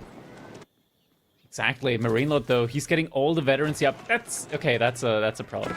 I thought it was a villager at first. Yeah. He's getting all the veterancy upgrades, and LucifroN isn't quite able to afford all the veterancy upgrades immediately. So it's a little bit dangerous. He still has the, I want to say, higher value army out there, though. But this battle could be a difficult one. Granted, though, there aren't that many sofas. Yeah, look at the archers just sniping out the Donzo. If the Donzo number runs thin, there are some Knights here that are not too easy to deal with. Knights already on the backside, archers as well. And where's the Donzo? They're just getting absolutely slaughtered. Donzo's now gone. Archers firing on the archers here. But looks like LucifroN is getting sent all the way back home with them. They do, of course, have that nice additional movement speed. There's the reinforcements. 2 different sets of reinforcements, it looks like, on the way. Spears and more Knights. Oh, and able to connect on the sofa mass. Really, really good connection there. Right in front of the relic, too, that I'm sure he's going to go for. Without imported armor, these sofas take a lot more damage than you would think they would. And also, we're only just now getting the first blacksmith upgrade. These sofas only had 3 armor against 8 damage from the archers. And more importantly, look at the gold income that is about to shoot through the roof for LucifroN. 3 relics in the Regnitz already. He's going to have more passive gold income than the Mali, and that doesn't feel good if you're Mali. Definitely, but food could still be an issue here for a MarineLorD, though. He's still only on those 6 cattle. It's just now starting to add a couple more. He will definitely need those, because this is not the primo Malian food economy that we're used to at the moment. 10 Lancers from LucifroN. He's got all the numbers here. This is looking bad for MarineLorD right now. Very bad for him. Yeah, the military numbers are definitely reflecting what the economies are showing here. Knights charging on in. There's no Donzo here to brace, really. 4 total Donzo on MarineLord's side, and even if they are here, I mean, the archers, there we go, 1 less. Every single time LucifroN sniping out those Donzo, and this is a great fight for LucifroN yet again. Looking really good in this game number 3 so far. Fight is getting taken, and there is no way back anymore for MarineLorD. He's getting pushed all the way back into his base. 11 to 29 military units. Now charges coming in. A lot of low HP Donzos, archers sacrificing themselves so the sofas may live. For a second there, MarineLorD dropped to single-digit military units out on the field. Meanwhile, LucifroN, he's up at 30+ military units, and I believe he just grabbed the 5th and final relic. 5 relic HRE, not something that you want to see if you're on the other side. Sofas now making their way across again, but very low HP on them. Are able to pick off some archers, but does alert LucifroN to what's going on over there. He is able to recondense his military inside of his base, so we'll be able to easily defend up against that. Behind this, we also have additional outposts put up on these outer economies. He is still reinvesting into military, but I could also see a world in which LucifroN just potentially goes for Imperial Age as well. Yeah, I mean, you could. I feel like at this point, though, you might as well just keep your advantage going strong with how much he can do in castle. You never want to, you know, let Mali get that breathing room, get that cow boom going. So he's burning down more and more the pit mines. Wololo coming in. Sofa going for it. Able to connect. And I laugh. He ended up building a monastery for that relic, but, you know, the double outpost might have been the better play by the boar. He could have just immediately dropped those relics inside if he was planning on building those. Yeah, granted though, you do want the upgrades from the monastery as well. Additional gather speed here. Another good trade from LucifroN. Able to pick off some archers there.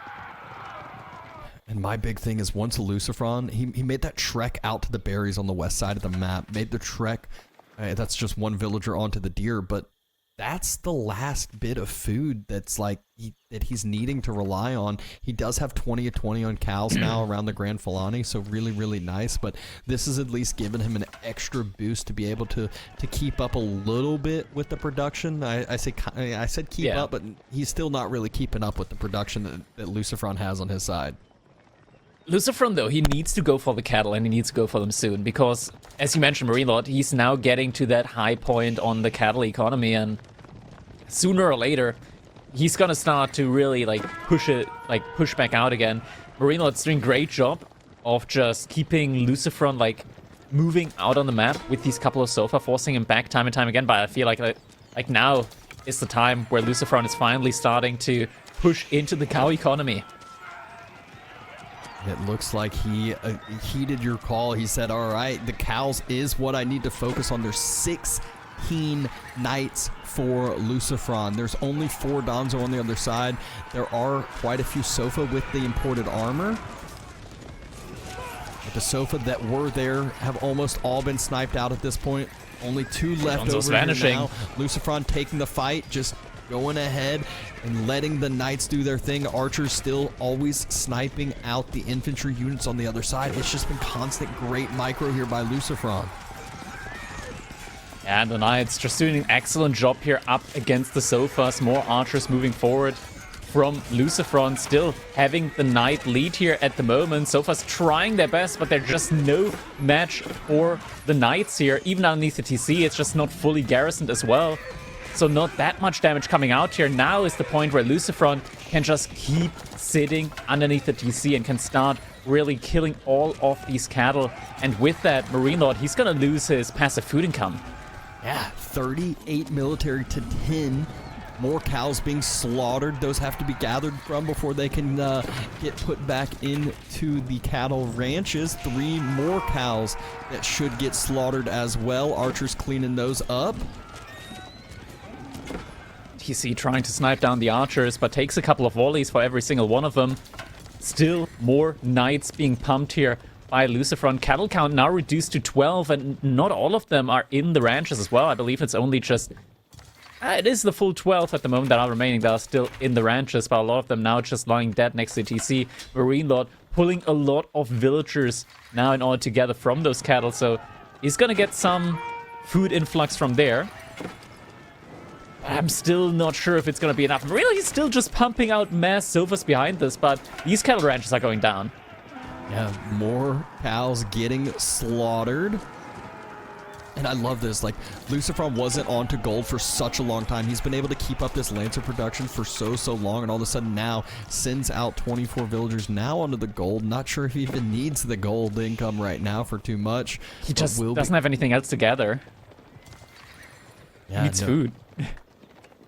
No farm transition under the chapel yet, I believe. 1 sofa raid, though? Ooh, this is big. Like, these small little sofa raids can really hurt you.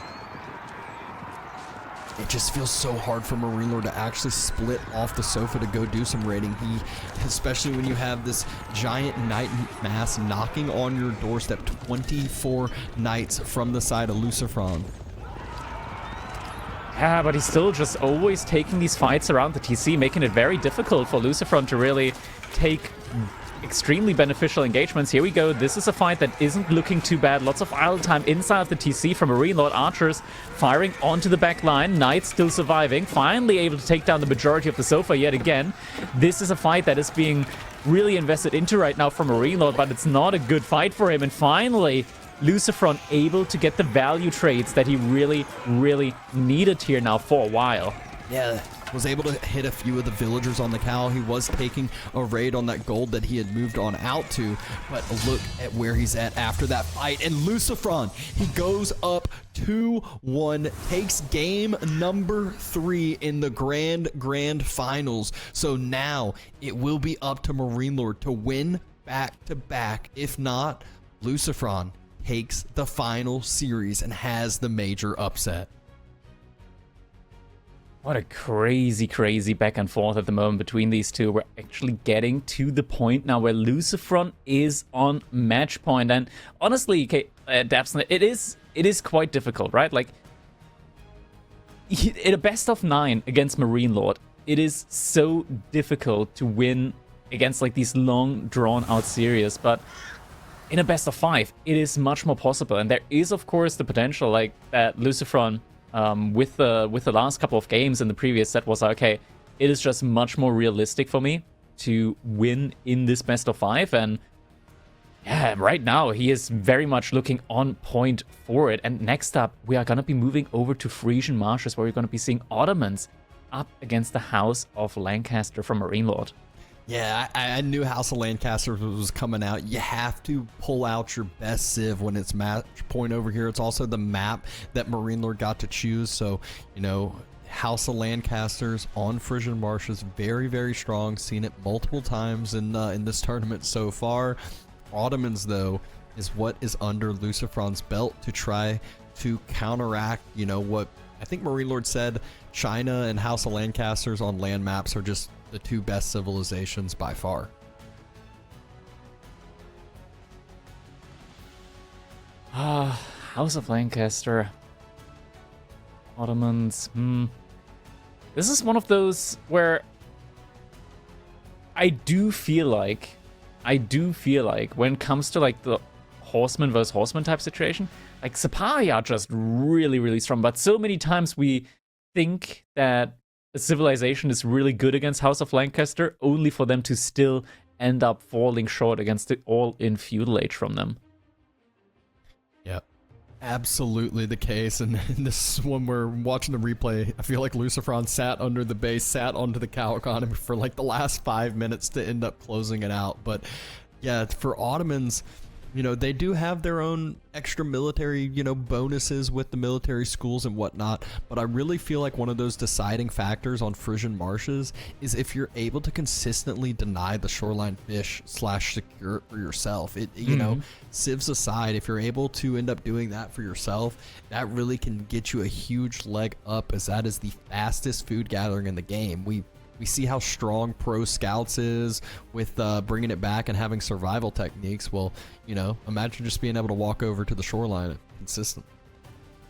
Yeah, but it's not just that. It's you could also just go for the for fishing ships there in these small ponds. We've seen time and time again, and a civilization like the Ottomans, which only has to pay 100 wood for the stocks or gets them at a pretty good discount, makes it a lot more affordable for them as well. Yeah.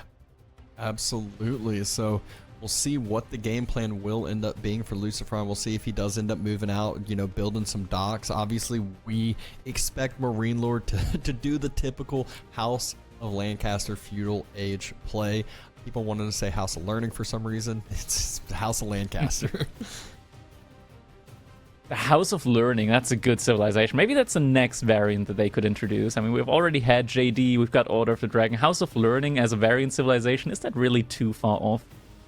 Well, it's already a landmark there for the Delhi, remember? Yeah. So, even we split it off. It's a sequel. There we go. And then now you can kind of see what their thoughts are too for Baldlands. Japan or Mongols for LucifroN. You got French and Ayyubids for MarineLorD. So if there is a game number 5, we'll see what type of mental games there are to try to make sure that you're getting the civ matchup that you're preferencing yourself. Ottomans. I can't wait to see a lot of Sipahi here in this one. Granted, though, the House of Lancaster, they're also really good at just massing those spearmen, and spearmen with 20% bonus HP. It kind of tricks with your... It plays tricks on your brain a little bit, because, you know, okay, I need like 12 archers to one-shot a spearman. Wait, suddenly it's no longer 12, suddenly it's 15 archers that you need in order to one-shot a spearman, and these kind of things can really screw with the perception of how strong your army really is. And this is one of the main things when you play against House of Lancaster. It just feels like their army never really dies. We did get a nice little call out there from our production cow in the background. Akinji is a unit that exists in the game, and in its current form I would love to see it a lot more often. But I think there are better choices when you're up against a civilization that has access to Yeoman. Yeah, I doubt.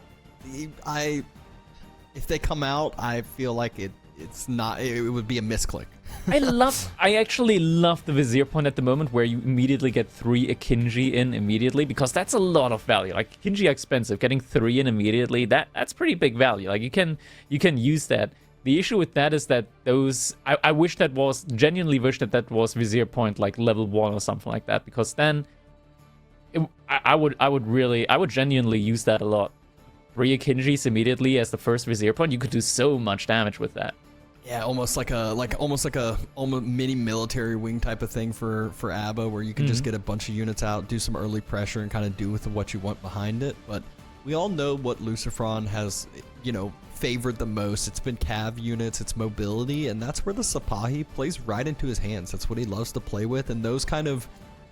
They still have some melee brain at times, but they're able to get around some of that melee brain with the horseman pathing and whatnot, with that little bit of extra range they got, the little bit of extra they just function a little bit better overall.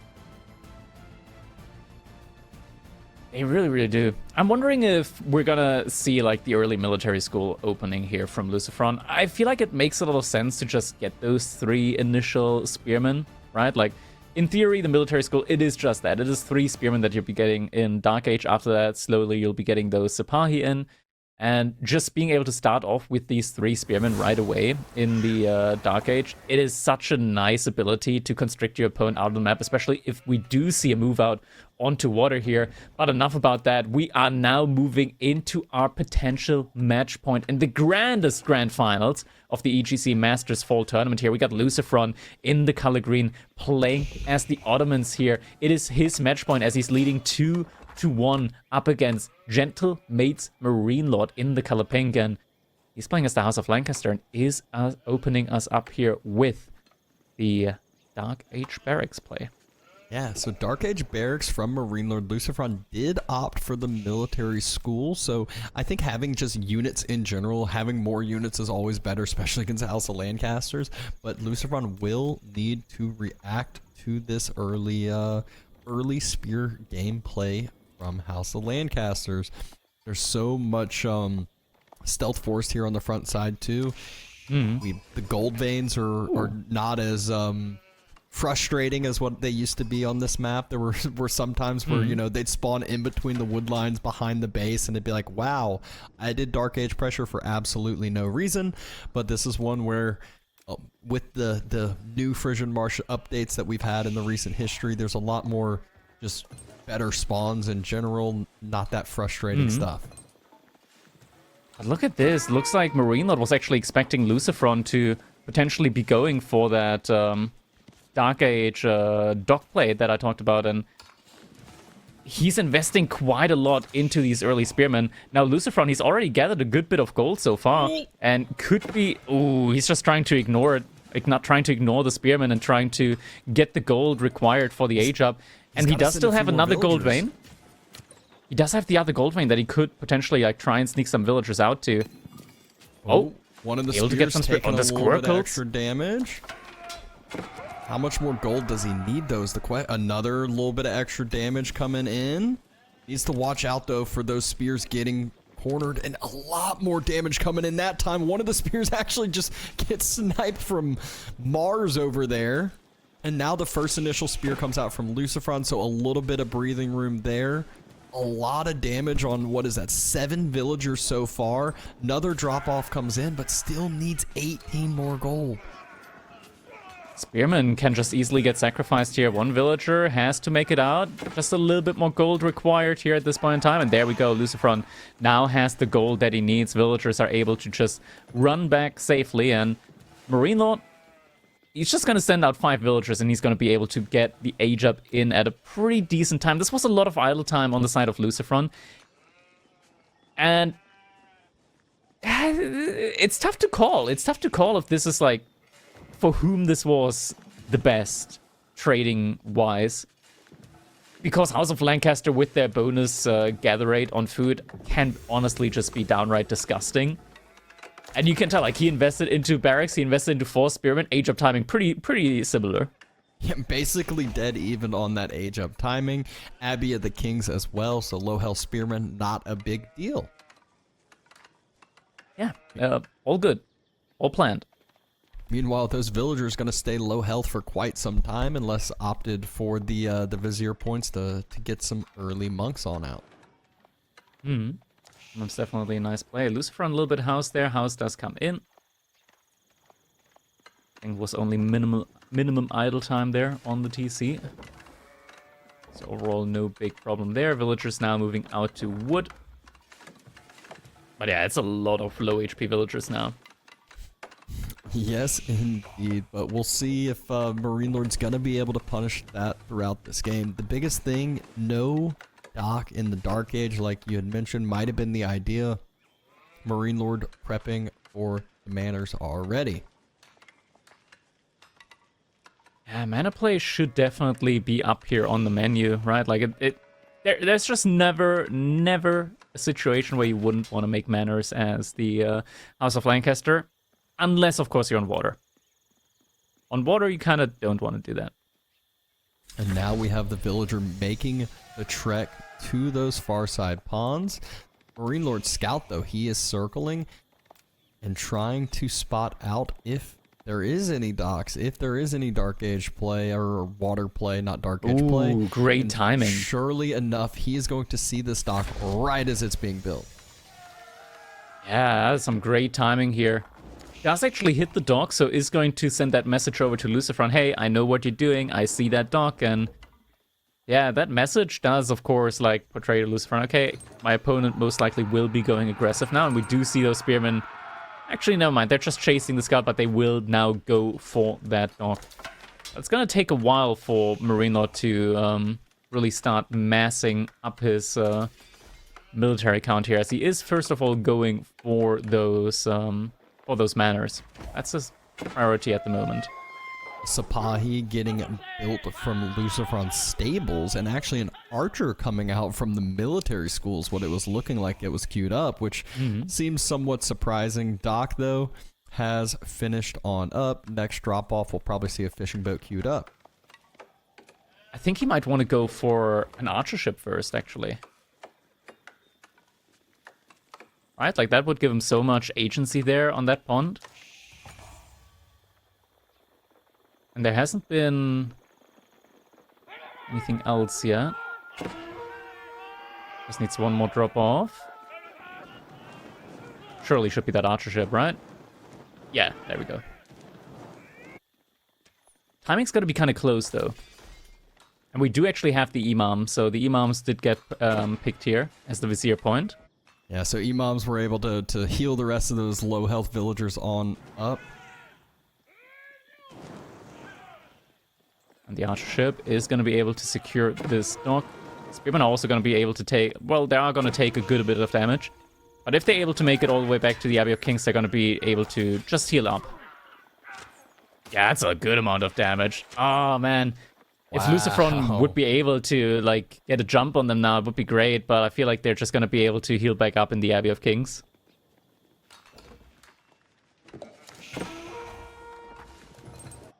More production buildings now coming in from MarineLorD, so we will be getting that full army composition from the House of Lancaster, Yeomen, Hobblers, and the Spearmen. The all-inclusive army composition from the House of Lancaster, and it's honestly quite the menace, and you will need a very large military of your own if you want to deal with that. Yeah. One of the big things that we've seen LucifroN do to kind of stall out some of these all-in pushes is just constantly circle with the mobile units, constantly hit reinforcing units, and that is exactly what he's going to probably try to do this game again with the Sipahi that he has built on up. Sipahi mass is something that you always have to respect as the opponent of the Ottomans. Just because, like, it's such a high-value horseman, and once Fortitude gets activated, their attack speed is so absurd. Like, if you're not careful and your archer's out of position, you can lose your entire archer mass in less than 5 seconds. Yeah. Can get quite scary. And this is one where... You see an attempted raid come through. One of the villagers gets taken out. So really good job by LucifroN again and again. Just always just kind of finding these little pockets that MarineLorD hasn't been able to stay fully protected. And it's always so hard to do so. With your more immobile mass, you kind of have to keep it together. And then all of a sudden, as you push up with this mass like we're seeing, well, now the Sipahi circle and go for a flanking tactic. Or, though, being pulled and snagged from MarineLorD. Yeah, MarineLorD just making use of... Also knowing that his military is such a strong point for him. Wait a second. This is quite difficult to see, but if we actually look at the back ponds for MarineLorD, LucifroN has stopped them. Whoa, did not notice that at all. So we saw a little sneak out, very greedy play, but very necessary play all of a sudden. There's 6 fishing boats. This is going to give LucifroN that extra income he needs to potentially match this this aggression that is coming out. It's another dock coming down. Another dock indeed, and LucifroN right now, he is producing or trying to produce mass archers here behind this. Sipahi is still trying to keep the army back from MarineLorD, but it's getting kind of scary, right? Like, MarineLorD does already have, like, this very large army mass. No blacksmith upgrades yet in for him, but I feel like that's just a matter of time here. And MarineLorD, he is just pushing further forward, while the Sipahi from LucifroN are still all the way in the back, and there we see the torches coming out, and he's gonna really start pressuring the base now from LucifroN. Yeah. LucifroN, though, he can, as long as he can kind of be tucked up in that corner, can still continue to pump out those archers, can still rely on these fishing boats for the food, can still get a few more Sipahi with that extra food he has to hit more reinforcing units, not allow MarineLorD to really get the rest of that mass that he's trying to build forward. MarineLorD, he's just macroing up to Castle Age behind this. Looking at the resources here, he's already 2 quarters up there and actually starts to reinvest again a little bit. This is dangerous, because I feel like both ways it is looking quite good for MarineLorD. Just military-wise, there isn't that much there yet for LucifroN. He's adding a market in the corner. Not sure if he wants to trade or if he wants to just even out some resource that he's got. Either way, at the moment, like, I'm quite fearful for LucifroN at the moment. Like, this is a very strong and nasty army that MarineLorD already has prepared for him. And MarineLorD definitely looks like he is macroing up to that castle, like you mentioned. There's still bits of pieces of investment, but it's one that he's got a huge military lead. He's got resources in the bank. And LucifroN, while he does have 10 fishing boats out and about, he really needs that to turn into more military. Yeah, there's still a lot of villagers on the gold there, but MarineLorD, like, the thing is, of course, like, Hobolas do cost a good amount of gold as well. And yeah, this isn't a Castle Age play from him. He does want to reinvest into units. Villagers just jumping inside the outpost there on the board, at least causing a little bit of idle time and also forcing the army a little bit back here from MarineLorD. And MarineLorD doesn't know yet about this dock play from LucifroN on the other side of the map. And this is what's so great about this at the moment, because MarineLorD thinks that, oh yeah, this is just 1 pond that my opponent has. That's not bad. I still have 3 manors. But it's not just that. There's a lot more than just that. You're right.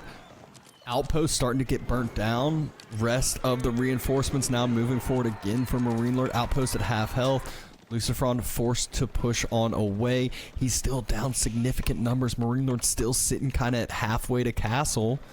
But LucifroN, he's still getting time. And time is what he needs. Good job in the stealth forest here. Able to at least get a little bit of damage, although damage doesn't... Oh, the Yeoman!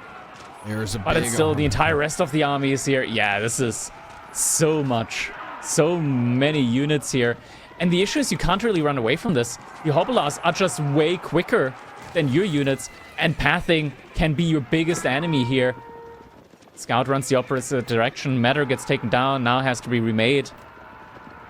But looks like LucifroN was able to get away with the majority of the spy here. That is such a dangerous situation there, but you can't get too close to the shoreline there because you don't want to show your opponent that you're fishing inside of their pond. Yeah, inside of their pond. They're 5 ponds so far. I think now is the moment in time where MarineLorD really wants to go to the next age. He just put 19 villagers on gold. Wait, is this a Castle Age move now? Because he doesn't have any more food. What's going on? Is he just trying to... Does he have a market? Is he just trying... Never mind. He's moving out to food there. Okay. I was like, maybe he's just like trying to buy units now. Like he ran out of food. That was just a lot of villagers moving out now. He does still have a lot of villagers on food, but he is going to hit Castle Age very, very soon. And he's not allowing LucifroN any access to the gold inside of his base. So LucifroN right now, he's going to be slow to react to an age up time. And he needs to take a fight before the upgrades come in for MarineLorD. Yeah, it definitely will end up being stuck in castle or in feudal for quite a little bit. Hard to get to Castle Age up. Okay. This is at least gonna tell LucifroN what's going on here. Oh, quickly, but it's also gonna tell MarineLorD what's going on. I don't think it's going to be in time, but this now tells LucifroN, hey, my opponent's aging up, and he's immediately sending 13 villagers out to gold. 13 villagers so out message to gold received indeed. Loud and clear. Military 2 has started to stabilize, starting to push forward a little bit. Numbers aren't You know, why quite make as it 13? bad. Why make it 13? Why not, like, 20 villagers? Oh, we got the Matter Vizier point. 25 villagers on gold. There we go. He knows how fast he needs that. I mean, he doesn't need them on food. He's got all the fishing boats on food. He's good to go. Boar finally denied, but that boar has more than paid off at this point. But he does force the army from MarineLorD back, so value definitely still gained. And if those villagers go for the shoreline fish, it's one demo. One demo is all that it takes. 80 oh my god. Okay, MIA starting to be queued up. 16 villagers. And he's got the resources for it. MIA. Okay, MarineLorD realizes. MarineLorD realizes, okay, maybe I don't want to be here. He sends other villagers are moving up. Oh. Yeah. They're going. Okay, they're going for it. They are actually going for it. Okay, never mind. They're not. Okay, yeah. So dangerous. This is actually so dangerous. Huge detriment to MarineLorD, though. He pulled off all of those deer, just about all of those villagers. It showed how much food he wanted to end up getting, and now he's not getting that food. Behind this Hobbler mass. Hobbler mass trying to start burning down those docks. That could be pretty big for MarineLorD, but the Sipahi mass is still out and about. Veterancy upgrades are coming in behind all of this as well. Yeah. And starting to feel like MarineLorD just slipped up a little bit here on the timing. We're also seeing Springles coming in here from LucifroN, from the MIA. And now all of these docks will get burnt down. So all of that investment now going away, but he has gotten more than enough food and denied quite a bit of food from MarineLorD's side as well. It's so much. Can we check, like, sporadically these shoreline fishing spots? Yeah. Yeah. Just how much food is remaining in them? 80. That was the middle one. Oh my god! Nice demo ship. Make it another. Make it another. And there is one in queue. You can see MarineLorD has to be patient about this one. Now a fight being taken. Army now does not. There's so many units that we're trying to deal with the docks now. There's a great engagement here for LucifroN, as long as he doesn't step up too far into the outpost, into the White Tower range. Yeah. And look at MarineLorD just ran out of his initial gold too, moving out to that front side gold with no protection over there. Sipahi could turn. They could just fall back away and go deal damage over there. But numbers are now dead even. And as far as the military goes. There's still these 4 Lords of Lancaster in there. And LucifroN, he looks hesitant when it comes to taking this engagement. Last matter on the map remaining. And yeah, LucifroN, he's losing his armies way too quickly. Yeah, the numbers were even, but then all of a sudden you blink and MarineLorD's up 12, 15, continuing to snipe down units as they run away, even with the meta movement speed bonus. And this is crazy, even though LucifroN still has such a big value lead, he can't make it work because of these Lords of Lancaster. Just so much HP gained there for the military. It is so crazy. It's just too strong. House of Lancaster, even with the sneaky dock play, even with all of the huge benefit. A Springle now stuck in the middle of nowhere. Attempted Wololo coming in. Trying to save the Springled as well. And he does. But the last Meter is getting taken down. No more Imam. No more Meter. And LucifroN forced all the way back into his base. But nothing really there. Another Wololo comes in.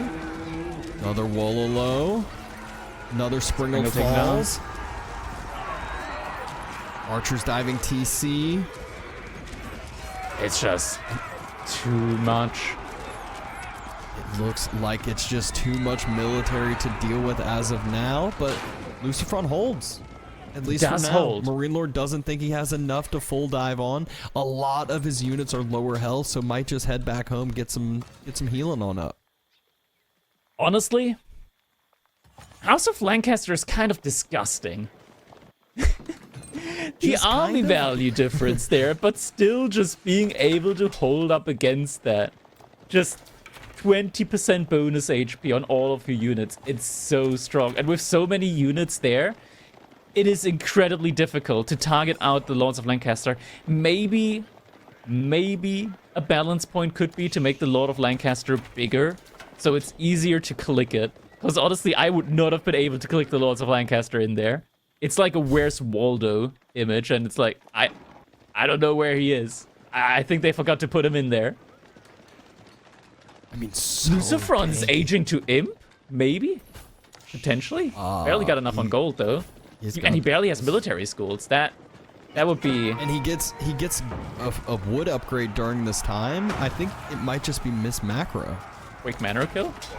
That's pretty neat. 3,000 food in the bank. Just sell some of it now. He has the market. He could. He surely could. Let's see. Does he... Okay, this is odd. This is odd. He's got 32. Nothing is in queue. He's got 32 villagers on wood. He could pump out so many Sipahi at the moment. What's going on? I think it is the Imperial Age play. It's just... questionable, to say the least. Very questionable. To say the least, for sure. He is still keeping MarineLorD's army somewhat at bay with the Sipahi. But this is so greedy. This is so unbelievably greedy that I'm at a loss for words. Yeah, I mean, the Sipahi... And it is the Istanbul Observatory. My god. Okay. Follow up. You gotta buy stone, or you gotta get the stone. You gotta immediately get the military schools in. This is so unbelievably greedy. Oh my god. Yeah, he already has 8 on stone. Quick wall attempting to go in for MarineLorD. MarineLorD does have to evacuate, bring his army back yet again. Galley, though, still here, still able to help defend a little bit, but those pawns are small. MarineLorD should be able to burn the rest of that down. And LucifroN with the Sipahi is just killing... Oh, I love what LucifroN's doing. He's only aging up with 7 villagers. He's slowly aging up. Because he knows the second that age up gets shown, he's gonna get Gigadove. Gigadove. Yeah, so he needs the time, and look at where he's pulling MarineLorD's army. Literally the farthest side of the map. A demo play attempted, not quite able to connect. But the army, it's so far away from LucifroN's base that it actually gives him time. Sipahi going back in again, causing a little bit more idle time. So many villagers of MarineLorD are on that shoreline fish. I think MarineLorD might be in a... Well, actually, he's going to be able to match up the Imperial Age himself now in just a second. Both players just going up to Imp here is kind of crazy. But yeah, Imperial Age has been reached. MarineLorD, though, he's not far behind, as you mentioned, and just needs a little bit more gold, and we're about to be entering demon territory here, but a good raid coming in at the same time from LucifroN. LucifroN with the Sipahi has been playing like a demon. All of these horsemen, it feels like he like loses trades or takes a lot of damage, but it just is keeping him alive. Oh, Demo moved away.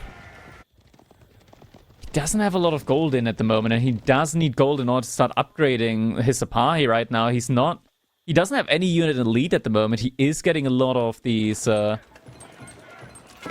Janissaries in. But they are very expensive.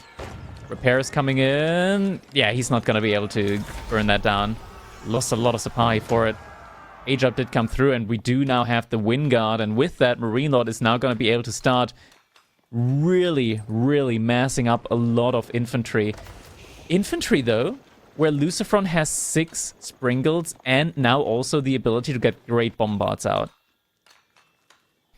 Yeah, and I mean, Great Bombard is in queue in the MIA, so we'll slowly get those free, although it takes quite a bit of time. But like, LucifroN has just done such a good job of not allowing MarineLorD to actually move forward with his army mass. Every time he does, all of a sudden there's a mass of Sipahi behind him. Scottish behind this also helping out immensely. Now, the idea between like the late game, between Ottoman and House of Lancaster, it's honestly quite messed up. Because in theory, right, like, what does House of Lancaster get a lot of in Imperial Age? It's yeomen and spearmen from the Wind Guard. You just mass these trash units. In theory, LucifroN in this late game wants to make Janissaries and Sipahi, both of these units get countered out quite hard by mass spearmen and mass yeomen. And with the volley ability, the yeomen should be able to do incredibly well up against the Janissaries. But what happens when there's siege on the other side to come in too? Is that That's enough the to wild bridge the card. gap and make the difference? Only 3 spears here to deal with the rest of the supply That's not mass. enough. MarineLorD's been struggling on the gold a little bit. Every time he tries to move out onto the gold, there's usually a few villagers picked on off. And this one wasn't just a few villagers. LucifroN finally able to make a pretty big connection there. Yeah. MarineLorD was able to get back up to the 9, or rather did just manage to reach the 9 manor count, so is now kind of like fully boomed up as a House of Lancaster player at this point in time. But even more villagers, I think, I think LucifroN just killed even more villagers. Looking at the economy count, like that wasn't just that one dive there, right? Was it? I think it was. I mean, that was like 7 or 8 villagers. So I think so. Thought that maybe at the frontline gold there were more villagers that did go down. MarineLorD really trying to start protect. Oh, at the same time though, it looks like LucifroN's also about to lose some villagers. Yeah, it's a big amount. More than a few as well. About 7, 8 villagers go down. Demo ship able to get a little bit of damage onto some of those units, but not as much as what he would have liked. Yeah. We're currently sitting at a calm and comfortable 66 spearmen for MarineLorD. On the other side, though, we got 6 Springles and now also Great Bombards. Yeah, and he did just swap the MI back over to Springles after that first Great Bombard came out, so he's definitely relying on this siege mass, and it's also one with that many siege units. It's pretty hard to take it down with a person who can micro it correctly, can really just full vizier point options as well, but can really just body block a lot of that siege, get a lot of pierce. Oh my god. Insanely big damage just being done there. Yeomen moving forward, they want to get onto the Springles. Kinda difficult for them to do so though. 120 military here for MarineLorD, but LucifroN still holding up against it. Yeah, I mean, the siege is really what's proven to be the difference there. Hobolas are such a meme, dude. They're kind of getting... They're getting slaughtered by so few Sipahi. Trade. Yeah, I was about to say, not the most efficient trade here. They will take out they're the still rest of those winning, Sipahi, but a lot of those. It was a lot for a little. Yeah. The Janissaries are still not elited up yet. There's still Castle Age Janissaries. Springles, though, still just able to continue to fire without many units on that front side. Great Bombard, too. MarineLorD needs to be careful about grouping his unit, really needs to use that spread formation, and instead he just splits up a couple different groups, spreads on around. Close fight, but it's just so many units from the House of Lancaster. Springles evaporated. More Springles coming in, though. The mass is still there. Matter does get taken down, but most importantly, the Lords of Lancaster have been taken out of the equation. And that's such a huge pickup to LucifroN. He's dead even as far as the military numbers go for the first time in such a long time. He's doing it. Dapson, he might be doing it here. He might just be doing it. This is match point. If he wins this, then he wins the tournament, the EGC Masters Fall, and he's in a prime position to do so. Yeah, farm transition has already come through for him quite a bit ago. He might need a few more, but even still, he doesn't need just food to produce units. He has free units coming. Sacred sites as well, forcing House of Lancasters to move out in a 10-minute period of time. Great Bombard should set up, hopefully here soon. And there we go. Still a lot of spearmen in again now. Yeah, Springle's taken down again. I feel like this time around the Sipahi don't want to stand there. No. Doesn't have as much of a military mass there anymore. It's Archers again. Just isn't able to remass up back as fast enough with the Wind Guard. He's still making Janissaries, but these are still Castle Age Janissaries. Oh no. Oh no, this could all just flip on its head so quickly here. He's trying to go for raids again. Look at the wood line though. All of the units for MarineLorD are pushing forward now. Is there a keep at home? Anything to protect himself? I don't think so. I don't think so, Dapson. This could be disaster. It looked so good for a second. Now it looks so bad. But oh my economy! MarineLorD spots my it God. out. He needs to run, but I mean, these are Sipahi. These are elite Sipahi. There's going to be so many villagers killed, but MarineLorD, he doesn't care. He's moving forward with his mass. He could have enough to end it himself. LucifroN dropped a second TC behind this dude we didn't see. Villager formation shuffling should just be removed right now. Like, what is that? How are the villagers able to outrun cavalry like that? I can't believe it, man. I cannot believe it.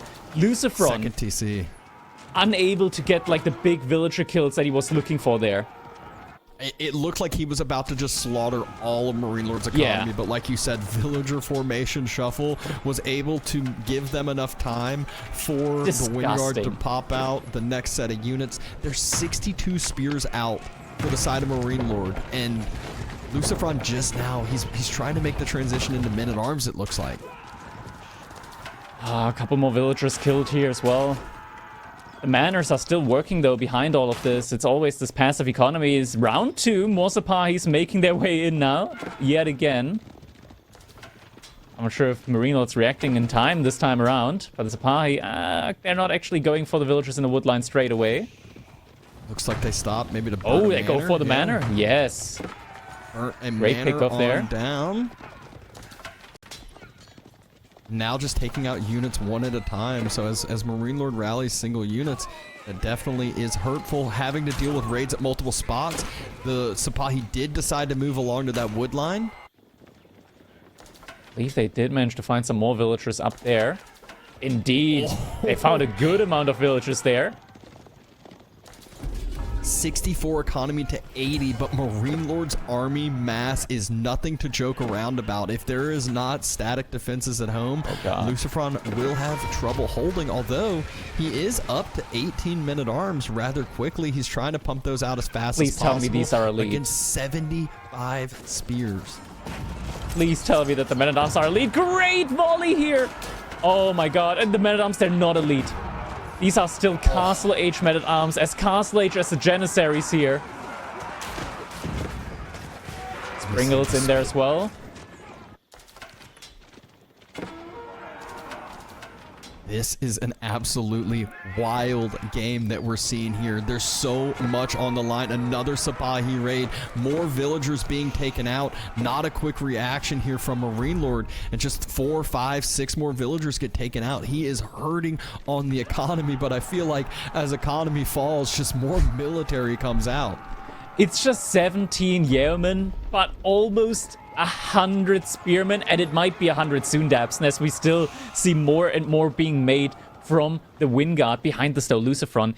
8 Springles, but 17 yeomen might just be enough to take them down. I'm sure that we also got silk bowstrings here behind this for MarineLorD, so should be having a lot of additional range on these yeomen as well.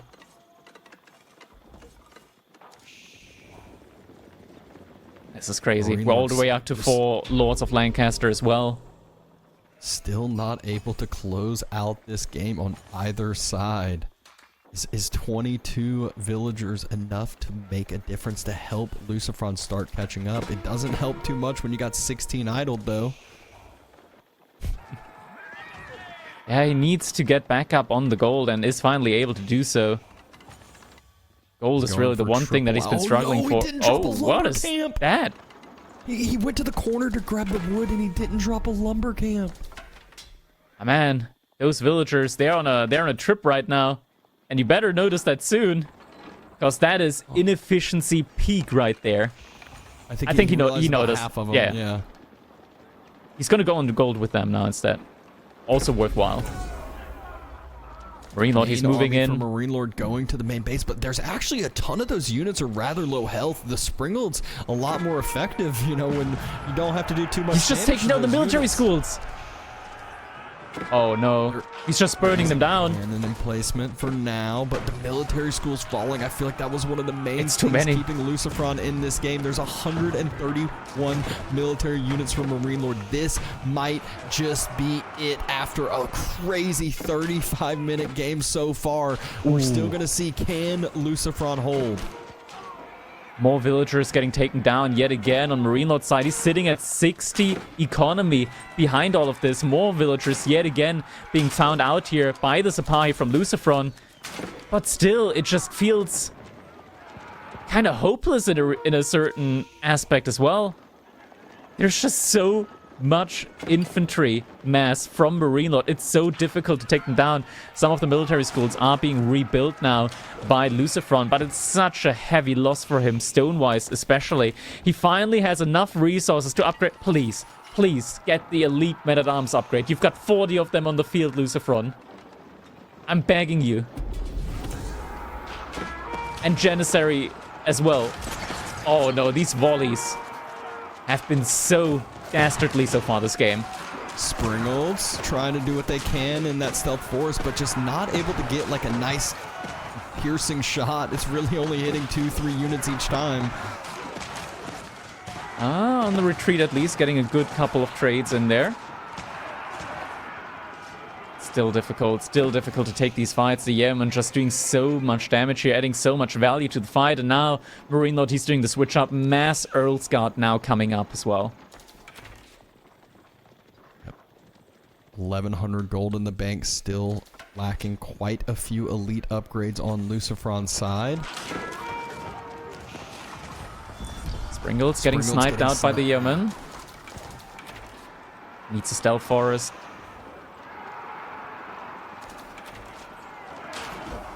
Men-at-arms going for it again. Trying to tank this up, trying to be that front line that they need to be. Sipahi going for another dive onto the farms. Onto the manors from the looks of it. Wants to just start burning them down again. We're getting the siege HP upgrade now. Still no elite on the men-at-arms. Dapston, I'm starting to get quite irritated here. Which one's worse, the elite men-at-arms or the fresh foodstuffs from earlier? Or the Castle Age Janissaries? I'm not sure which one is worse, but it's definitely hurting LucifroN a lot here at this point in the game. He does still have 30 Honestly, men-at-arms. The Springolds all just got taken out, basically, as the siege upgrade still hasn't come through. Maybe best to get rid of the Springolds and try and replace them with Great Bombards. At least those don't get sniped out easily by the Yeoman. Genuinely, and they still do great against this big mass of spearmen. Might genuinely be needed here, but income-wise, like, LucifroN's struggling here hard right now when it comes to remassing the military that he just lost. Yeah, I feel like this is the point. Like, look at MarineLorD's bank right now. He's fine with all of these trades. This is one of the benefits of massing all these trash units when he had 80-plus spears. It's one that he can remass those so easily without kind of having too big of a worry. Oh, villagers on the farming economy. Quite costly. Villagers not being pulled back yet. First Great Bombard shot coming in. And the volley! Dodges it in time. There's units inside the TC. This looks all but over now. It looked so close for both sides for so long, but MarineLorD, he's now on top of the TC. He's now burning down the farms, spreading his units out through all the eco. And LucifroN, he's only got 34 units to hold this, and I feel like half of those are raiding. We're getting the Elite Archer upgrade in now before we're getting the Elite Men-at-Arms or the Elite Janissary upgrade. LucifroN wants to go for the archers up against this many spearmen. Bombard coming out on the wrong side. No matter at the front side. I think this might be it. MarineLorD, he's evening it out. Game number 5. It is going the distance. All the nerves on the line. Oh my god. Baldlands. Oh my god. Elite Men-at-Arms. I can't believe it. That was an absolutely wild game number 3. Honestly, looking at the matchup, looking at, some of those positions that MarineLorD was in, it seemed like it was going to be over a lot sooner, but LucifroN able to make it so difficult for MarineLorD to kind of push forward with that immobile army. He kept getting punished, and now, we saw that happen time and time again in the previous games too, but we'll see what is in store for us on Bald Lands in just a second after watching some of these replays here. Oh man, these fights, like, Volley is still pretty good up against these unarmored units. We saw there, like, the Janissaries. Granted, they're still Castle Age, the Archers are still Castle Age. This was when the fights were still pretty good, right? Like when LucifroN still had a backline that did damage, but ever since the Janissaries and the Archers here got wiped out, I felt like LucifroN, he just never remasked the back line, and at that point in time, it just started getting worse and worse for him when it came to trades. Good splits here by MarineLorD as well, just making sure the Springles never get these optimal trading engagements in here. And honestly, it is kind of crazy. Every time I look at this, I see LucifroN having like double the military value, and these fights still feel like they favor MarineLorD. I mean, yeah, it is one though. Kind of, if you look at some of the like units that it's playing against, a lot of LucifroN's army was Sipahi. Meanwhile, MarineLorD had a huge melee mass. He had 53 spears, and so a lot of times, even though the fight's getting taken, if you're just moving with the Sipahi and getting hit by spears, even if he has the value, that's why he's falling faster. Mm-hmm. But Debson, looking at our next matchup here, we're going to be moving over to Boldland, as you said, and this time, this is like destiny for the final game in this best of 5, the final deciding game to crown the victor of EGC Masters Fall. We've got LucifroN on the Japanese, one of his favorite knight civilizations, and one that he is just absolutely excelling at. And MarineLorD, the French player on the French, we hailed him as like the knight champion way back. And he's up against the Spanish knight connoisseur, LucifroN, with a very good knight civilization as well. Man, this is actually just such a match made in heaven here for the last game of the tournament. Yeah, I am excited to see this game number 5 tied up series. This is hype to say the least. Oh man, shivers, dude. Absolute shivers right now. I see a lot of support in the chat for LucifroN here. Of course, it is always easy cheering for the underdog. It is one of those stories where we did have LucifroN winning up against MarineLorD in the winners final there. Obviously a performance that he can be incredibly happy with, and now we are at a match point between the two in the last game of the grand finals here yet again. If LucifroN's able to win this, he will, I believe this is his first S-tier victory, and man, what a victory. I believe this is like the 3rd tournament or like the 2nd S-tier after his return to the game. That is a great comeback story. Yeah, and I mean, if you think you're getting shivers, imagine the nerves that these players have going into this final game. I mean, obviously, been here plenty of times. They've been on, these big stages, big tournaments all of the time, but it still is hard to replicate that feeling. It's hard to know and, be ready to adapt. Sometimes that adrenaline hits you and all of a sudden you miss some upgrades. You don't get your elite men at arms. Sometimes you're not fully able to pay attention, but it is almost time. We have 4.5 minutes until we get into this grand finals, final match of the day. Yeah, and behind this, I mean, this is the moment in time now for players, or not players, but for the viewers to be able to use their EGC channel points as well, get the bets in, and it is so even right now in the betting section between the two, LucifroN and MarineLorD. It's almost 50-50 between the two. Just now tides shifted, just the scales shift a little bit, ever so slightly, but oh man, this is a very even set right now between the two, and what an exciting one to be watching. Like, all of these games so far have been very action-packed, and honestly, I'm all here for it. These water games as well, like, typically water can be quite boring. These players have made these water games anything but boring. Yeah, it's one of those where with water, it's just, you know, it almost feels like the old Castle Age meta where it was like, all right, let's wait 10 minutes and then let's start casting. It's kind of like water's the same way where it's like, all right, let them make their fishing boats, let them get going, and then all of a sudden, you know, Feudal Age hits and it is all hell breaks loose. Everything's all over the place, especially when we're talking about the Spanish bros with their mass demo ships. It's the water maps have definitely grown on me a little bit, and I will always say that Holy Island's typically been a fun one to cast, a fun one to watch, not always the other ones, but this is one where I think all the other water maps are starting to grow on me a little bit more too. 3 more minutes between us and the last game of the tournament, Daps, and I'm genuinely very excited. A little bit sad because it's about to be over. Another great tournament here on EGC. But equally happy because it happened. And what a great way to celebrate this tournament with all of you guys. And yeah, it's just... I'm just looking at this matchup again. French against Japan. What a nice matchup here for the last game in this tournament. Like, I'm so happy. I'm genuinely so happy about this one because like these two players, MarineLorD with the French, LucifroN with Japanese, that is such a perfect matchup. That is such a perfect matchup for the last game as well, man. I'm so happy that we're getting to see this one.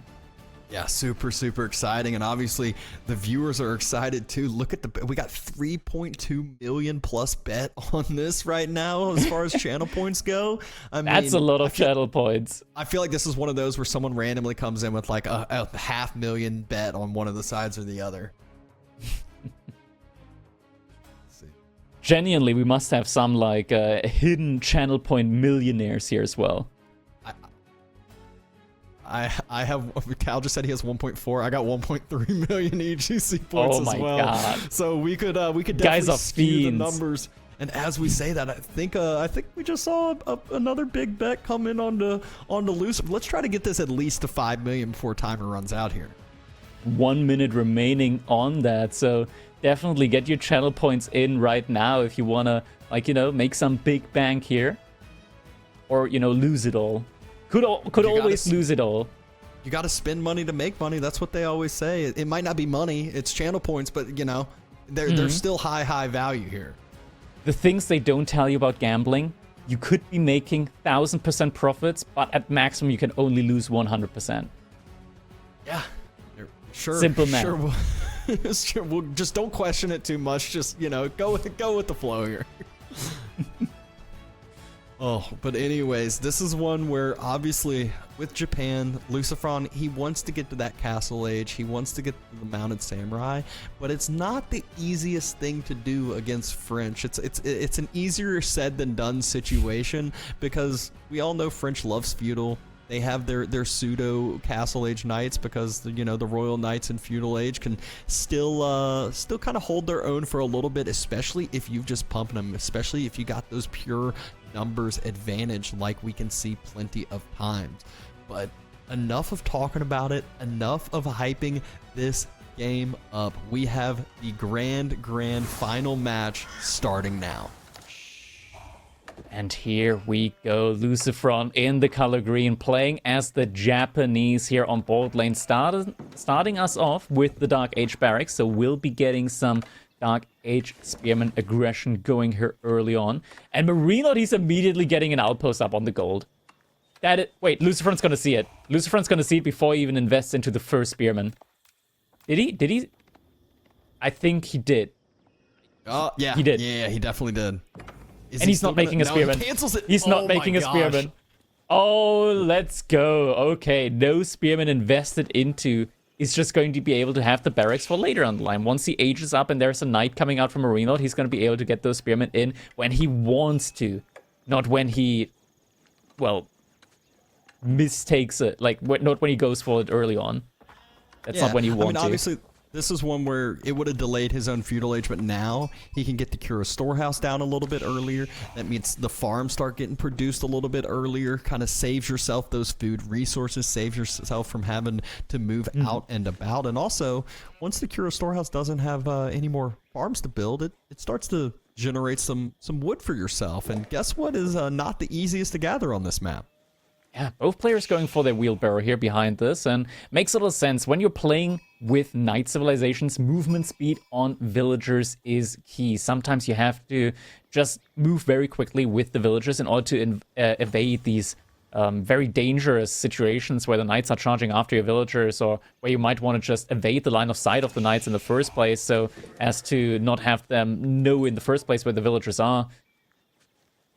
I like the outpost here down the line from MarineLorD anyways, though. Like, even if there aren't any spearmen coming out from LucifroN, you're gonna want this anyways against opponent, like the knights from your opponent, just to be able to very quickly garrison your villagers. It is not tucked up next to there, so he has to take a few steps, especially with the far side villagers, to get into that. So that could, you know, still allow LucifroN to pick up some damage here and there with charges and a swing right after. But if we're talking about a point where LucifroN's getting to raid the gold, getting mounted samurai on out, that means LucifroN's probably in a pretty good position as far as this matchup goes. Yeah. Sure enough, Cura storehouse is being built for villagers on it already.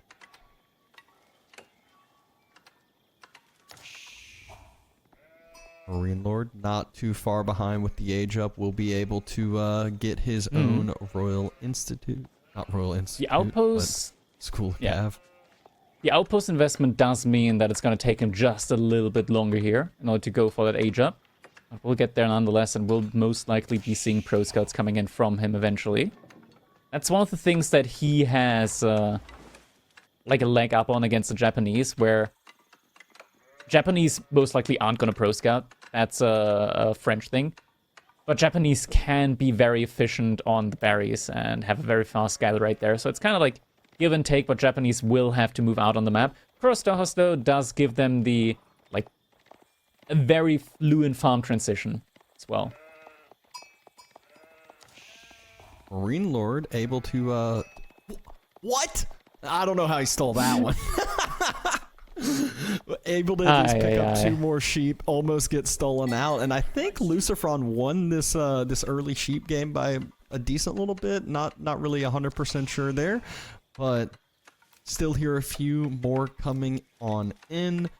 Feudal Age finishes though, very, very solid timing here, right at like 4 minutes and 20 seconds. Okay, nothing too crazy. Like 17 to 14, I think. Second Age wheelbarrow coming in.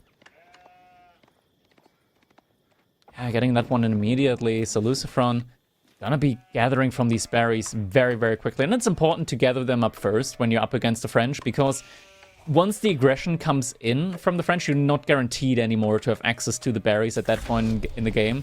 So better to be able to be on sheep then, rather than the berries. Or rather, like, not have access to the berries in the first place.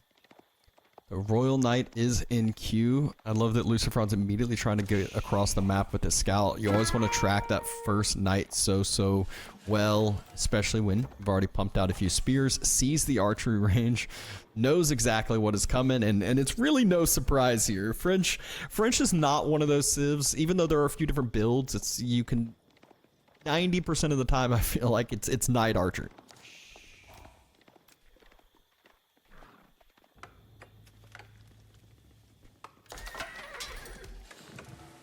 Here we go, horsemen coming out as well. So spears and horsemen here from LucifroN in this feudal age.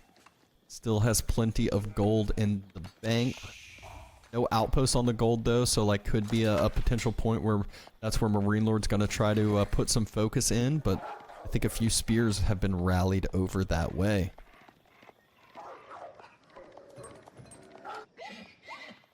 There was a spear on either side of the gold, so a charge from the knight not really going to be able to come through.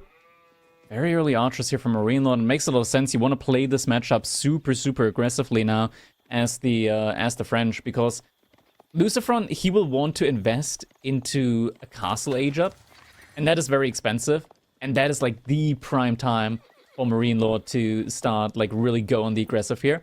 We're now getting a delayed pro scout play from MarineLorD, so he's got some military units out already, and is now going to go for the pro scouts play behind it. Yeah. Horseman has been spotted out, and so we know what LucifroN's going to try to do here is just, if MarineLorD moves forward with those knights, moves forward with those archers, just start to pick some of those reinforcing units on off.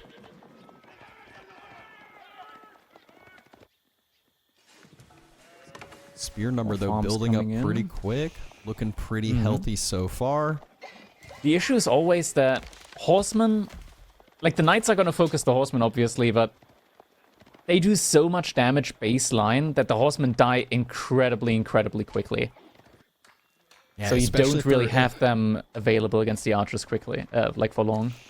Yeah, especially if the knights are able to get charges on into the horsemen without a spear brace at any point, it gets very scary. But we saw when LucifroN played French as well, if a few knights go down, it really just, the tempo turns completely to the opposite side. So you have to be so careful, especially when, you know, there's a decent bit of spearman mass. LucifroN already got 500 gold stacked up into the bank, though, was building an outpost on that gold. So this has given him the breathing room, it feels like, to, you know, yeah, MarineLorD's just now starting to get some of that deer in, starting to get some of that, you know, better food economy.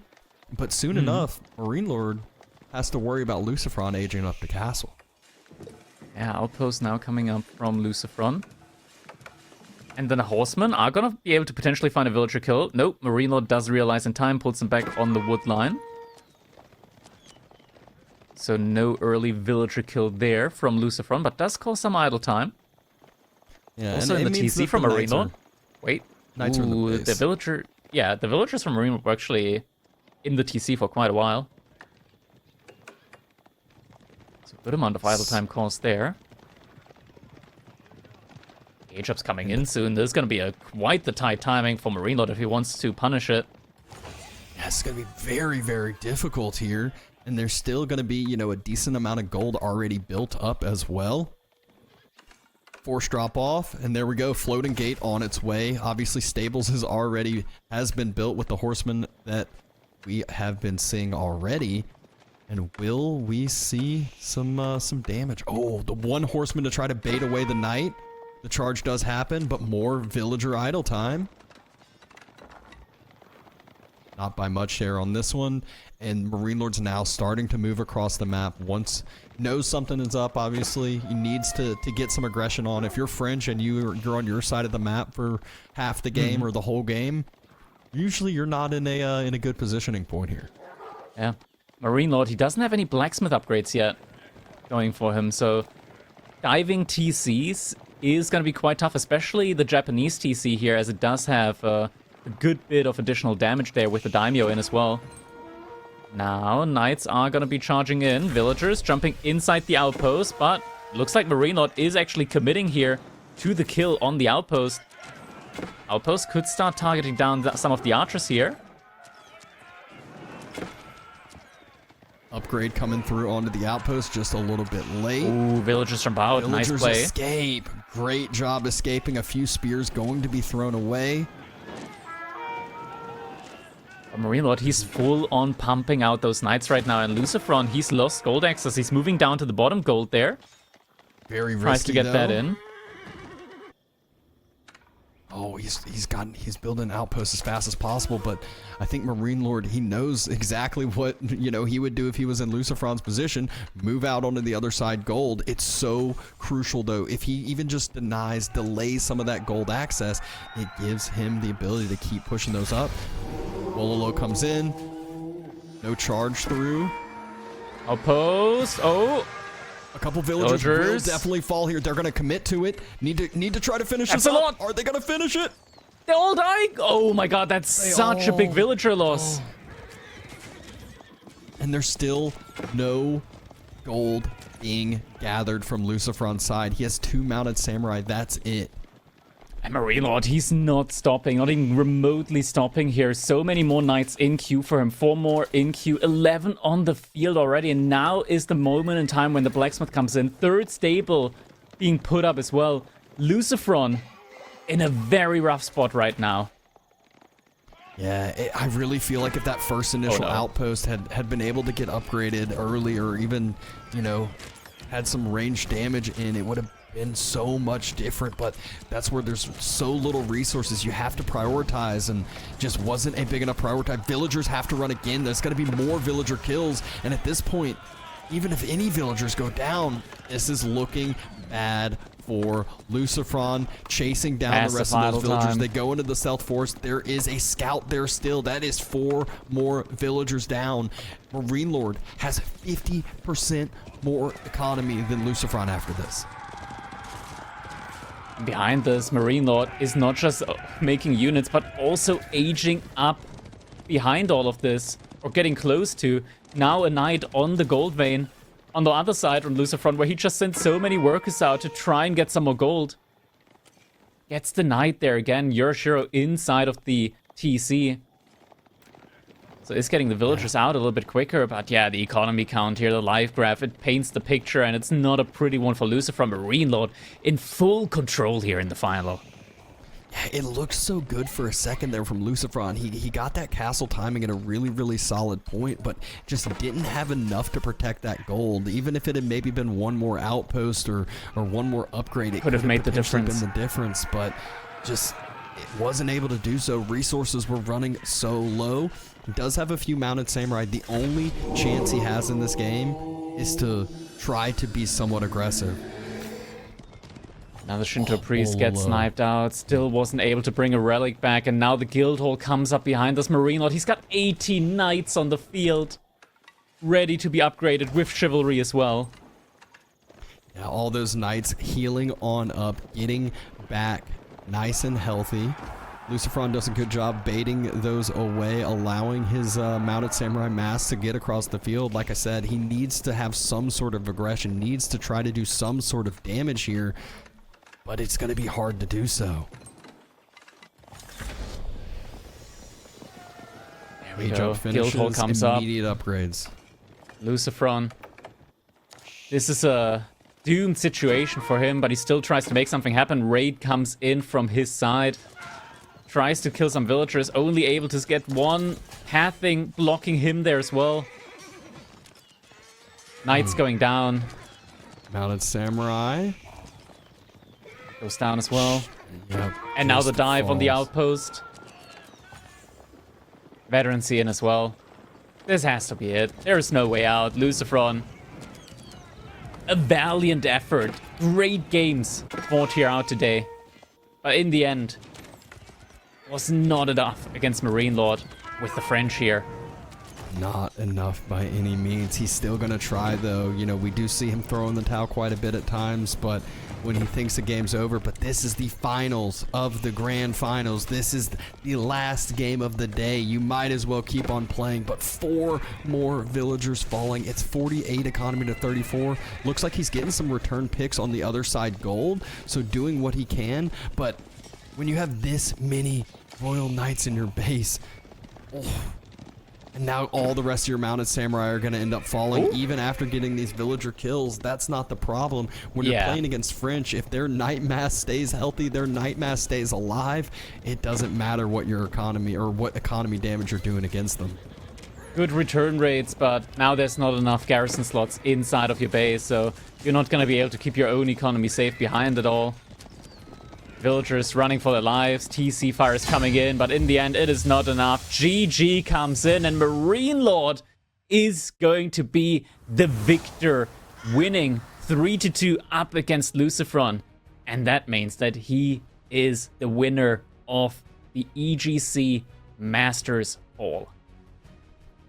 What an exciting series, though. It definitely lived up to the expectations. You know, LucifroN, he did not make it easy for MarineLorD. I'm sure MarineLorD was sweating over there, but proved to be #1. What a good last finish. Yeah, I mean, MarineLorD, he's just such a methodical player, and I know a lot of people were cheering for the underdog, right? And it looked almost like LucifroN was about to make it happen. In fact, it looks like our score, production here right now was a little bit too excited for LucifroN potentially making it. Wait, that was not in the script. MarineLorD able to win it 3-2 in the end. Man, this was a destruction in the last one, right? Like French with MarineLorD. It is honestly just his civilization at the end of the day. And he managed to make it happen up against the Japanese. What an exciting day. What an exciting series. I'm sure we're getting MarineLorD on for an interview here in just a bit, but what a tourney. As always, EGC living up to the expectations. We'll be looking forward to the next announcement, the next tournaments, the next series that we have at hand down the road. Absolutely. I mean, this is still far from over. There are still more tournaments coming in, but I believe it is time for us to get an interview with our victor here. So everybody, congratulations to MarineLorD. All right, MarineLorD, congratulations winning the EGC Masters Fall up against LucifroN. Man, some absolutely intense games here today. How are you feeling after that one? Probably exhausted.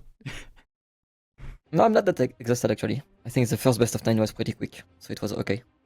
But, I mean, obviously it's pretty hard. LucifroN is very good and you have to think a lot all the time.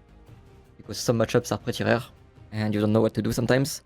You have to think beforehand and make the right call. So, pretty exhausting, but yeah, I'm fine. I'm used to the long finals. Used to long games. I mean, that's also where the experience really comes into play as well. And man, I'm just looking back at this. There were some really, really quick games here and there as well. Like we had the water game, of course, with Knights Templar up against English. I think that was probably one of the quickest water games that we've seen so far. But man, you played these games so incredibly methodical. So I gotta say, like, once again, congratulations. And man, there is no other player in the scene that uses archers quite like you do.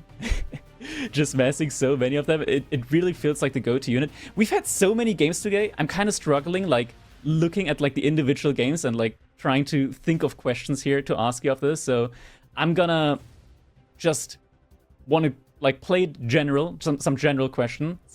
Okay. Obviously, LucifroN, he had a good amount of a break from the game overall, like your opponent there. He came back, and this time he really performed. Was that something that you overall just expected from him? Like, that great of a performance? Did you maybe even practice with him? What was your take on, like, LucifroN's performance there? Yeah, I'm not really surprised. I practice with pretty much everyone on the scene that plays this tournament. So LucifroN was one of them, and for sure in practice it was very close all the time. So, I mean, to be fair, like, most of the time when I start a tournament, when I play group stage, most of the time my win rate in practice is pretty bad. And then I play more and I scale up pretty much. But LucifroN was very good, I think, the whole time in practice. So obviously we didn't practice this week because we were playing.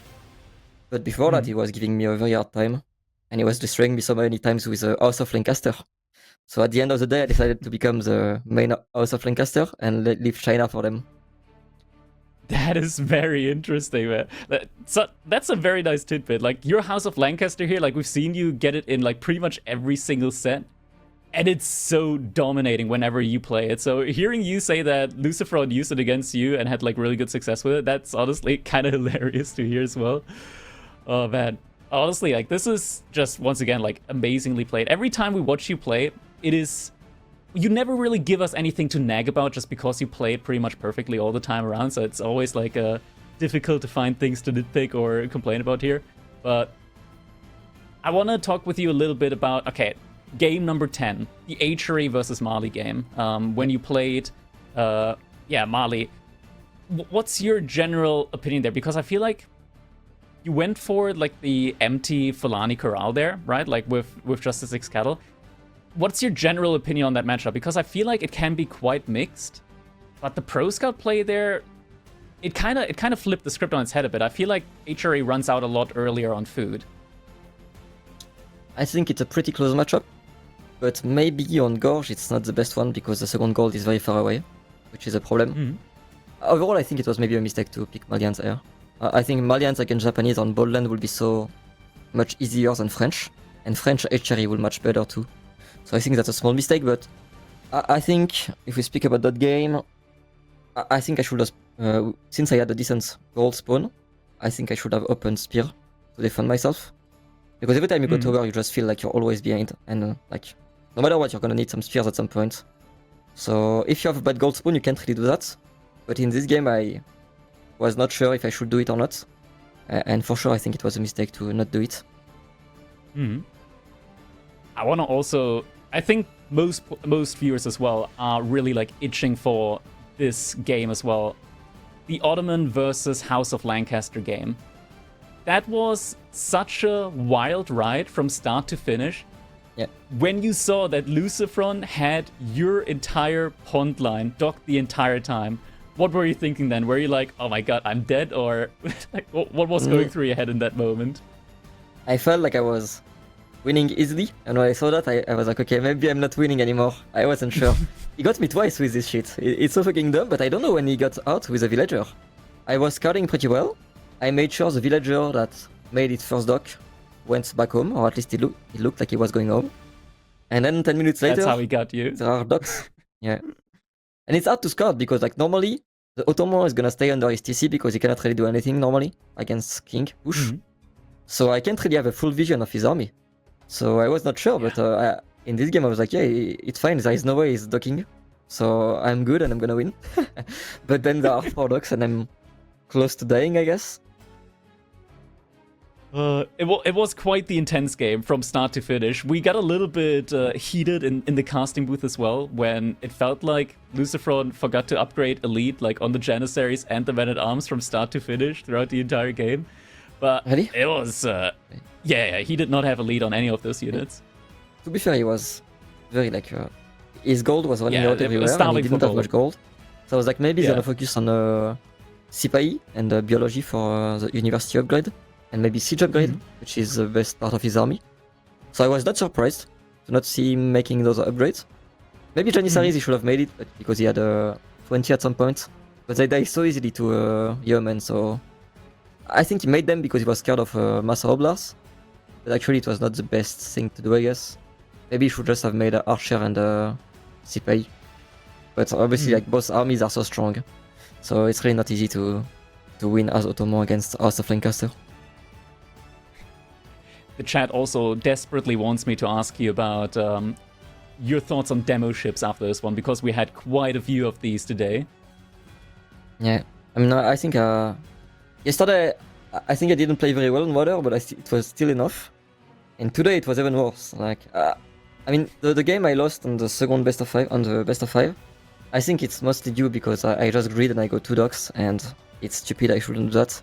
But I think if you go only 1 dock, you really have to hit a strong timing against English. Otherwise, you might just die because they have a very strong mid game in on water. So I just felt like, yeah, my opening was so bad. I have so much idle because of the king, and then it just he played very well, so I can't really ever come back into the game. But I mean, obviously demolition ship are weird because right now archer ship are pretty much bugged. So Yeah, like, they don't hit as many times as they should. It's it's definitely a If weird people situation. if people micro very well their demo ship, they're pretty underwhelming. But I still think like if you have a lot of Hulk and you micro very very well, I think this style is worse. But it's so hard to do, and I get it. Like sometimes you just want to play the things that are very strong and very easy to do, like House of Lancaster, for example. And it makes a lot of sense. So maybe I should have played the same style. I think I should just have made a few more demolition ship on every game, just like 2 or 3, to deny the big go in when he goes in with Hulk and demolition ship, and I can target properly. I think that was a key mistake. But obviously the start was pretty bad, so not easy. Yeah, it is a very big snowball unit. All right, Yeah. MarineLorD, once again, congratulations. I don't want to keep you here for too long. You've had a lot of games here today after all. Congratulations once again. And also, after all of your performances so far in the EGC Masters Series, you're going to be, of course, one of the players qualified immediately for the EGC Masters Finals, also coming the end of this year. So once again, congratulations, man. I'm going to let you rest and yeah, see ya in the next tournament. See ya, bye bye.